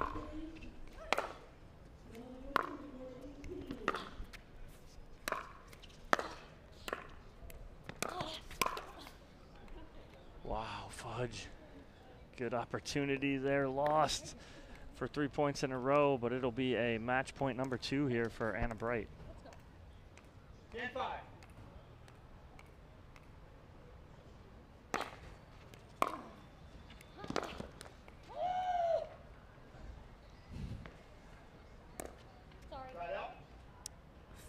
Fudge survives one more round. 5-10.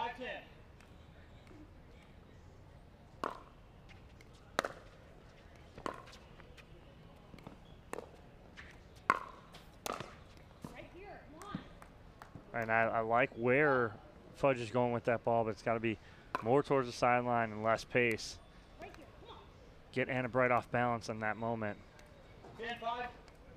Bright psyching herself up over there, trying to close this out.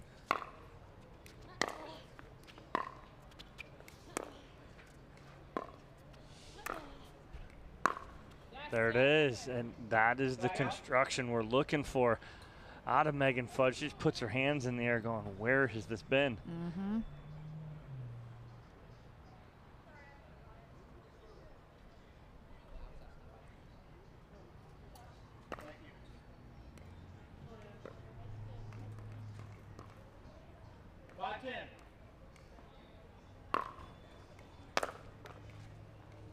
Point.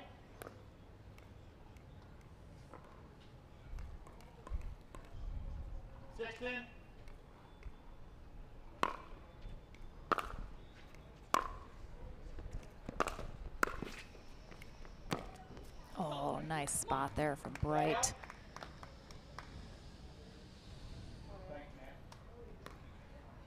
Good effort.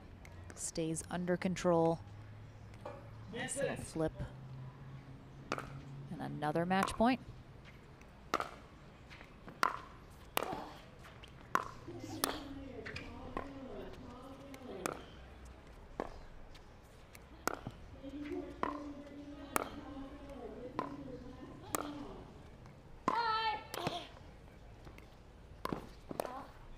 Oh, and even the miss hit from miss right. hit to end it, but really nice way to finish it here. So Anna Bright in 2 heads to the gold medal match.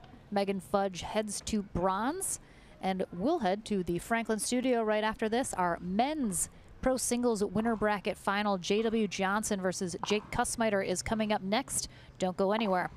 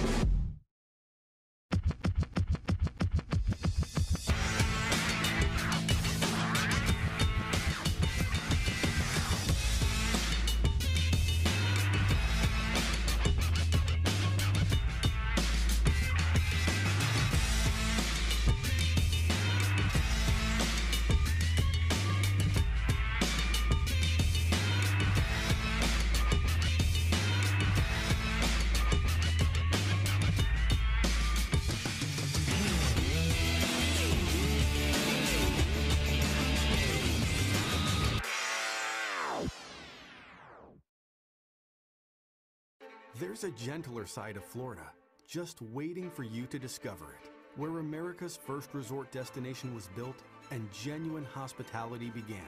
A place with cleaner sands, warmer waters, and fewer crowds. A place different than the rest, one that exceeds, excels, and surpasses all expectation, waiting here just for you. We are the original, the one, the only, the Palm Beaches. Do you know why I play with this paddle? Because I win.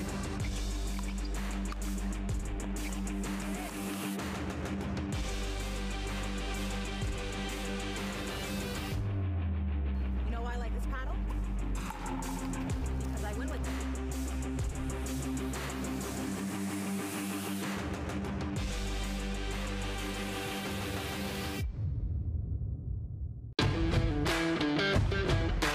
Hey, I'm Ben Johns, and I'm here to tell you why the pros prefer the Franklin X40 pickleball. I really like the durability. It's pretty rare that I crack one of these. I really like the balance in the ball. I really love this ball because of the color. The visibility at any time during the day is always extremely easy to see, so I think it's not just for the players, it's also a great spectator ball.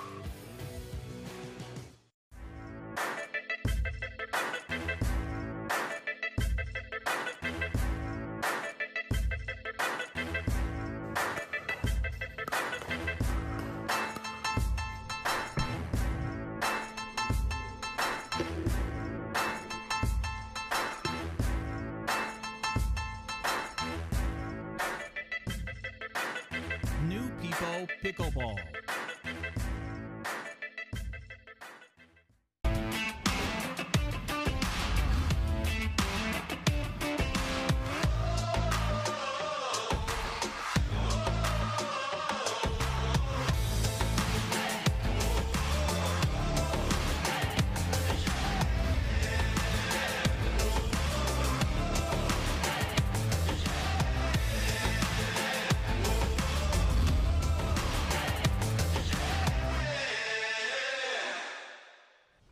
Welcome back to Delray Beach, Florida at the Delray Beach Tennis Center. I am with Anna Bright after her two-game victory over Megan Fudge, 11-1, 11-6. Anna puts you in the gold medal match on Sunday. How does it feel to be done for the day? Oh, it's awesome. I'm going to go home, take a nap, maybe watch a little bit of pickleball, but I'm really glad to be done for the day, really happy with how I played and some adjustments I've made, so I can't complain. I'm happy to play in my first championship Sunday. Going back a couple weeks, you and Megan Fudge had a battle in Punta Gorda in the gold medal match. Another battle again. You were controlled game one, then Megan kind of turned it around in game two. What did you feel in game two that brought her back a little bit? She started playing a little bit better, but that side is also the side with the wind, and so her serves were just landing a little deeper, and I felt like I wasn't getting as much juice on my returns, so I had to make a bit of an adjustment to try to put a little more on it, still keep going to the net, but the wind in singles and pickleball is just, it's everything, so that was a lot of it, and she played better too, but I was really cruising on that side. This side had to work a lot harder. And it seemed like you love controlling that kitchen line. There isn't many times where you're not trying to get there first and control that in singles. Is that something that you're looking to do? That is something that everybody tells me is I need to get to the net more. Nobody watching and that I play with hasn't told me to get to the net more, so that's something I was really trying to do today, and I think it worked well for me. And it did. It puts you in the gold medal match on Sunday. Congratulations. We're going to take a quick break here. When we come back, our men's pro singles final here on Championship Court at the Delray Beach Tennis Center for the Delray Beach Pickleball Open.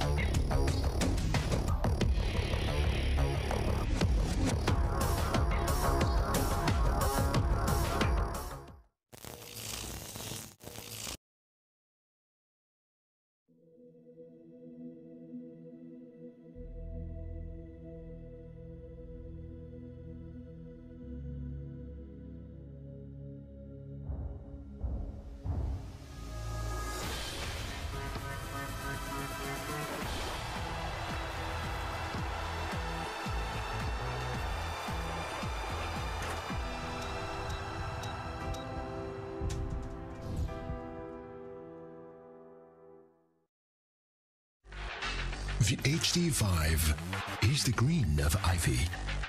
It represents hope, tenacity, the spirit of life and growth. It also reminds us of the Ivy League. The HD5 features a good rotation, an excellent sweet spot, thicker core, and super power.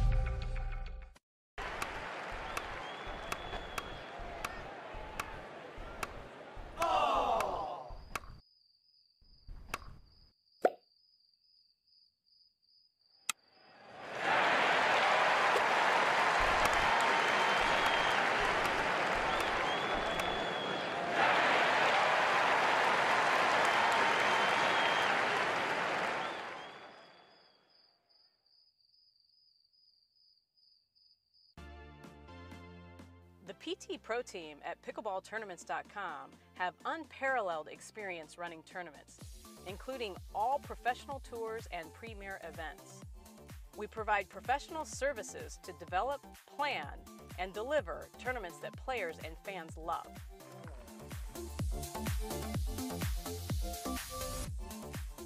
Pickleballtournaments.com, powering pickleball tournaments worldwide.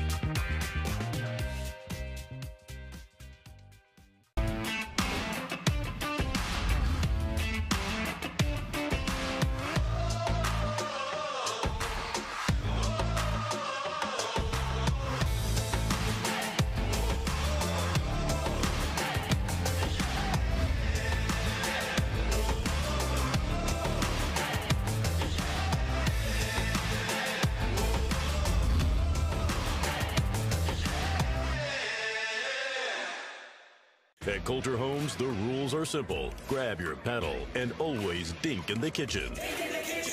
Remember where you are.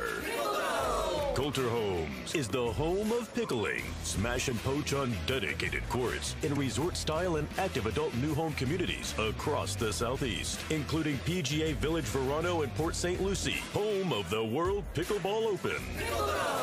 Learn more at coulterpickleball.com.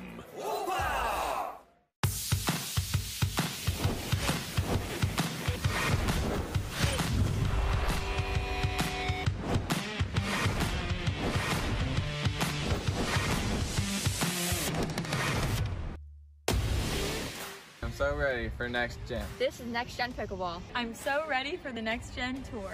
Super excited about next gen. I can't wait for the APP Next Gen Tour. I'm super excited for next gen. The Delray Beach Tennis Center, site of the Delray Beach Pickleball Open here in Delray Beach, Florida.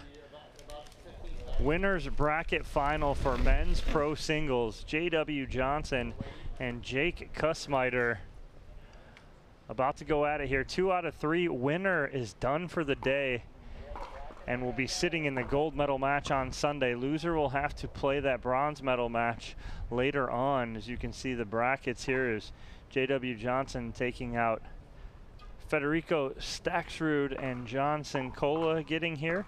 Kussmeiter taking out Ryler DeHart and William Sobek. Both players ready to go here.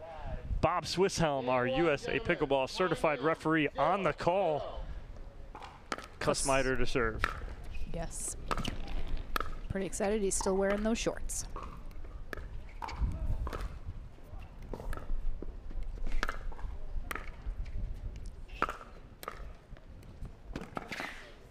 There's a lot of wind right now picking up as we get into this match, so you can see it there on that one. Johnson having to reach, but ooh, look at that slide. 0-0.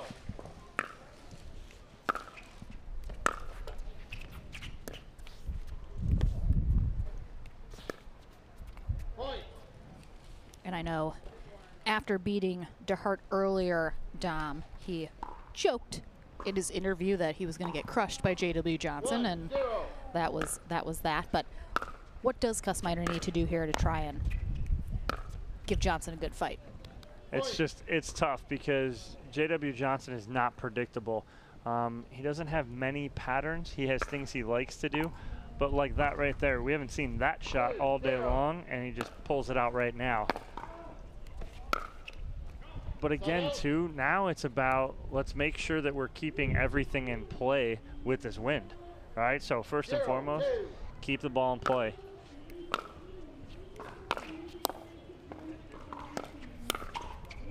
Wow, he just jelly legs Jake Kussmeiter right there. Gets him off balance. And I'm not sure if these two have faced each other in a tournament yet. I mentioned before, Kussmeiter doesn't travel a whole lot outside of the South Carolina southeast portion of the country, so there is a chance these two have not faced off yet. 0-2.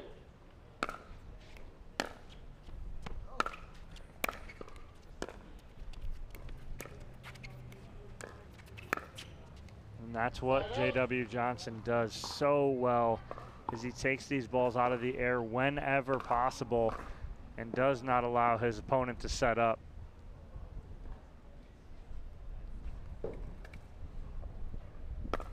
Looks like on our second and third courts, we have Gabriel Tardio taking on John Sincola and Ryler DeHart taking on Federico Staxrud.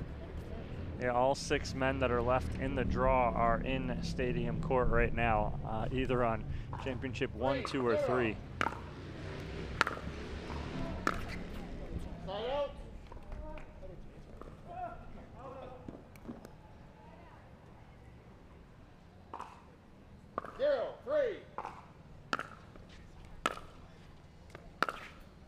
That's a good ball there from Kussmeiter.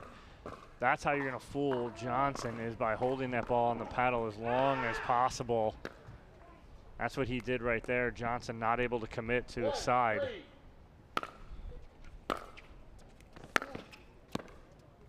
Side out.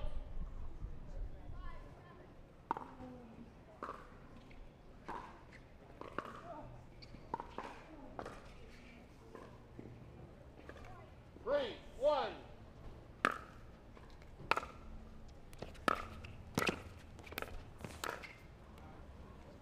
Johnson just a little off balance on that ball out of the air.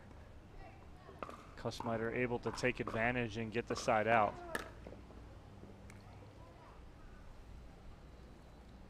One, three.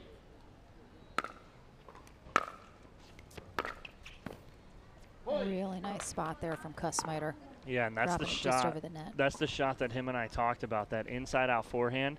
But it's about the inside-out forehand, not trying to do too much with it, creating some dip on it so that it's ending up at the feet of his opponent, not up too high that they can attack it.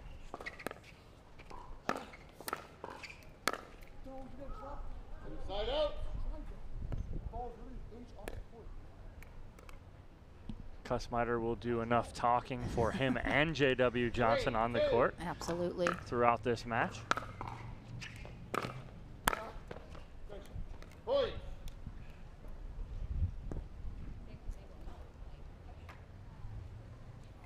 Four, two.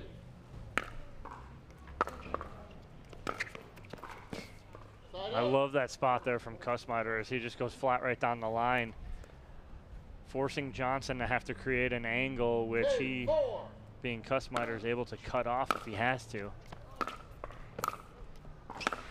Oh my gosh. What a He get. did full splits. Watch it here. And sat down and got that ball.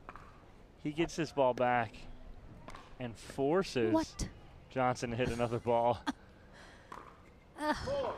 To be young. Side out. Kussmeyer going blow for blow here with Johnson, not allowing him to get too far away. 2, 4. That's a nice ball. Again, it's him holding that ball on his paddle as long as possible, and he's done that twice to the same spot. He's ended up getting Johnson guessing forehand, and he goes backhand. 3, that's 3, same spot. For some reason, J.W. Johnson is leaning to that forehand side, thinking Kussmeyer's going to go there.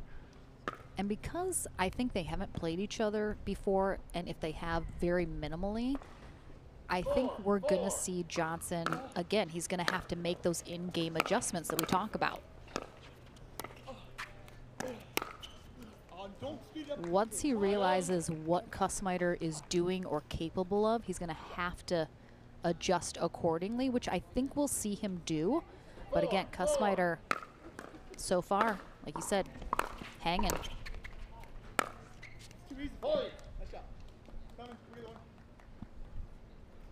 As soon as Kussmeyer ties it up, Johnson's like, I've had enough of that.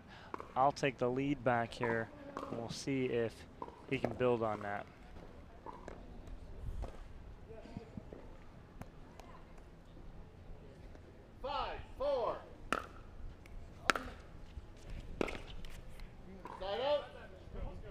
And those of you guys that watch J.W. Johnson play, he uses a carbon paddle for singles and a Franklin paddle for doubles. Carbon paddle he feels he gets more control with and can hit where he wants. The Franklin paddle he uses because he thinks he feels that he gets more power and pop off of that. So he uses that for doubles. So that is your explanation from J.W. Johnson, as I talked with him this morning. But the shape he can create with that carbon paddle is incredible, and you've been seeing it, you know, over the last month or so, and what he's done and the damage he's done on the tour in singles. And that was Dominic Catalano with our J.W. Johnson paddle breakdown, brought to you by Carbon and Franklin. You're welcome. Thank you so much. You're welcome. Everyone at home does want to know. That is very pertinent information. A lot of people want to know why pros use the paddles they do, and especially J.W. Johnson, because he is unsigned right now. He can use whatever paddle he wants, and the fact that he's kind of mixing it up with two, very interesting. But he can only use one massage device, Yobo. That is true. That is true. Time in, gentlemen. All right, back from the timeout. Johnson up 5-4 here in game one of our winter bracket final. Ooh, nice timeout there from Kussmeiter. Yeah, really. Gets the ball right back. Really like that timeout because Johnson took a slight lead and he did not want it to get any further. There's just something that Kussmeiter's seeing that is number 4 to that side. Again, if it's not broke, don't fix it.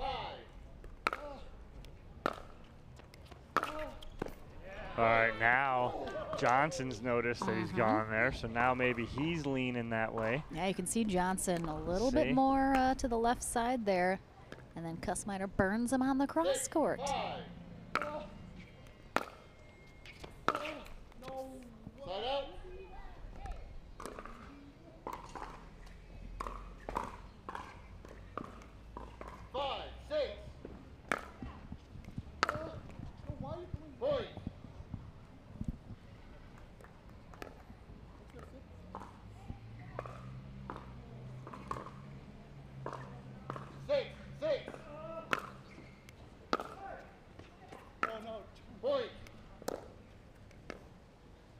Kussmeiter, of course, using that Electrum paddle. 7-6.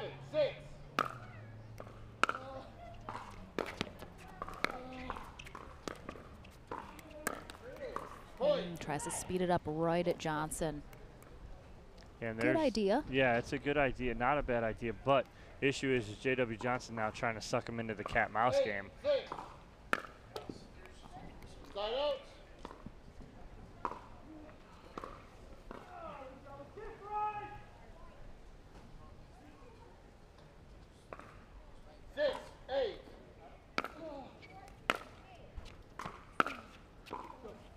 Nice ball there again. Kussmeiter, number 6, on that side. That one a little closer than previously, but he'll take it. 7-8.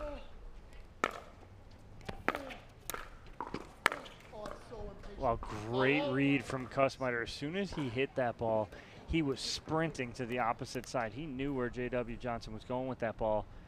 Read it right, but then just got impatient. 7.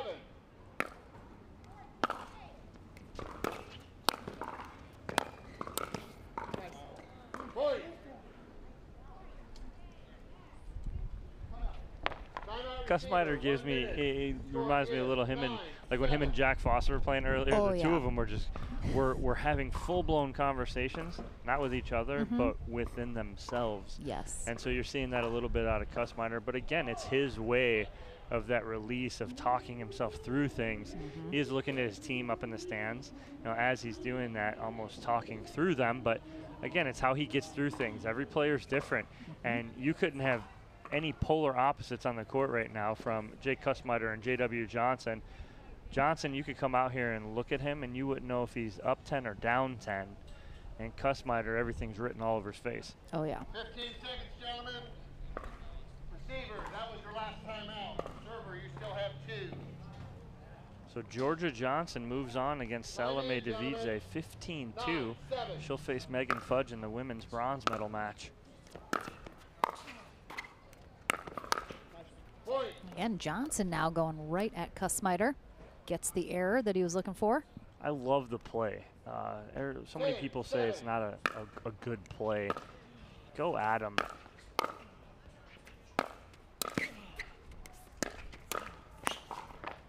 Johnson goes down, but talking about that play like at the body, it's nothing personal. You're out here trying to win some money, right? And so if I go at your body and you can't block it, that's your fault, not mine. I can see Johnson with that big step to try to reach that ball. Doesn't quite get the slide. See, and there it is. And Johnson expecting it, though, right there, right? So Kussmeiter tries to light him up. Johnson counters. Yeah, and with some of the quickest hands in the game, I'm not sure if Kussmeyer wants to stick with that plan. We've got a game point here for Johnson.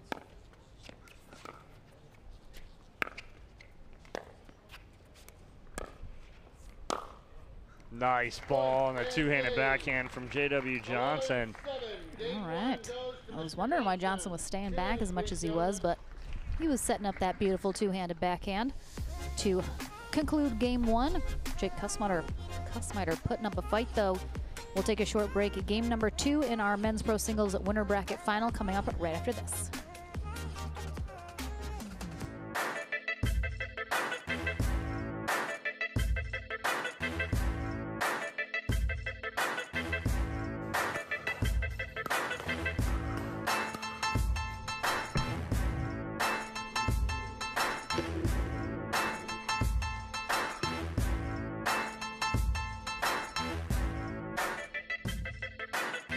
New People Pickleball.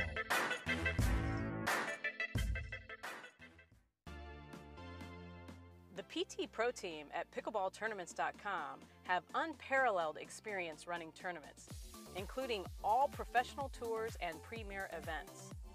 We provide professional services to develop, plan, and deliver tournaments that players and fans love.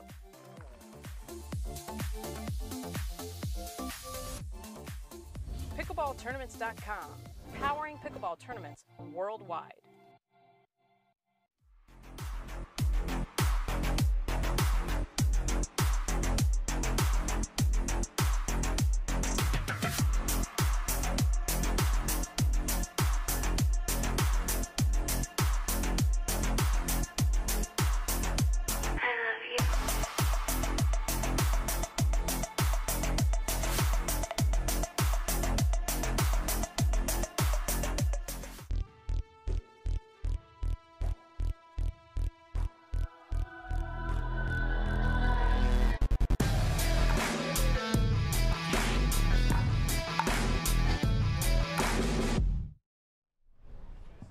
Under the beautiful Florida sunshine, game number 2 here in our men's pro singles winner bracket final.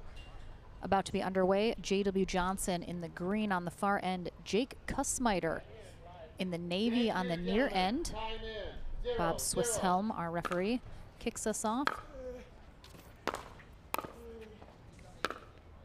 Kussmeyer looking to take this second game to force a game 3. Winner of this heads to the gold medal match on Sunday. Loser heads to bronze, which we will play today.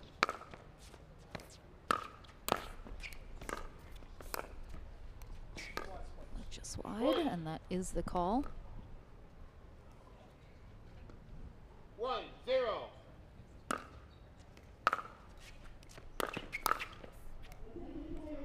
And both of our final consolation matches, I believe, are done. And we're just waiting for the results to get updated here. 2-0.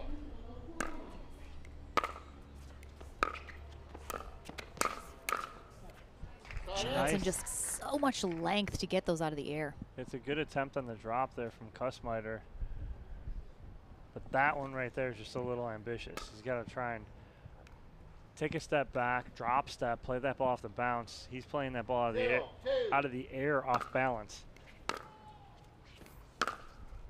Oh, and Johnson giving Kussmeyer a little taste of his own medicine right there.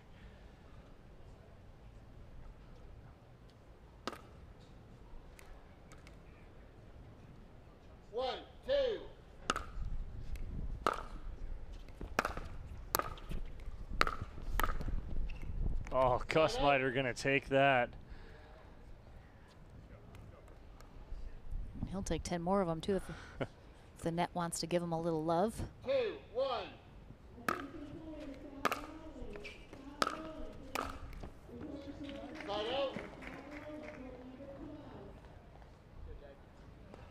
So on that bottom half, it's going to be John Sincola and Federico Staksrud playing each other.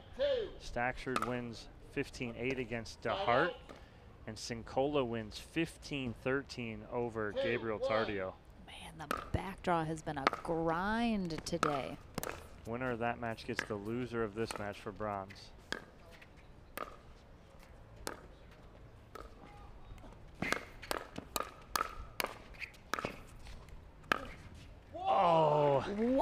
Wow, what a great rally. Johnson making the decision to bring Kussmeyer to the net. And then a little hands battle ensues. Kussmeyer plenty of time right there, but just overheats it.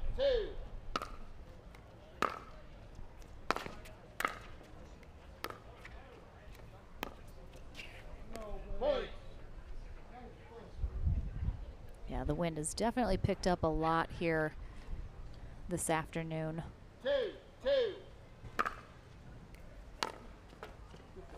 Oh, that ball off the cord.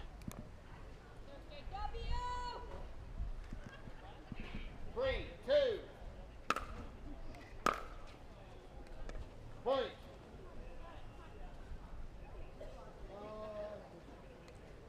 4, 2.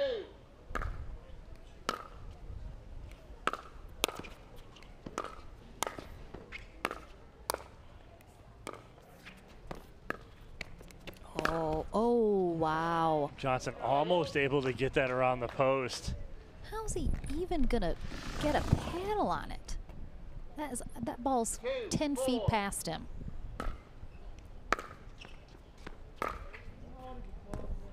Side out.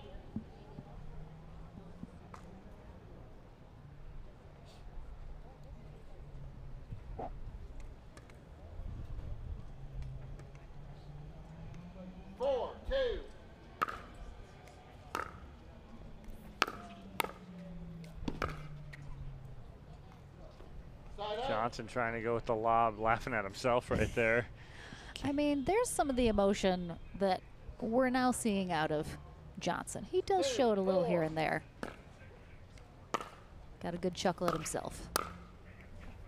It's tough right there. Nothing that Kussmeyer could do. Leaves that ball too high. If Johnson's able to get that ball out of the air right there from that cross court inside out, very tough for anyone to be able to get to that next ball.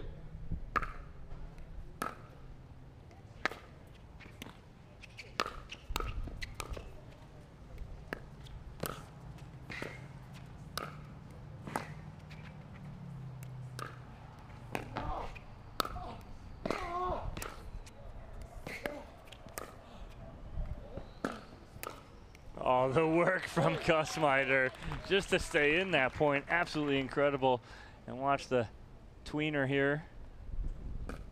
Oh, he even got a little jump on it too. Style points galore. Receiver, 1 minute. Score is 5-2. All right, timeout here from Jake Kussmeyer as Johnson widening the gap just a little bit here in game 2. Kussmeyer's gonna need to slow his roll. Did a really good job of it in game 1. Yeah, was able to make that first game a game, but now Johnson. Is the difference in the second game that JW Johnson's just tightening up? Tightening it up. I think too is the sides, and the players have said it all day. That sides really matter today. And the side that JW Johnson is on right now is a little easier to play from, is what they've been saying. So it's just making things a little more difficult side to side here.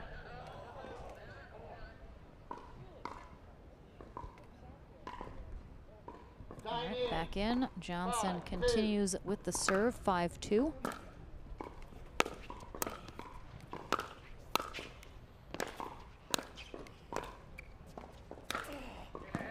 Big overhead there from Jake Kussmeyer, and his corner likes it. The timeout equates a side out. See if Kussmeyer can chip away at this 3-point lead by JW Johnson. 2-5.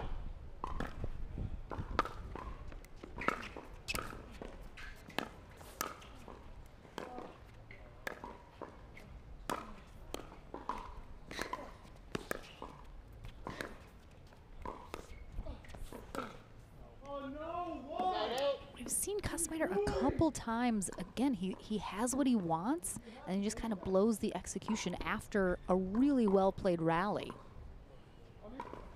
Yeah, and that's just, it's the calmness of J.W. Johnson and knowing that he's always in control, right? And body control, control of the point, never seems out of it. Point.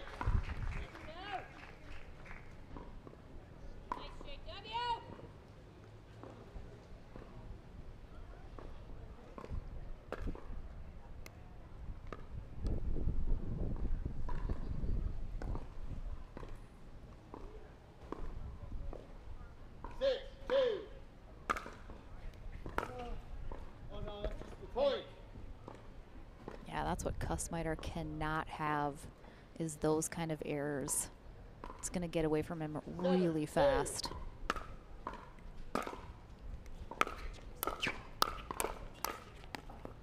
Yeah, it's, you're just, you know, you're poking the bear if you want to go hand battle with J.W. Johnson at the kitchen line. That's just not something that many players on tour have come out on top of. Kussmeyer trying to do it right there. Unfortunately, he does not come out on top, and it's a 6-point lead here for Johnson, trying to close out this second game and punch his ticket to Championship Sunday.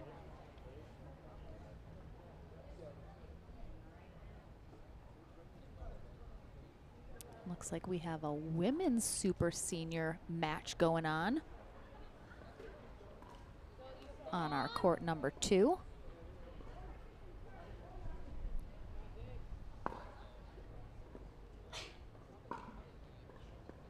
Seconds, please, gentlemen. Receiver, that was your last timeout. Server, you still have 2.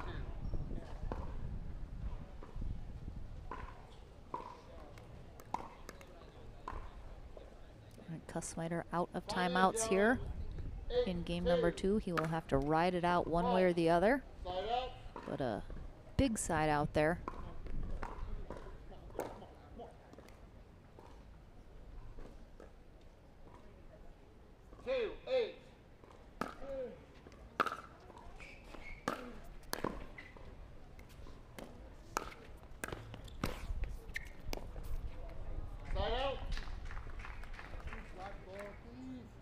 Just great athleticism from both of these boys right here.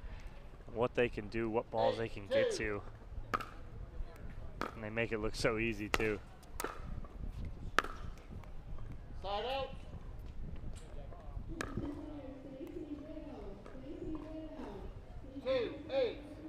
It's one of my Sarasota natives down there in the super senior.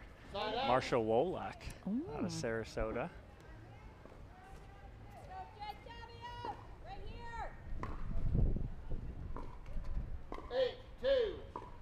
Kussmeyer not able to convert on his serve there. Wow, what hands from Johnson. That is so tough on that ball off the tape like that. Yeah, that was coming fast too.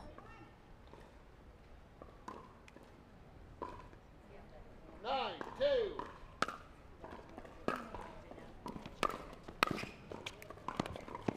Nice ball there from Kussmeyer, just out of the reach of Johnson.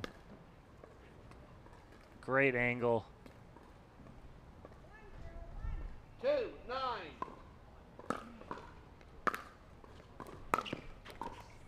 Side out.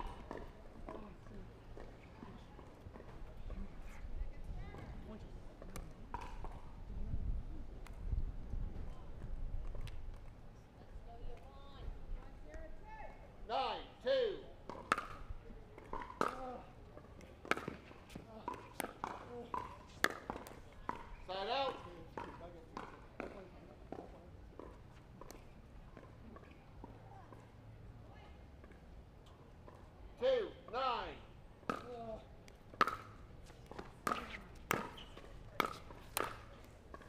Yeah, Johnson's figured out the Kussmeyer trick, or where he's trying to go. He's picked up on something, what he's seeing that he didn't see in game 1, now he's seeing in game 2.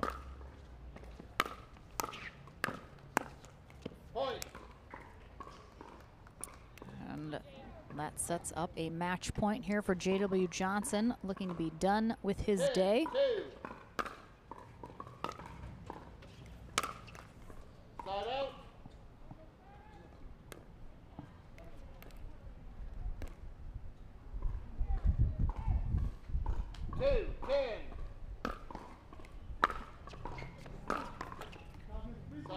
the right idea there from Kussmeyer. Again, trying to drop that in. Get that ball down. Johnson can't attack. 2-2. Beautiful ball down the line from Johnson. That'll do it 11-2 in game 2. Really nicely done from Jake Kussmeyer. He heads to our bronze medal match. J.W. Johnson heads to Championship Sunday for singles. I'm sure he's looking to do the same in men's and mixed. We'll see how many he can do. We'll head to the Franklin studio after this. Coming up is our women's pro singles bronze medal match as we conclude their day here. Just 2 matches remain here on our first day of streaming at the Delray Beach Pickleball Open. Don't go anywhere. We'll be back right after this.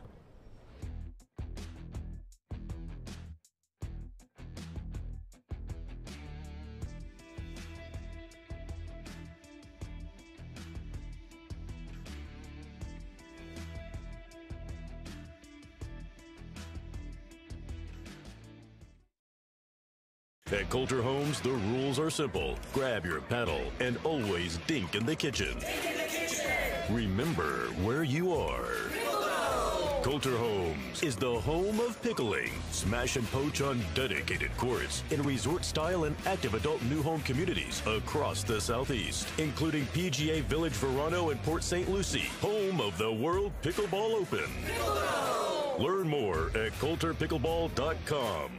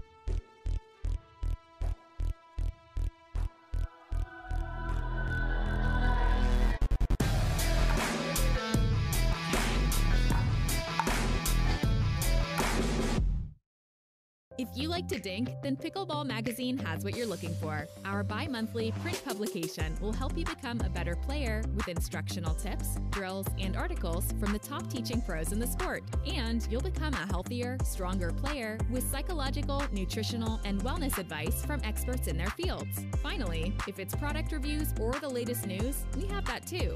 To learn more or to subscribe today, go to pickleballmagazine.com.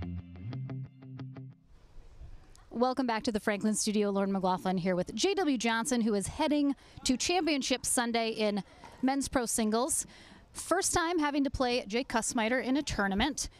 What do you feel about when you play new players? Is there an element of excitement? Do you kind of like having to figure out a new player that you haven't seen too much, or is it a little harder? Definitely harder because it's always a surprise for me, which he had a lot of great shots I was not used to seeing, especially since he was a lefty, since there aren't too many lefties that are making it very far in the singles right now. So that was definitely very surprising, but he was a great player, so it was nice. I'm so sorry, the t-shirt cannon just went off. I hope everyone saw how shocked I was. It is St. Patrick's Day. I appreciate that you wore green, so I wouldn't have to pinch you right now. A bit of a controversial question. Have you ever had the McDonald's Shamrock Shake? I do not do McDonald's, so no, I can't say I have. I already knew that was going to be the answer. Do you have a guilty pleasure of foods or snacks? Like, is there something that you eat that is not good for you that every once in a while you're like, I got to go a little crazy? Pie. Pie? What kind of pie? Cherry or peach pie. That's about it. All right, excellent. Well, you're headed to Championship Sunday, done for the day. Congrats, and we'll see you in men's tomorrow. Coming up next, we have our women's bronze medal match. Megan Fudge takes on sister Georgia Johnson. I'm sure you'll stay to cheer her on, of course, right? Yeah. All right, good brother. All right, don't go anywhere, guys. We'll be back right after this.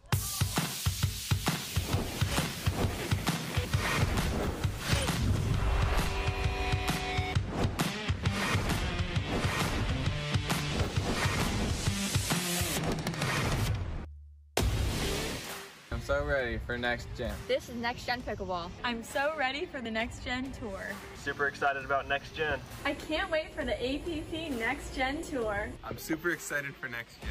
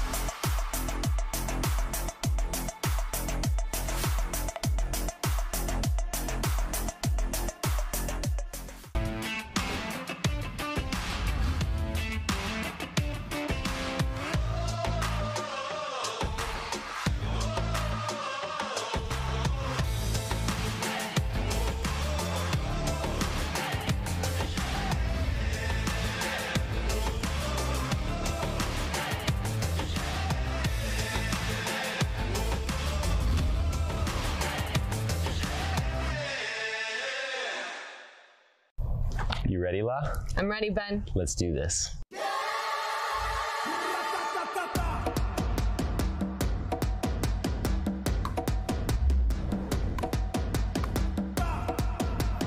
Come on, La.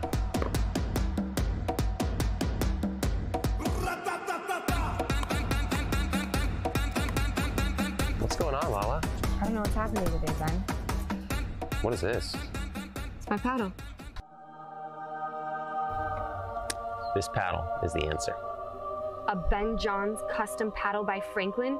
For me? Yeah, let's crush it. Good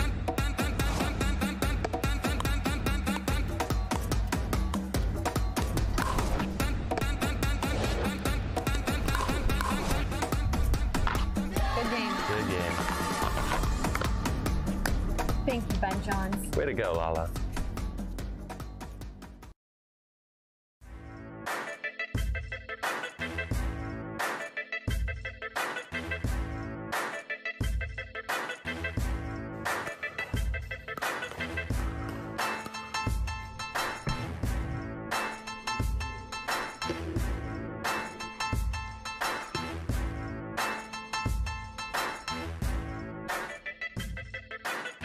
New People Pickleball.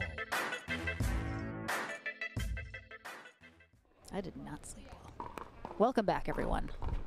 We have our final women's pro singles match of the day. It is our bronze medal match.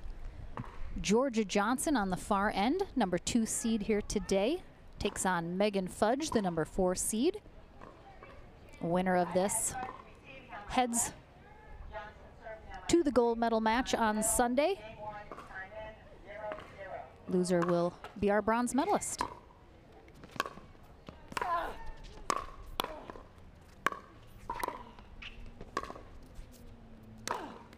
Oh, I think she missed that. Missed it, yep. Has the overhead she wants, tries to hit a perfect angle. Joanna Corker is our USA Pickleball Certified referee for this bronze medal match.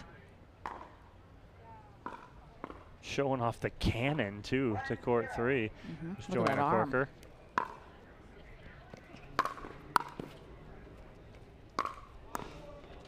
Nice ball from Georgia Johnson right there. Difference at Georgia, she doesn't get a ton of topspin on her balls. She hits balls really hard. They're what we call a very heavy ball. Like that right there, where they just seem to be picking up pace as they get to you. So when you go to block that, your paddle almost recoil because of the quote-unquote heaviness of the ball. Yeah, one of the most powerful shots in the female singles level for sure.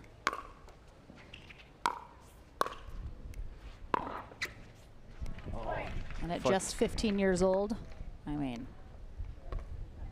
love it.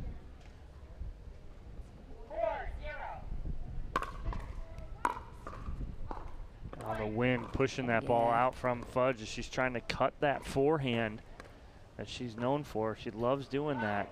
She's got to get some depth on it, though. Yeah, a little risky depending where the wind's blowing. Yeah,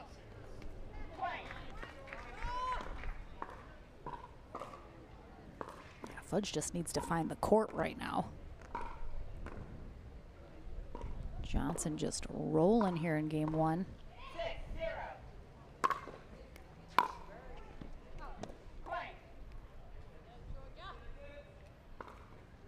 No timeout here from Fudge. This is eerily similar to what happened against Anna Bright. Salome Davidze.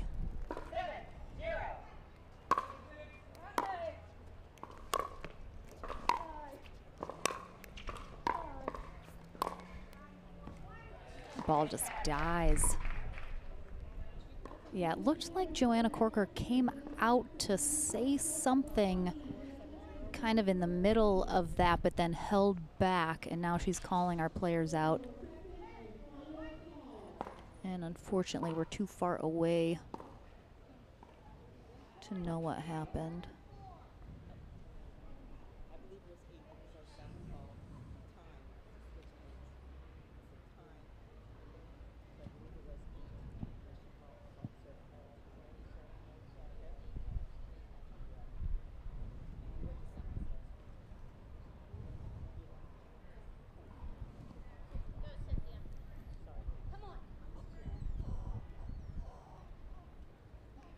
So we'll have to perhaps get some clarification in between.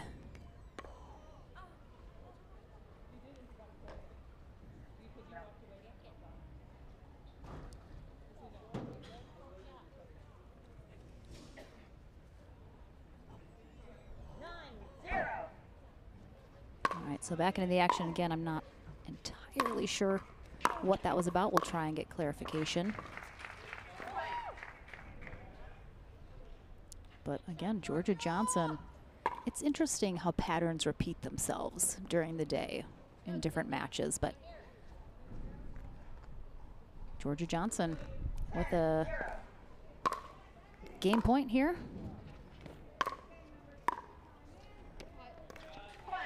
Looks like a generous call on that baseline, but Fudge definitely sends the following ball wide. So Johnson very quickly takes game one, 11-0. We'll see if we can see what that little ref meeting was about, and we'll be back right after this with game number 2.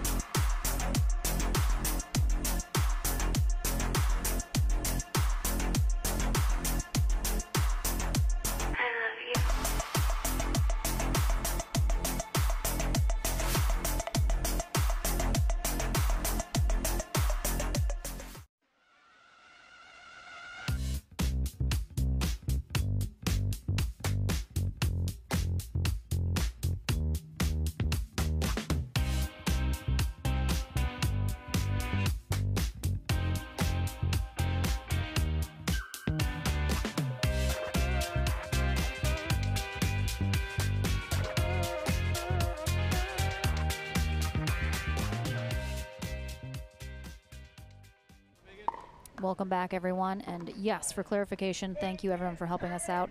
Looks like the wrong score was called. They didn't stop the point though, so there was no redo. And that was what the little conference was about. And again, Fudge just slicing, I feel like, in this wind, just it's not going to go well. She puts so much spin on the ball, and then the wind is just going to take it. Well, right now, too, wind's in her face. That's what she needs to do. That's a good return right there. She can cut that perfectly fine. There's nothing wrong with it if she can get that deep like that.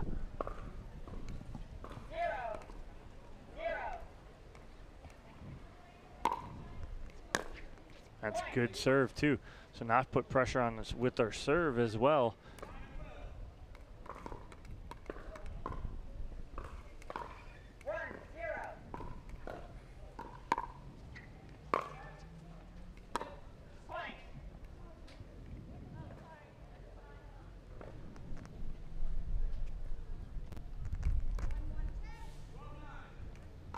Fudge already off to a much better start here in game 2. Johnson Cola up 12-9 in that game to 15 on CC3. Yeah, he's taken on Federico Staxrud.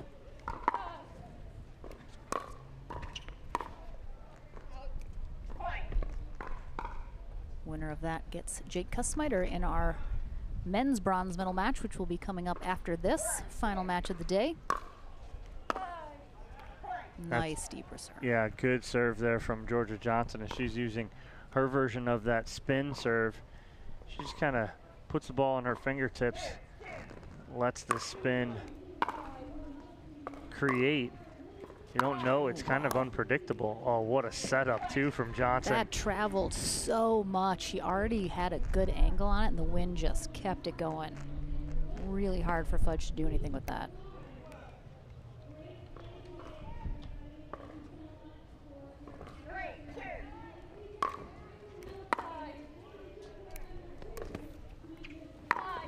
Look at that ball just hold up. Because of the wind. Earlier we had like nothing. Now just swirling down here on championship court. Great forehand from Georgia Johnson to set up the two-handed backhand put away. And like you said, she doesn't put a lot of topspin. You do see that from a lot of players, but she just, again, heavy ball. It's a lot of power. And Fudge frustrated with what's happening right now. Again, the wind behind Georgia Johnson, so that ball getting on Fudge quickly.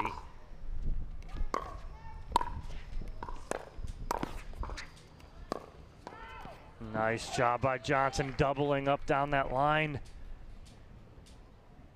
Taking a commanding lead here in game 2. She is feeling good, playing good.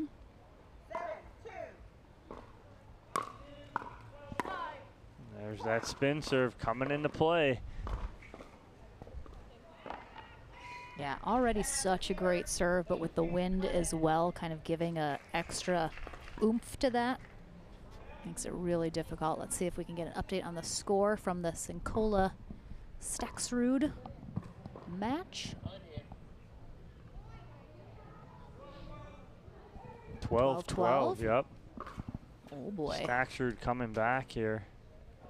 So many of those matches. Now so 13. Close. 13-12, Sincola. Timeout, Staxrud. Sincola 2 points away from a matchup with Jake Kussmeiter in the bronze medal match.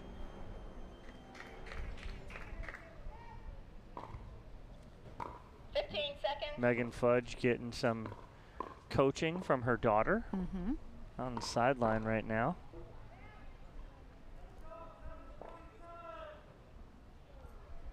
Super fun to be able to see families like her and Ryler DeHart have their son and daughter with them often at tournaments. So nice to be able to travel with the kids. Oh boy. Johnson got a hold of that one.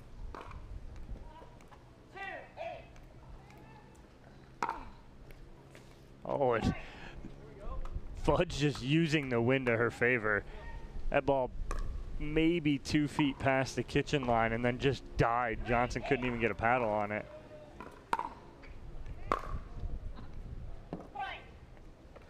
This is exactly what Fudge needed. She needed some errors out of Johnson, needed to rattle her a little bit, try and take advantage.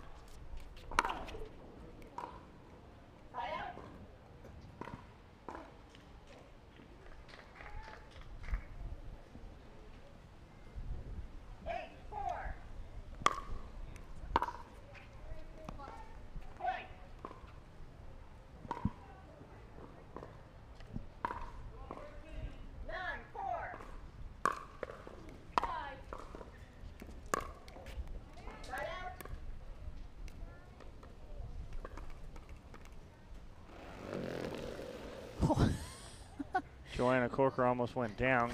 Almost got taken out. That sounded like a motorcycle was like coming on court.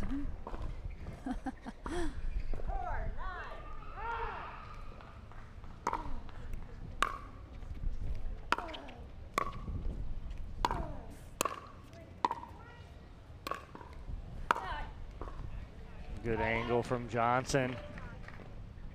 Yeah, she just hits that two-handed backhand kind of with such a down angle. And Federico Staxrud is moving on. Wow. as I believe the final was 15-13. That's going to be a fun bronze. Staxrud will move on and face Jake Kussmeiter for bronze. 9-4.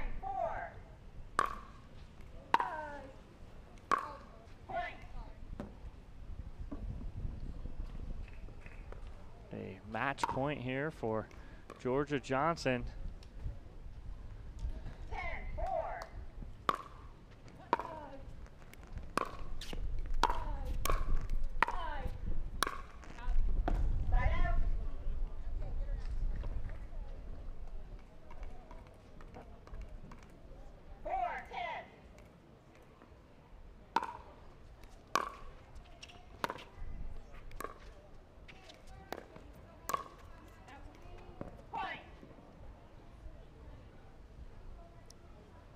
Johnson perhaps just getting a little too loose here.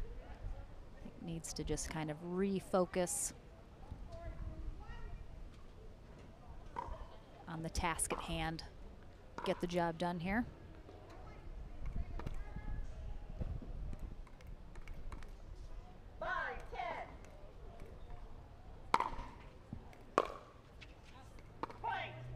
Last thing you want is Fudge to gain any momentum here. Definitely. Ooh. Oh, that was, I was thinking there was a timeout coming if that didn't happen. So second match point here for Georgia Johnson.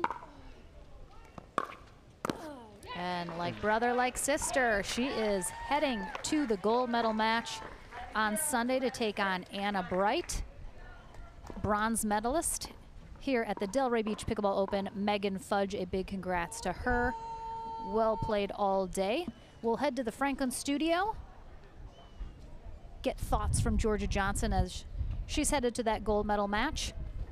And our final match of the day, our men's pro singles bronze medal match, coming up momentarily after that. Don't go anywhere. Thanks so much for joining us.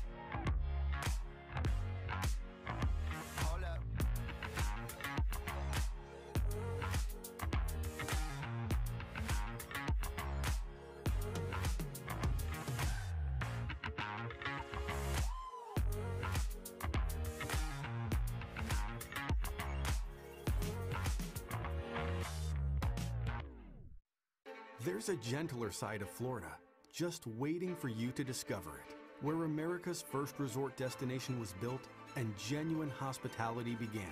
A place with cleaner sands, warmer waters, and fewer crowds. A place different than the rest, one that exceeds, excels, and surpasses all expectation, waiting here just for you. We are the original, the one, the only, the Palm Beaches. Back here at the Delray Beach Tennis Center on championship court for the Delray Beach Pickleball Open.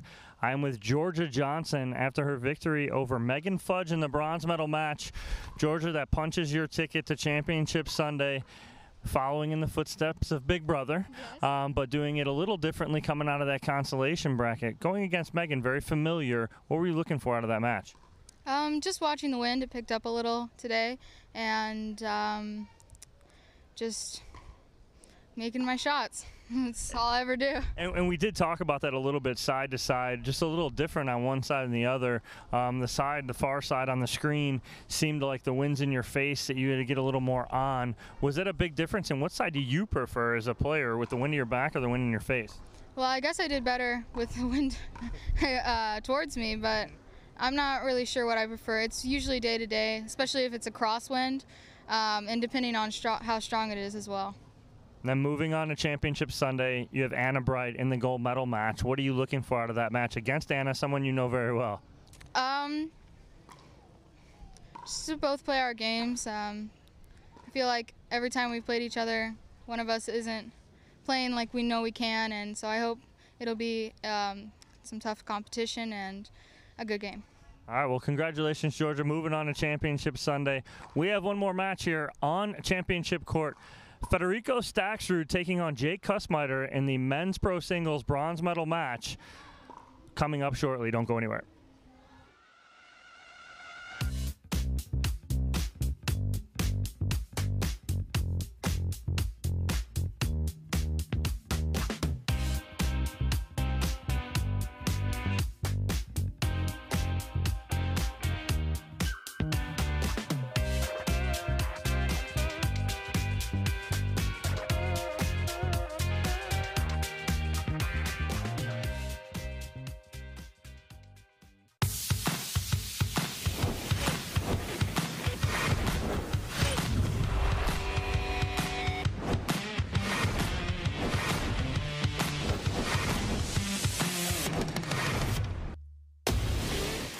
So ready for Next Gen. This is Next Gen Pickleball. I'm so ready for the Next Gen Tour.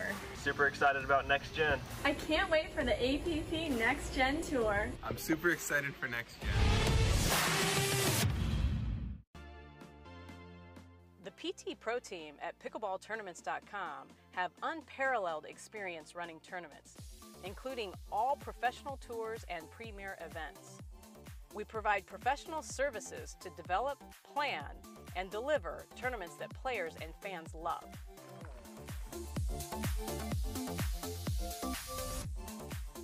Pickleballtournaments.com, powering pickleball tournaments worldwide.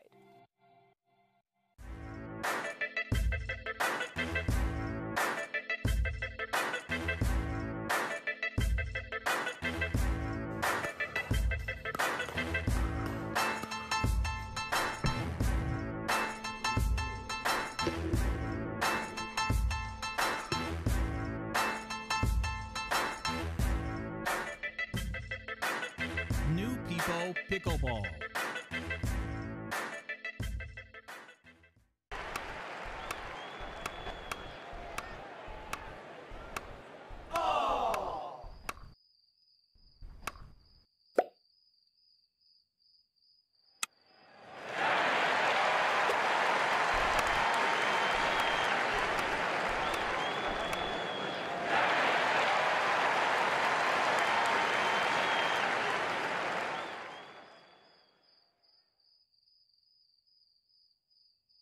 At Coulter Homes, the rules are simple. Grab your paddle and always dink in the kitchen.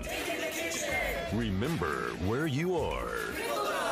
Coulter Homes is the home of pickling. Smash and poach on dedicated courts in resort-style and active adult new home communities across the Southeast, including PGA Village Verano and Port St. Lucie, home of the World Pickleball Open. Learn more at coulterpickleball.com. You ready, La? I'm ready, Ben. Let's do this.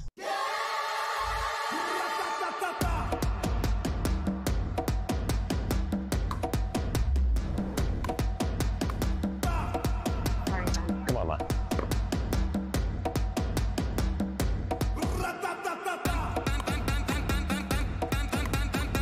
What's going on, Lala? I don't know what's happening today, Ben. What is this? It's my paddle. This paddle is the answer. A Ben Johns custom paddle by Franklin? For me? Yeah, let's crush it.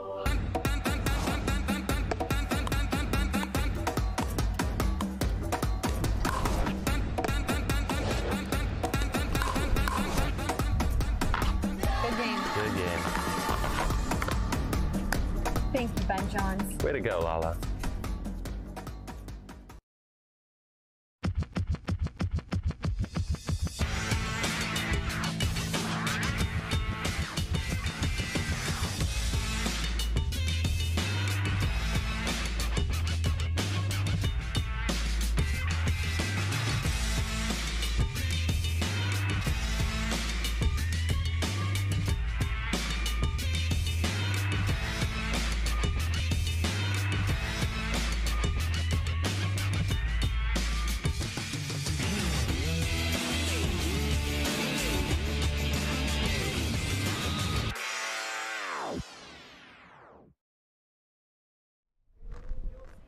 One final match is all that remains here of our first day of coverage at the Delray Beach Pickleball Open at the Delray Beach Tennis Center in the city of Delray Beach, Florida. Triple crown there of Delray Beach. Lauren McLaughlin and Dominic Catalano, we will be back with you for our final match, which is our men's pro singles bronze medal match. We have Jake Kussmeiter taking on Federico Staxrud.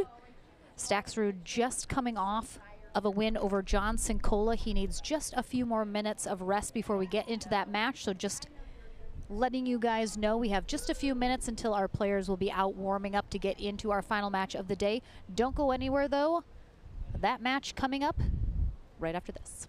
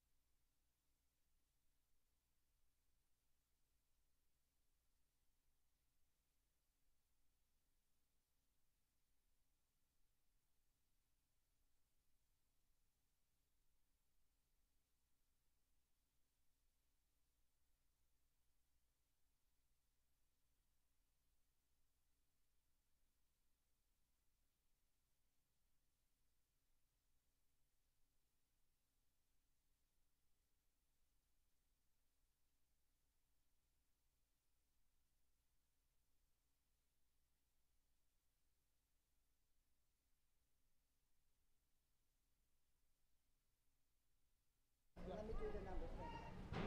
Anyway, pick a number, 1 or 2. Yeah. It's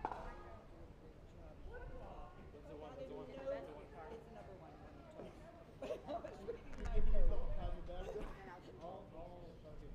All right, you're going to take the side. What would you like to do, serve or receive? You're going to serve from this side.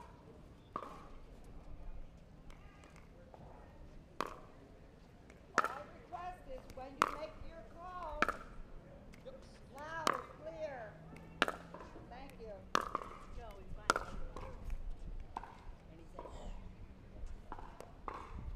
Okay, so you're serving from this end here. Reminder, it's a full match, best of 3 to 11, win by 2. It goes to the third game, you're going to change ends at 6. The full match. And I'm here for you if you need me. I'm here.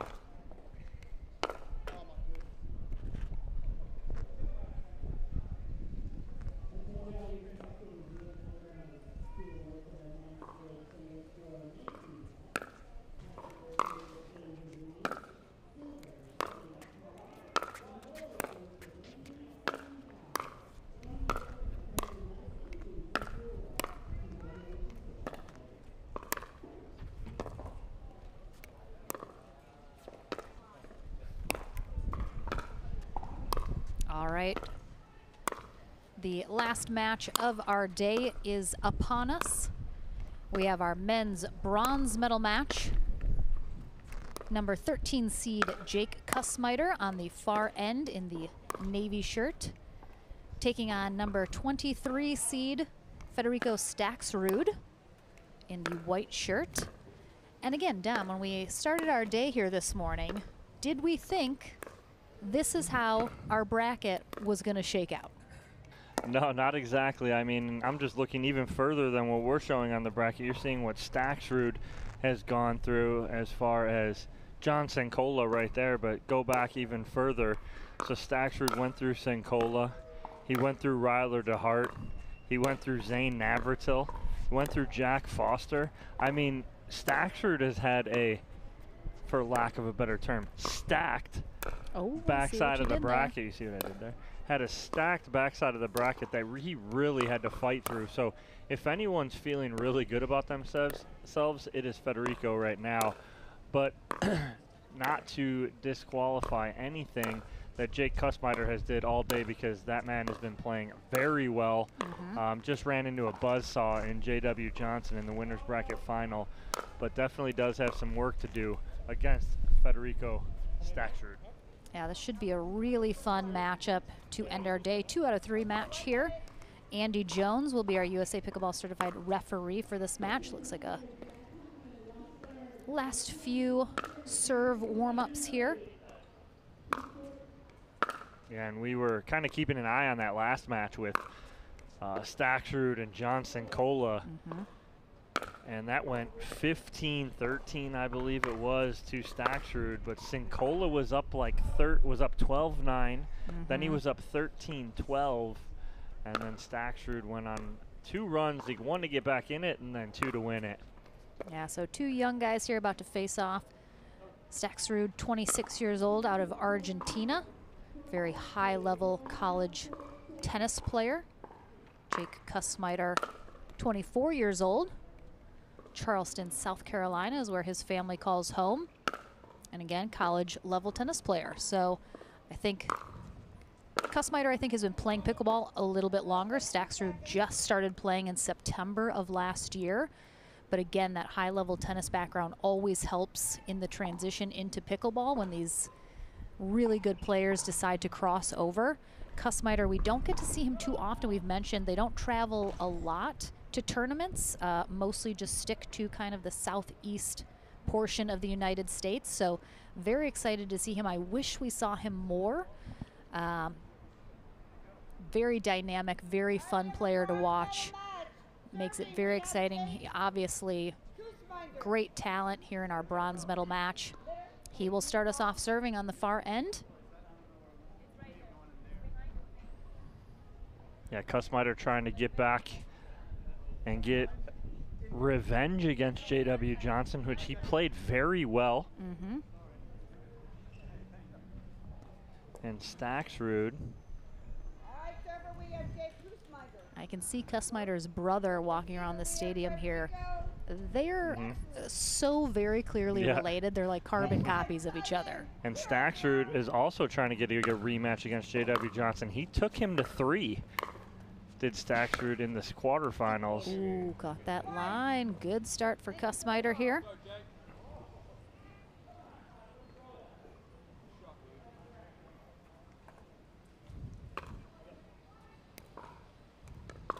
That was just such a deep field of talent here today, especially in our men's bracket. Made getting through the back draw even more impressive, like you mentioned. And that's a nice ball right there from Kussmeiter as he comes out kind of under control right now.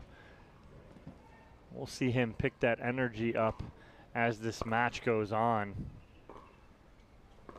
Again, still have the wind swirling here.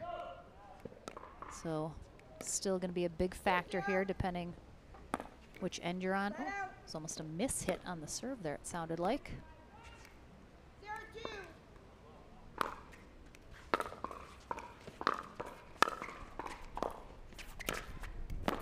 Oh, nice effort. Oh, wow.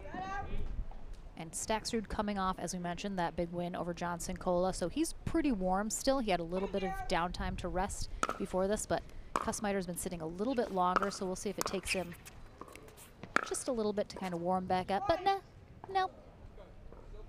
Looks like he's good. Yeah, that looks like he's feeling good. That's a great ball again down the line.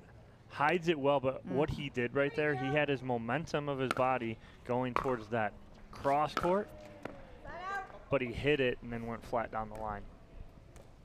And it's the art of deception.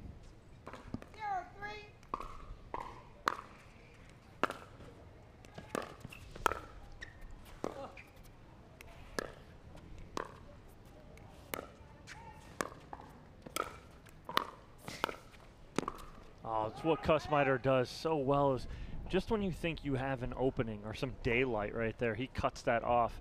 Staxrud thought he had that shot flat down the line right there. He did not, because Kussmeiter came over and just closed that gap. Yeah, and you'll notice, of course, Kussmeiter is a lefty. He loves to run around that forehand. You see him do it right there. Beautiful spot. 4-0. He is at 4-0 here in game 1. Got a little kick on his serve there.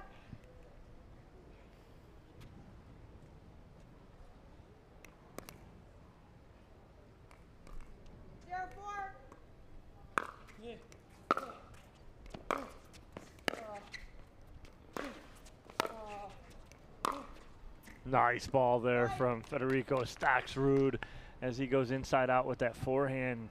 Basically dots the line right there.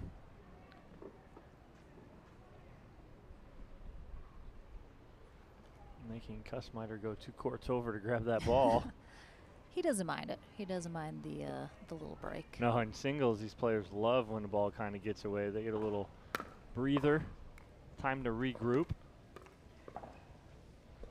Staxrud trying to put a crooked number here up on the board.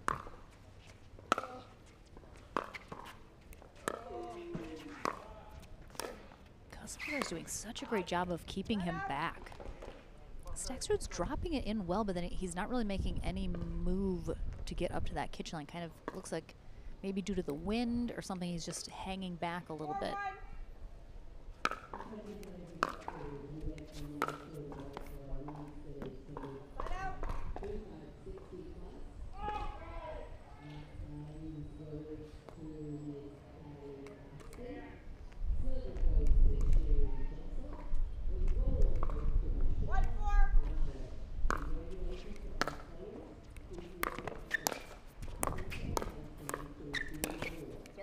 Wow. Nice. Great hands by both of these players there.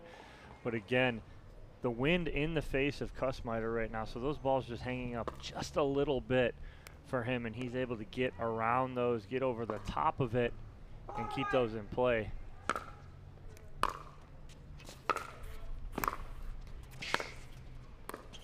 Oh. Again, Kussmeiter, I think, just likes to really shove in our face how young he is and what his body can still do.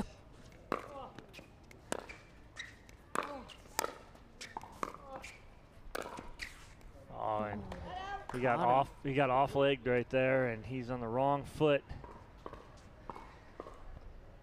Kussmeiter just goes right behind him. As we've traded numerous side outs here. Oh, too good. What a setup there from I've seen a couple of Staksrud. those so far. I mean, that is what you call point construction. As Staksrud dotted the back corner, had Kussmeiter 2 feet beyond the baseline, and then able to drop the winner in the kitchen. Not even Jake Kussmeiter could get to that one. And that's saying a lot.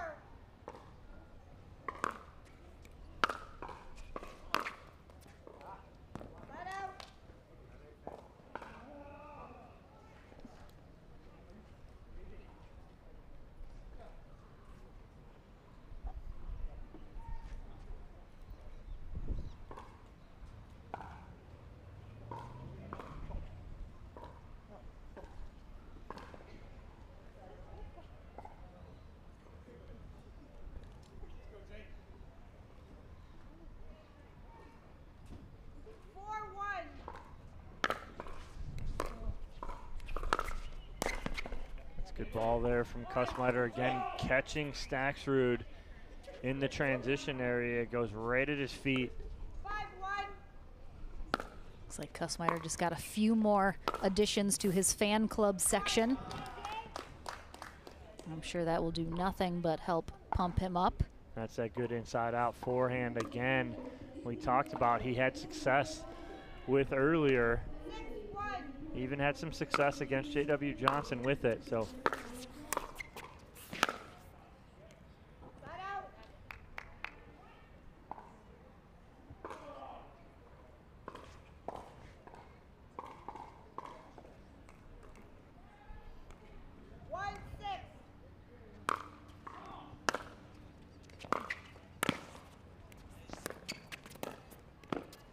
Kussmeiter using every bit of his length right there to cut off that ball down the line from Staksrud.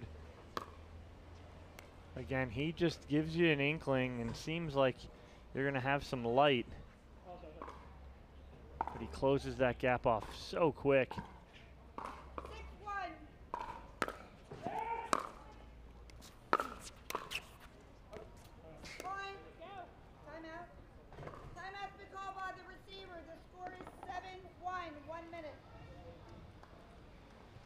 Obviously, Federico, of course, came off that really grueling match with Sincola. So that can be rough, especially in the heat and humidity of Florida. To have to go battle one more time. As we mentioned, he's been battling all through the backdraw. A lot of really close matches down to the wire. So we'll see if he can dig deep here, find a little something left in the tank. But at these prices, who can afford it? I mean.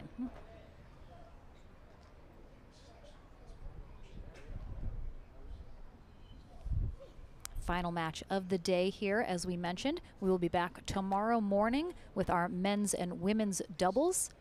Mixed doubles will be Saturday, followed by all of our gold medal matches on Sunday. We'll be streaming on Facebook and YouTube all weekend long. Yeah, so you're talking about the number of matches these guys have played. So Staksrud has played 6 matches today, and Kussmeiter's played 4. So if you think that that doesn't make a difference, it does, especially in this heat and humidity. And you might say, oh, well, they're just one match to 15, so maybe it's not as grueling. But when you go down to 15, 13, 16, 14, it's twice as hard.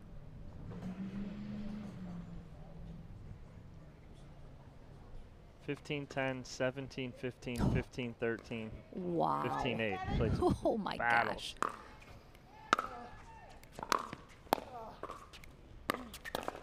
Nice ball there from Staxrud as he holds that ball on the forehand side as long as he can and puts that crooked number up on the board.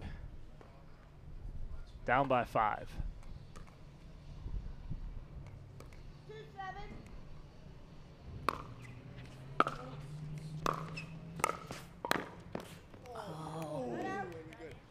What do you think about the idea to take that out of the air, be aggressive? It's all or nothing. He's either going to be a hero or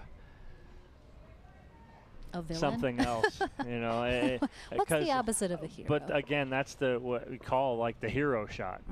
You're either hero or you're not. Yeah. If you make that shot, you're a hero and it's a great shot. But if not, it's a bad decision, right?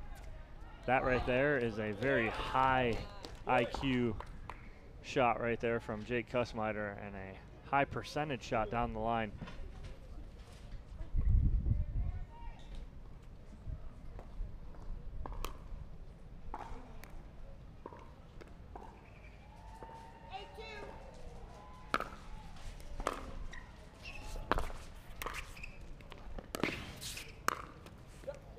Nice job by Staxrud. Pulled Kussmeiter all the way up to the kitchen line.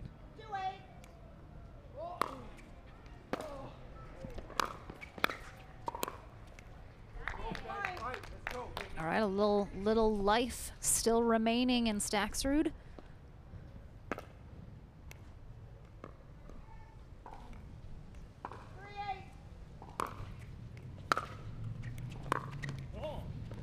Had it set up with a very good serve deep into the corner. Had Kussmeiter on full sprint to get back to the center of the court.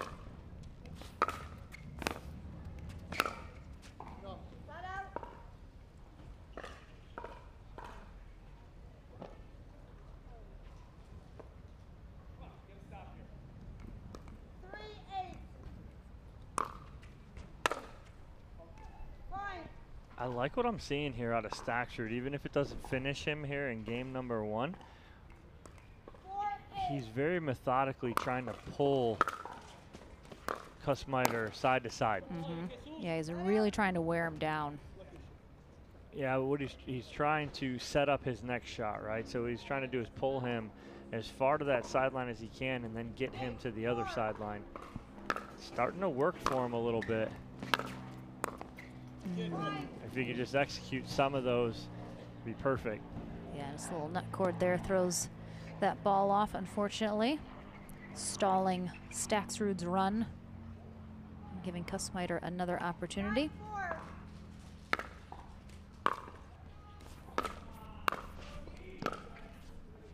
Good job again, Staxrud. He's got a new game plan here. He's kind of fixed that halfway through this first game.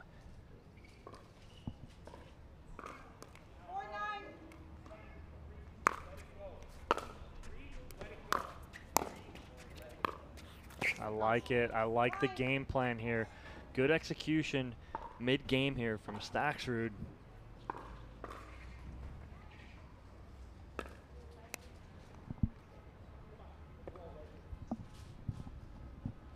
Again, it's that pickleball chess match. It's the, you know, who's playing chess, who's playing checkers here.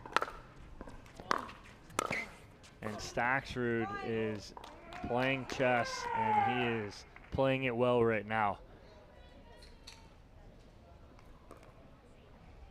If I could naturally fit in a Queen's Gambit reference, I would, but it's a little tougher than I had imagined. What a great series. What a great series that was. Ooh, so good. I've watched it twice. Yeah. Well, there's the timeout here from Kussmeiter as he feels that pressure from Staxrud coming. Yeah. Staxrud's done a good job here so far in the second half of this first game. Yeah, you can see Kussmeiter definitely showed a little aggravation there as he called that timeout a little bit of a harder setting that paddle down.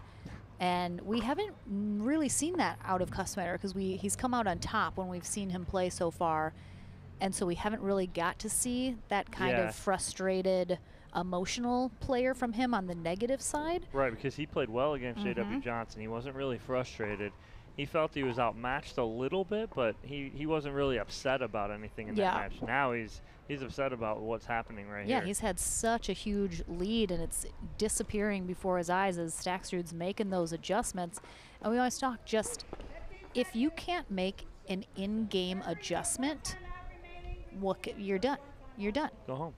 Just pack it up. All right, if you're getting beaten, you can't make an adjustment, then you, like you're saying, Lauren, you're done. You got to make these in-game adjustments, and that's what the best players do. Time in. 7-9. All right, after being down 9-3. Let's see if this timeout did Kussmayer some good. And he gets the side out. 2 points away from closing this out. Let's see if he has that closer mentality here. 9-7.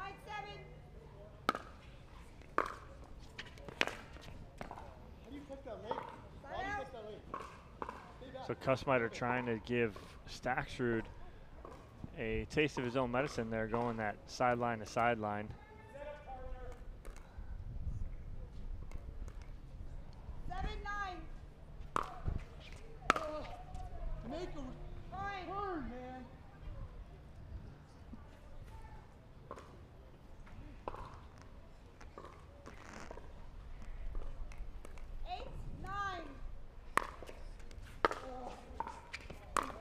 Staksrud looking to tie it up here. Oh, lucky break there for Kussmayer. We again, this is kind of danger zone territory for Kussmayer, who, as a very emotional player, can get in his head a little bit. You know, you're feeling very frustrated and aggravated. And he misses a serve like that right there.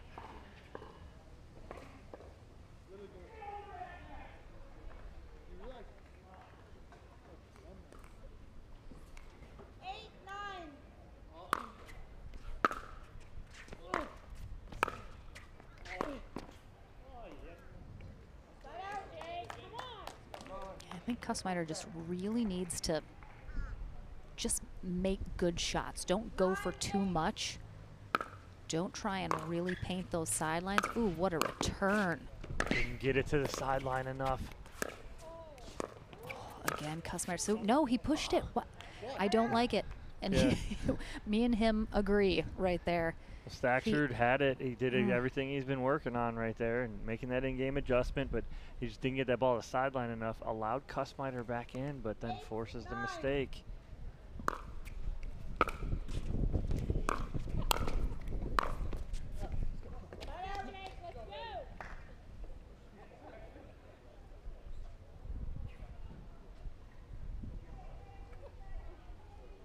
That wind definitely picking up.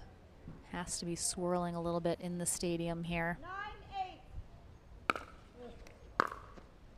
9-8. Oh, nice read. And again, we've seen Kussmayer hit that shot, cross court, inside out, but he takes something off it. He's not taking anything off it. He's hitting it too hard. And Staksrud is able to get something on that.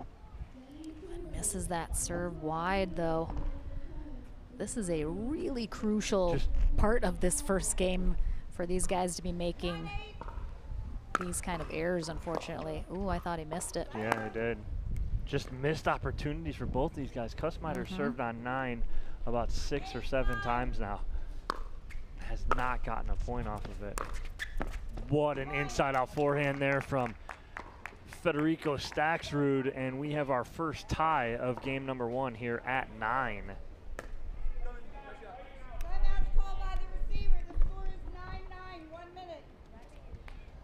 Wow, and what a turn of events, 9-3 to 9-9. Kussmayer had every opportunity to end this first game.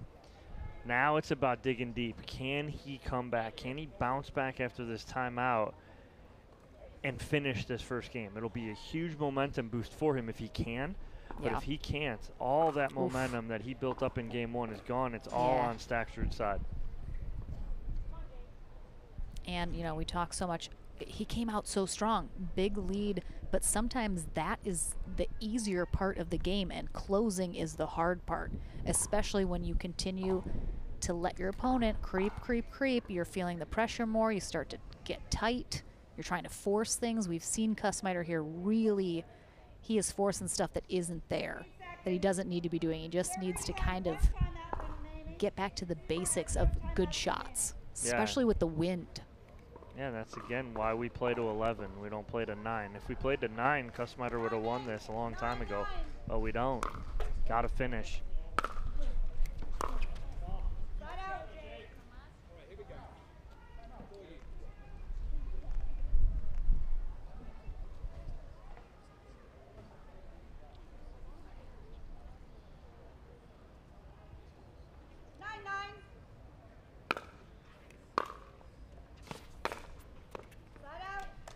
All I know is whoever comes out on top of this match is going to be really glad they don't have to play the gold today.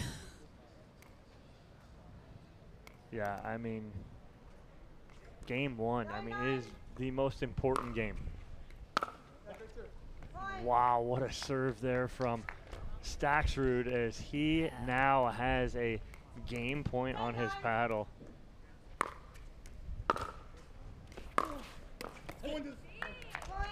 Wow, and Kussmayer upset because that ball is going out for sure with the wind behind Staksrud, but Staksrud comes back, scores 8 straight to win game 1, 11-9. Unbelievable. We will see if Kussmayer can shake that off, get back into it here in game number 2. We'll take a short break. That is coming up right after this.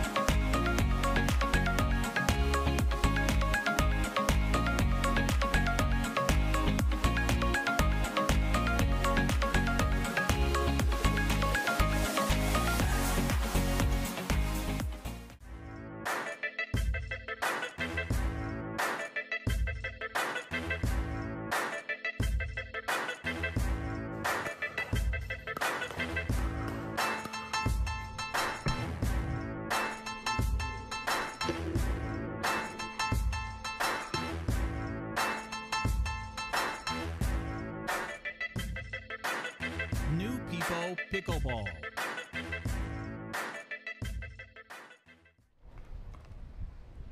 All right, game number 2 about to be underway. Federico Staksrud on the far end. Jake Kussmayer receiving on the near end. Staksrud. Whoa, we got it. What an ATP there from Staksrud. I mean, he's deep and way out. Full extension. Look at that hook. Beautiful. I mean, that's in by 1.5 feet.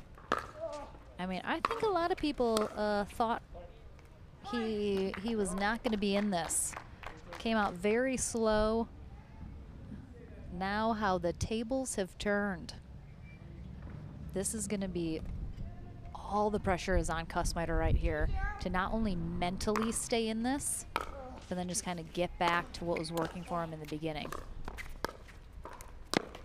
Oh, he wanted it again. Now, I do think it was there. He tried to hit that at its peak. He did not let that ball go. He was on top of it, tried to hit it too soon.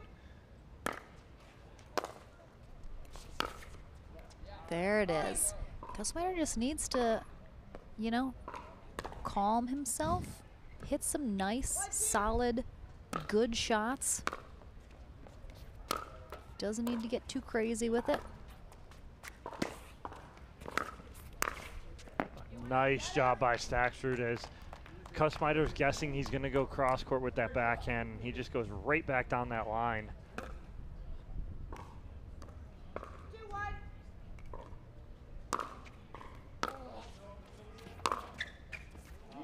So now here's what happens too. So Kussmayer has the win behind him. Staksrud has it in his face. Staksrud has the advantage taking game one.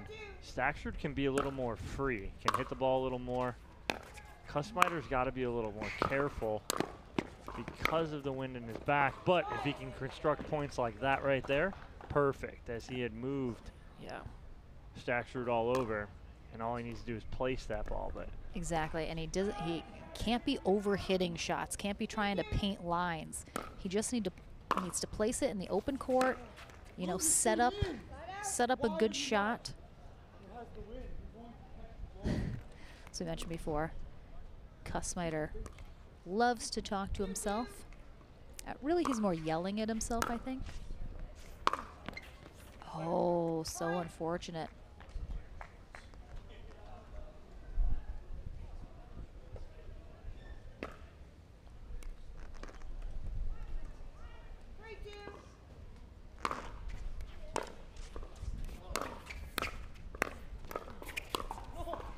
Oh, and that ball right up to Staksrud. I think he was shocked by it, that it was right there sitting for him, and then just overhits it.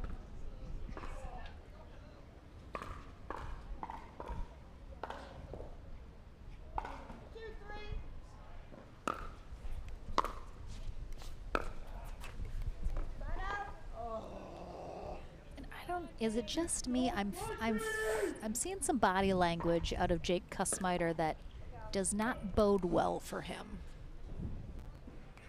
No, you're right. He just needs to calm down, and that's the hardest part right now, especially when you're in it, right?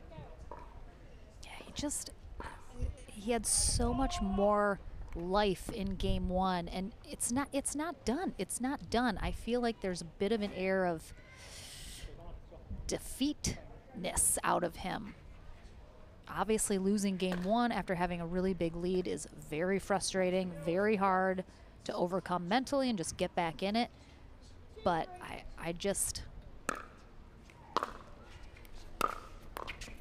That's a nice ball right there, right. Nice and calm, and that's what he needs to do. Calm down, be nice and relaxed, play his shots, don't rush. You can only score 1 point at a time, so don't try and get a whole bunch at once. Oh, sat on that tape for so long.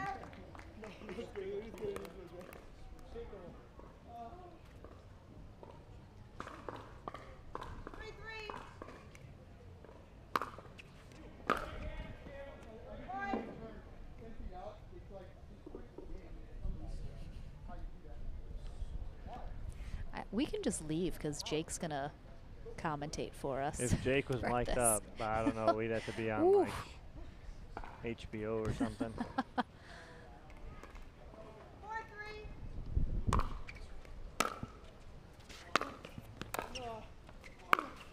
Wow, what a good ball there from Staksrud as he doubles up on the backhand or the forehand side of Kussmayer and takes a 2-point lead here in game number 2.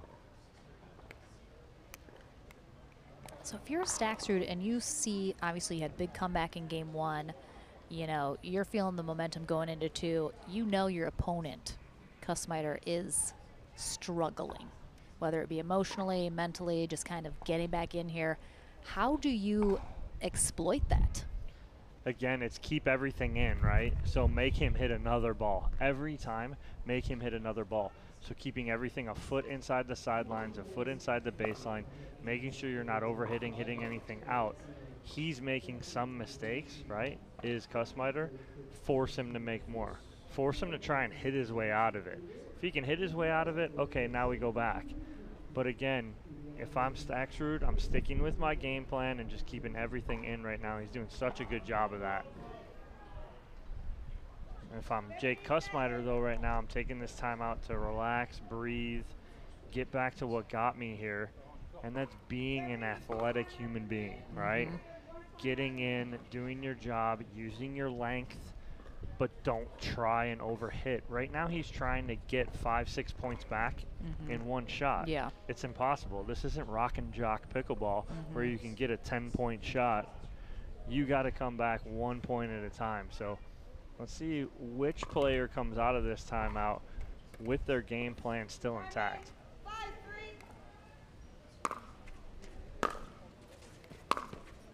Oh my gosh! Well, that was an easy understanding of who's sticking to their game plan. Staxrud is just frustrating Kussmeiter right now. Yeah, and Staxrud just, he's so calm and collected right now. He knows that Kussmeiter is rattled. Yeah, I want to see Jake calm down here, get a good point construction put together here. That's it right there. That's a good point right there for Jake. Now let's see if he can roll that over into some points on the board for him.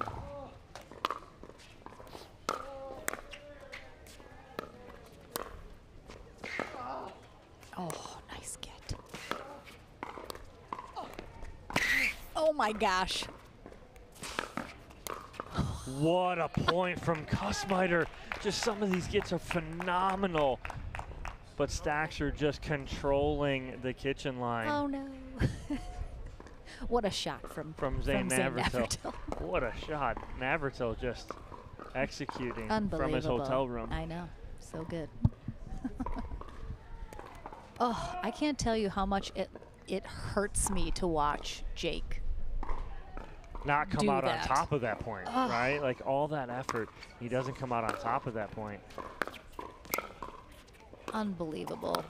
Nice. Oh, That's there it is. Good construction again from Jake, controlling that kitchen line, doing what he does best.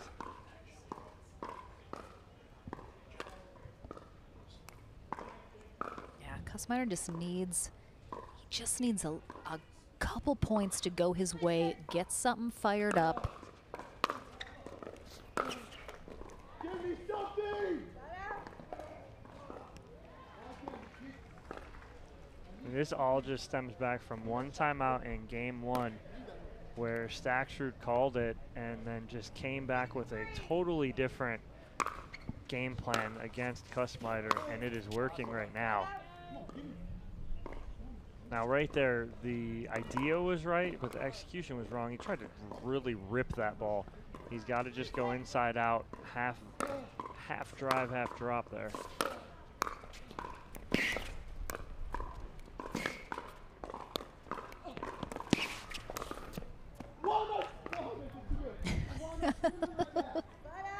I mean, right now, on that point right there, there's nothing Kussmeiter can be upset about. Yeah, I he mean, was doing everything he can to get back in that point. And he got 2 or 3 balls that most players aren't even going to get a paddle on. No.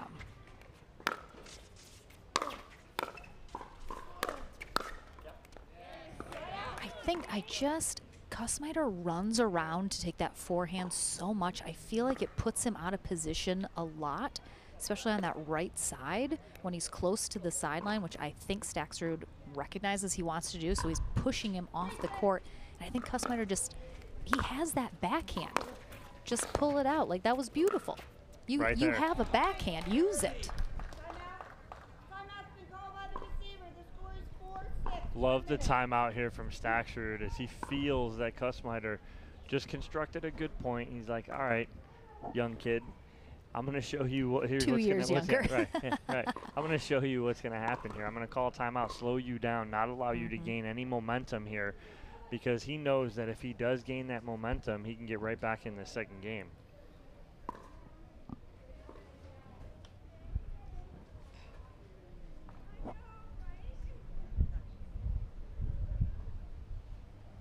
Also just like everyone to know that Byron Frezzo is mean mugging us from 2 feet away, standing next to us in the booth.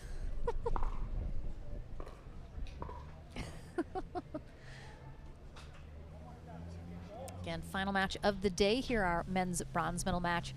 Winner of this heads to the gold medal match on Sunday to take on J.W. Johnson. It will be a rematch for either of these players. Both have had the bitter taste of defeat at the hands of J.W. Johnson here today. Yeah, both of these players really want that rematch.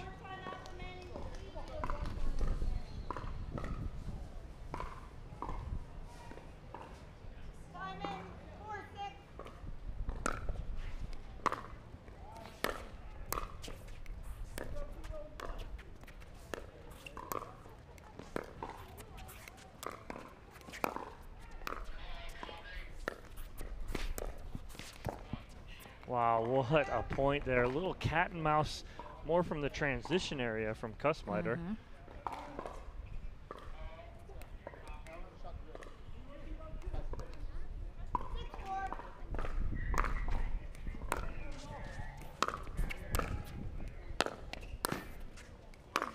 Oh, great ball by Federico Staksrud.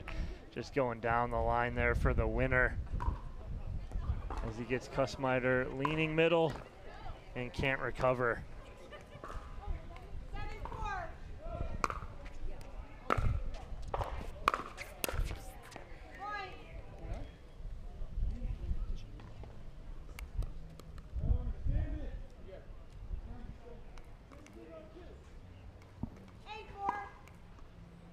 Staksrud pulling away a little bit more again. Wow, yeah, what it's just too good right now. Inside out forehand right there, and he has just dialed that in ever since that timeout in the first game.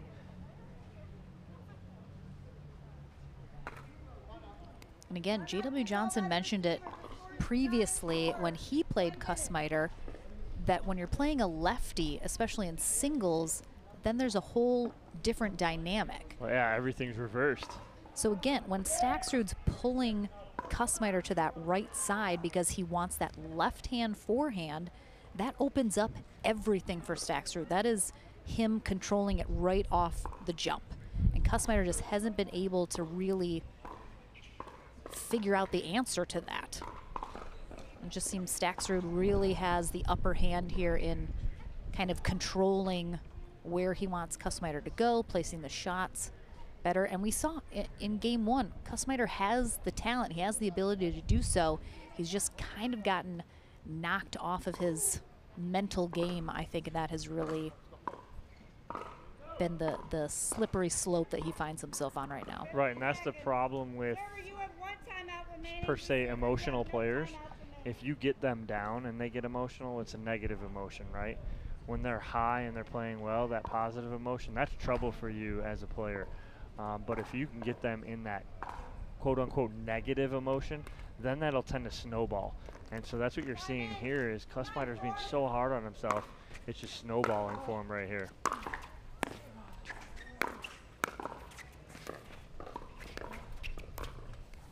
Oh, and Staksrud upset with himself because he got exactly what he was looking for.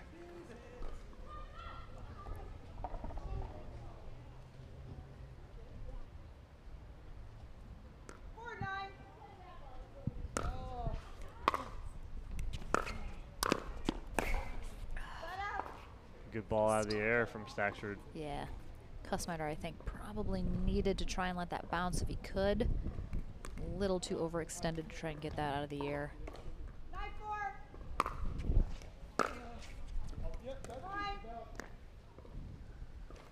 Match point here for Federico Staksrud, looking to head to the gold medal match.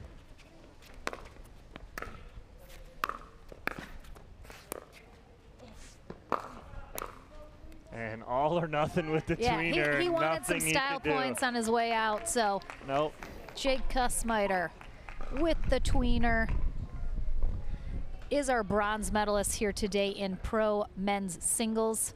A big congrats to him, a well-played day.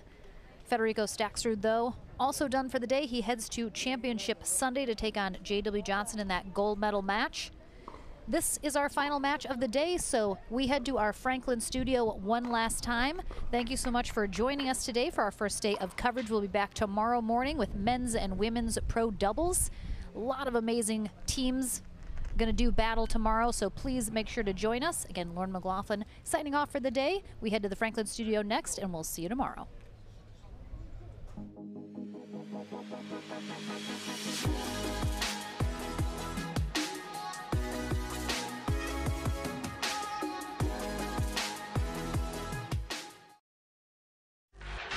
The HD5 is the green of ivy.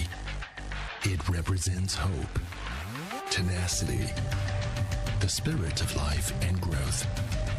It also reminds us of the Ivy League.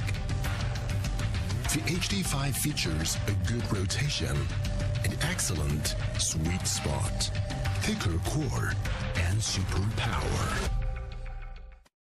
There's a gentler side of Florida, just waiting for you to discover it, where America's first resort destination was built and genuine hospitality began. A place with cleaner sands, warmer waters, and fewer crowds.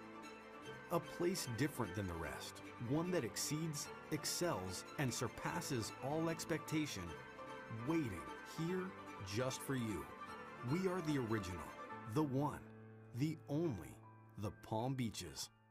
If you like to dink, then Pickleball Magazine has what you're looking for. Our bi-monthly print publication will help you become a better player with instructional tips, drills, and articles from the top teaching pros in the sport. And you'll become a healthier, stronger player with psychological, nutritional, and wellness advice from experts in their fields. Finally, if it's product reviews or the latest news, we have that too. To learn more or to subscribe today, go to pickleballmagazine.com.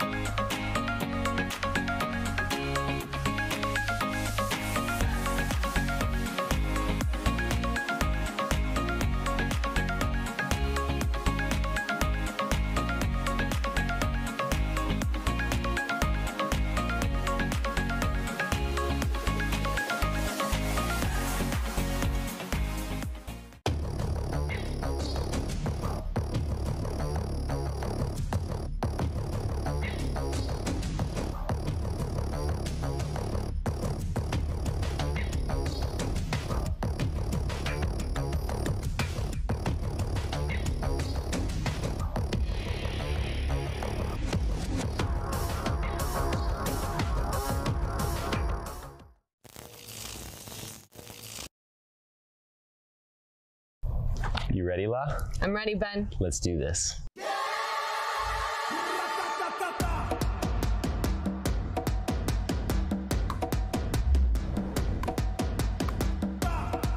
Sorry, Ben. Come on, La.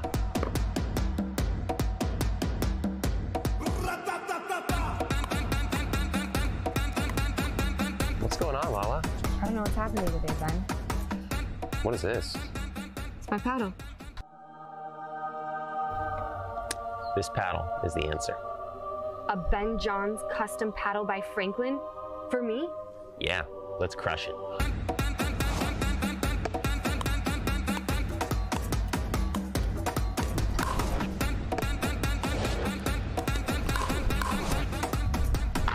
Good game. Good game. Thank you, Ben Johns. Way to go, Lala.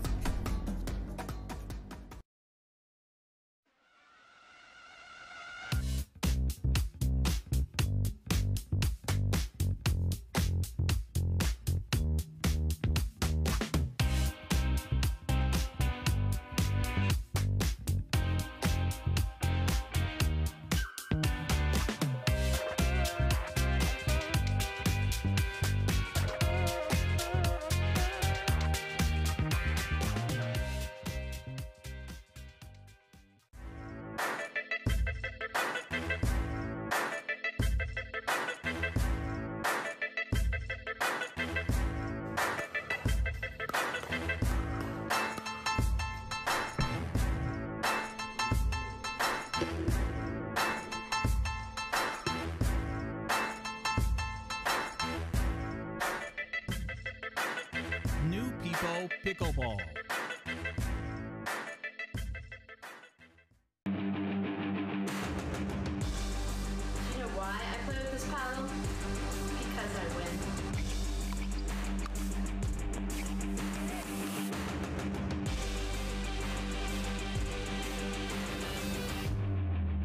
You know why I like this paddle? Because I win with it.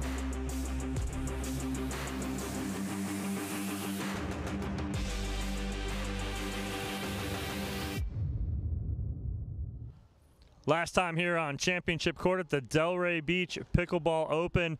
I am with Federico Staxrud after his victory over Jake Kussmeiter in the bronze medal match. Gives you a rematch against J.W. Johnson. Let's talk about this match, though. Early on, Jake had a game plan that he was executing very well. You called a timeout. What adjustment did you make in that timeout?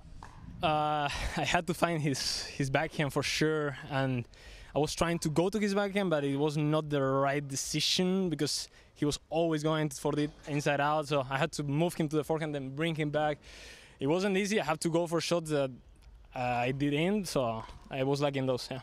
But it did seem like you did have a game plan after that first time out. We saw it, and you executed it to perfection. We talk about players that are really high, you know, as far as emotion goes, and you got to Jake a little bit. He got really frustrated. It seemed like you put the pressure on him. Was it something you saw too? Yeah, I mean, but you gotta stay focused because you never know. These players, maybe they hit some 3 balls in a row and then they get pumped up again and then they come back, you start losing. It happened to me so many times in tennis, so now I know that I have to stay there. You know? And then moving forward now, Championship Sunday, you're going to play a rematch again with J.W. Johnson. You played him really well out here on Championship Court earlier, went to 3 games. What's the game plan against him on Sunday? Yeah, I mean, he told me in the tent, I'm waiting for you. Maybe he said the same to Jake, but we'll see what happens. I mean, I played him 3 times already. I just really started to play pro pickleball, but I mean, I look at him and I get some shots out of him, so I've been improving by playing him, so it's great. You know, we'll see what happens. All right, well, congratulations, Federico. Moving on to the gold medal match on Championship Sunday. That's it for us here today. We'll be back tomorrow, again, 10 o'clock. Doubles all day tomorrow. Don't want to miss that. Thank you guys for joining us. We'll see you then.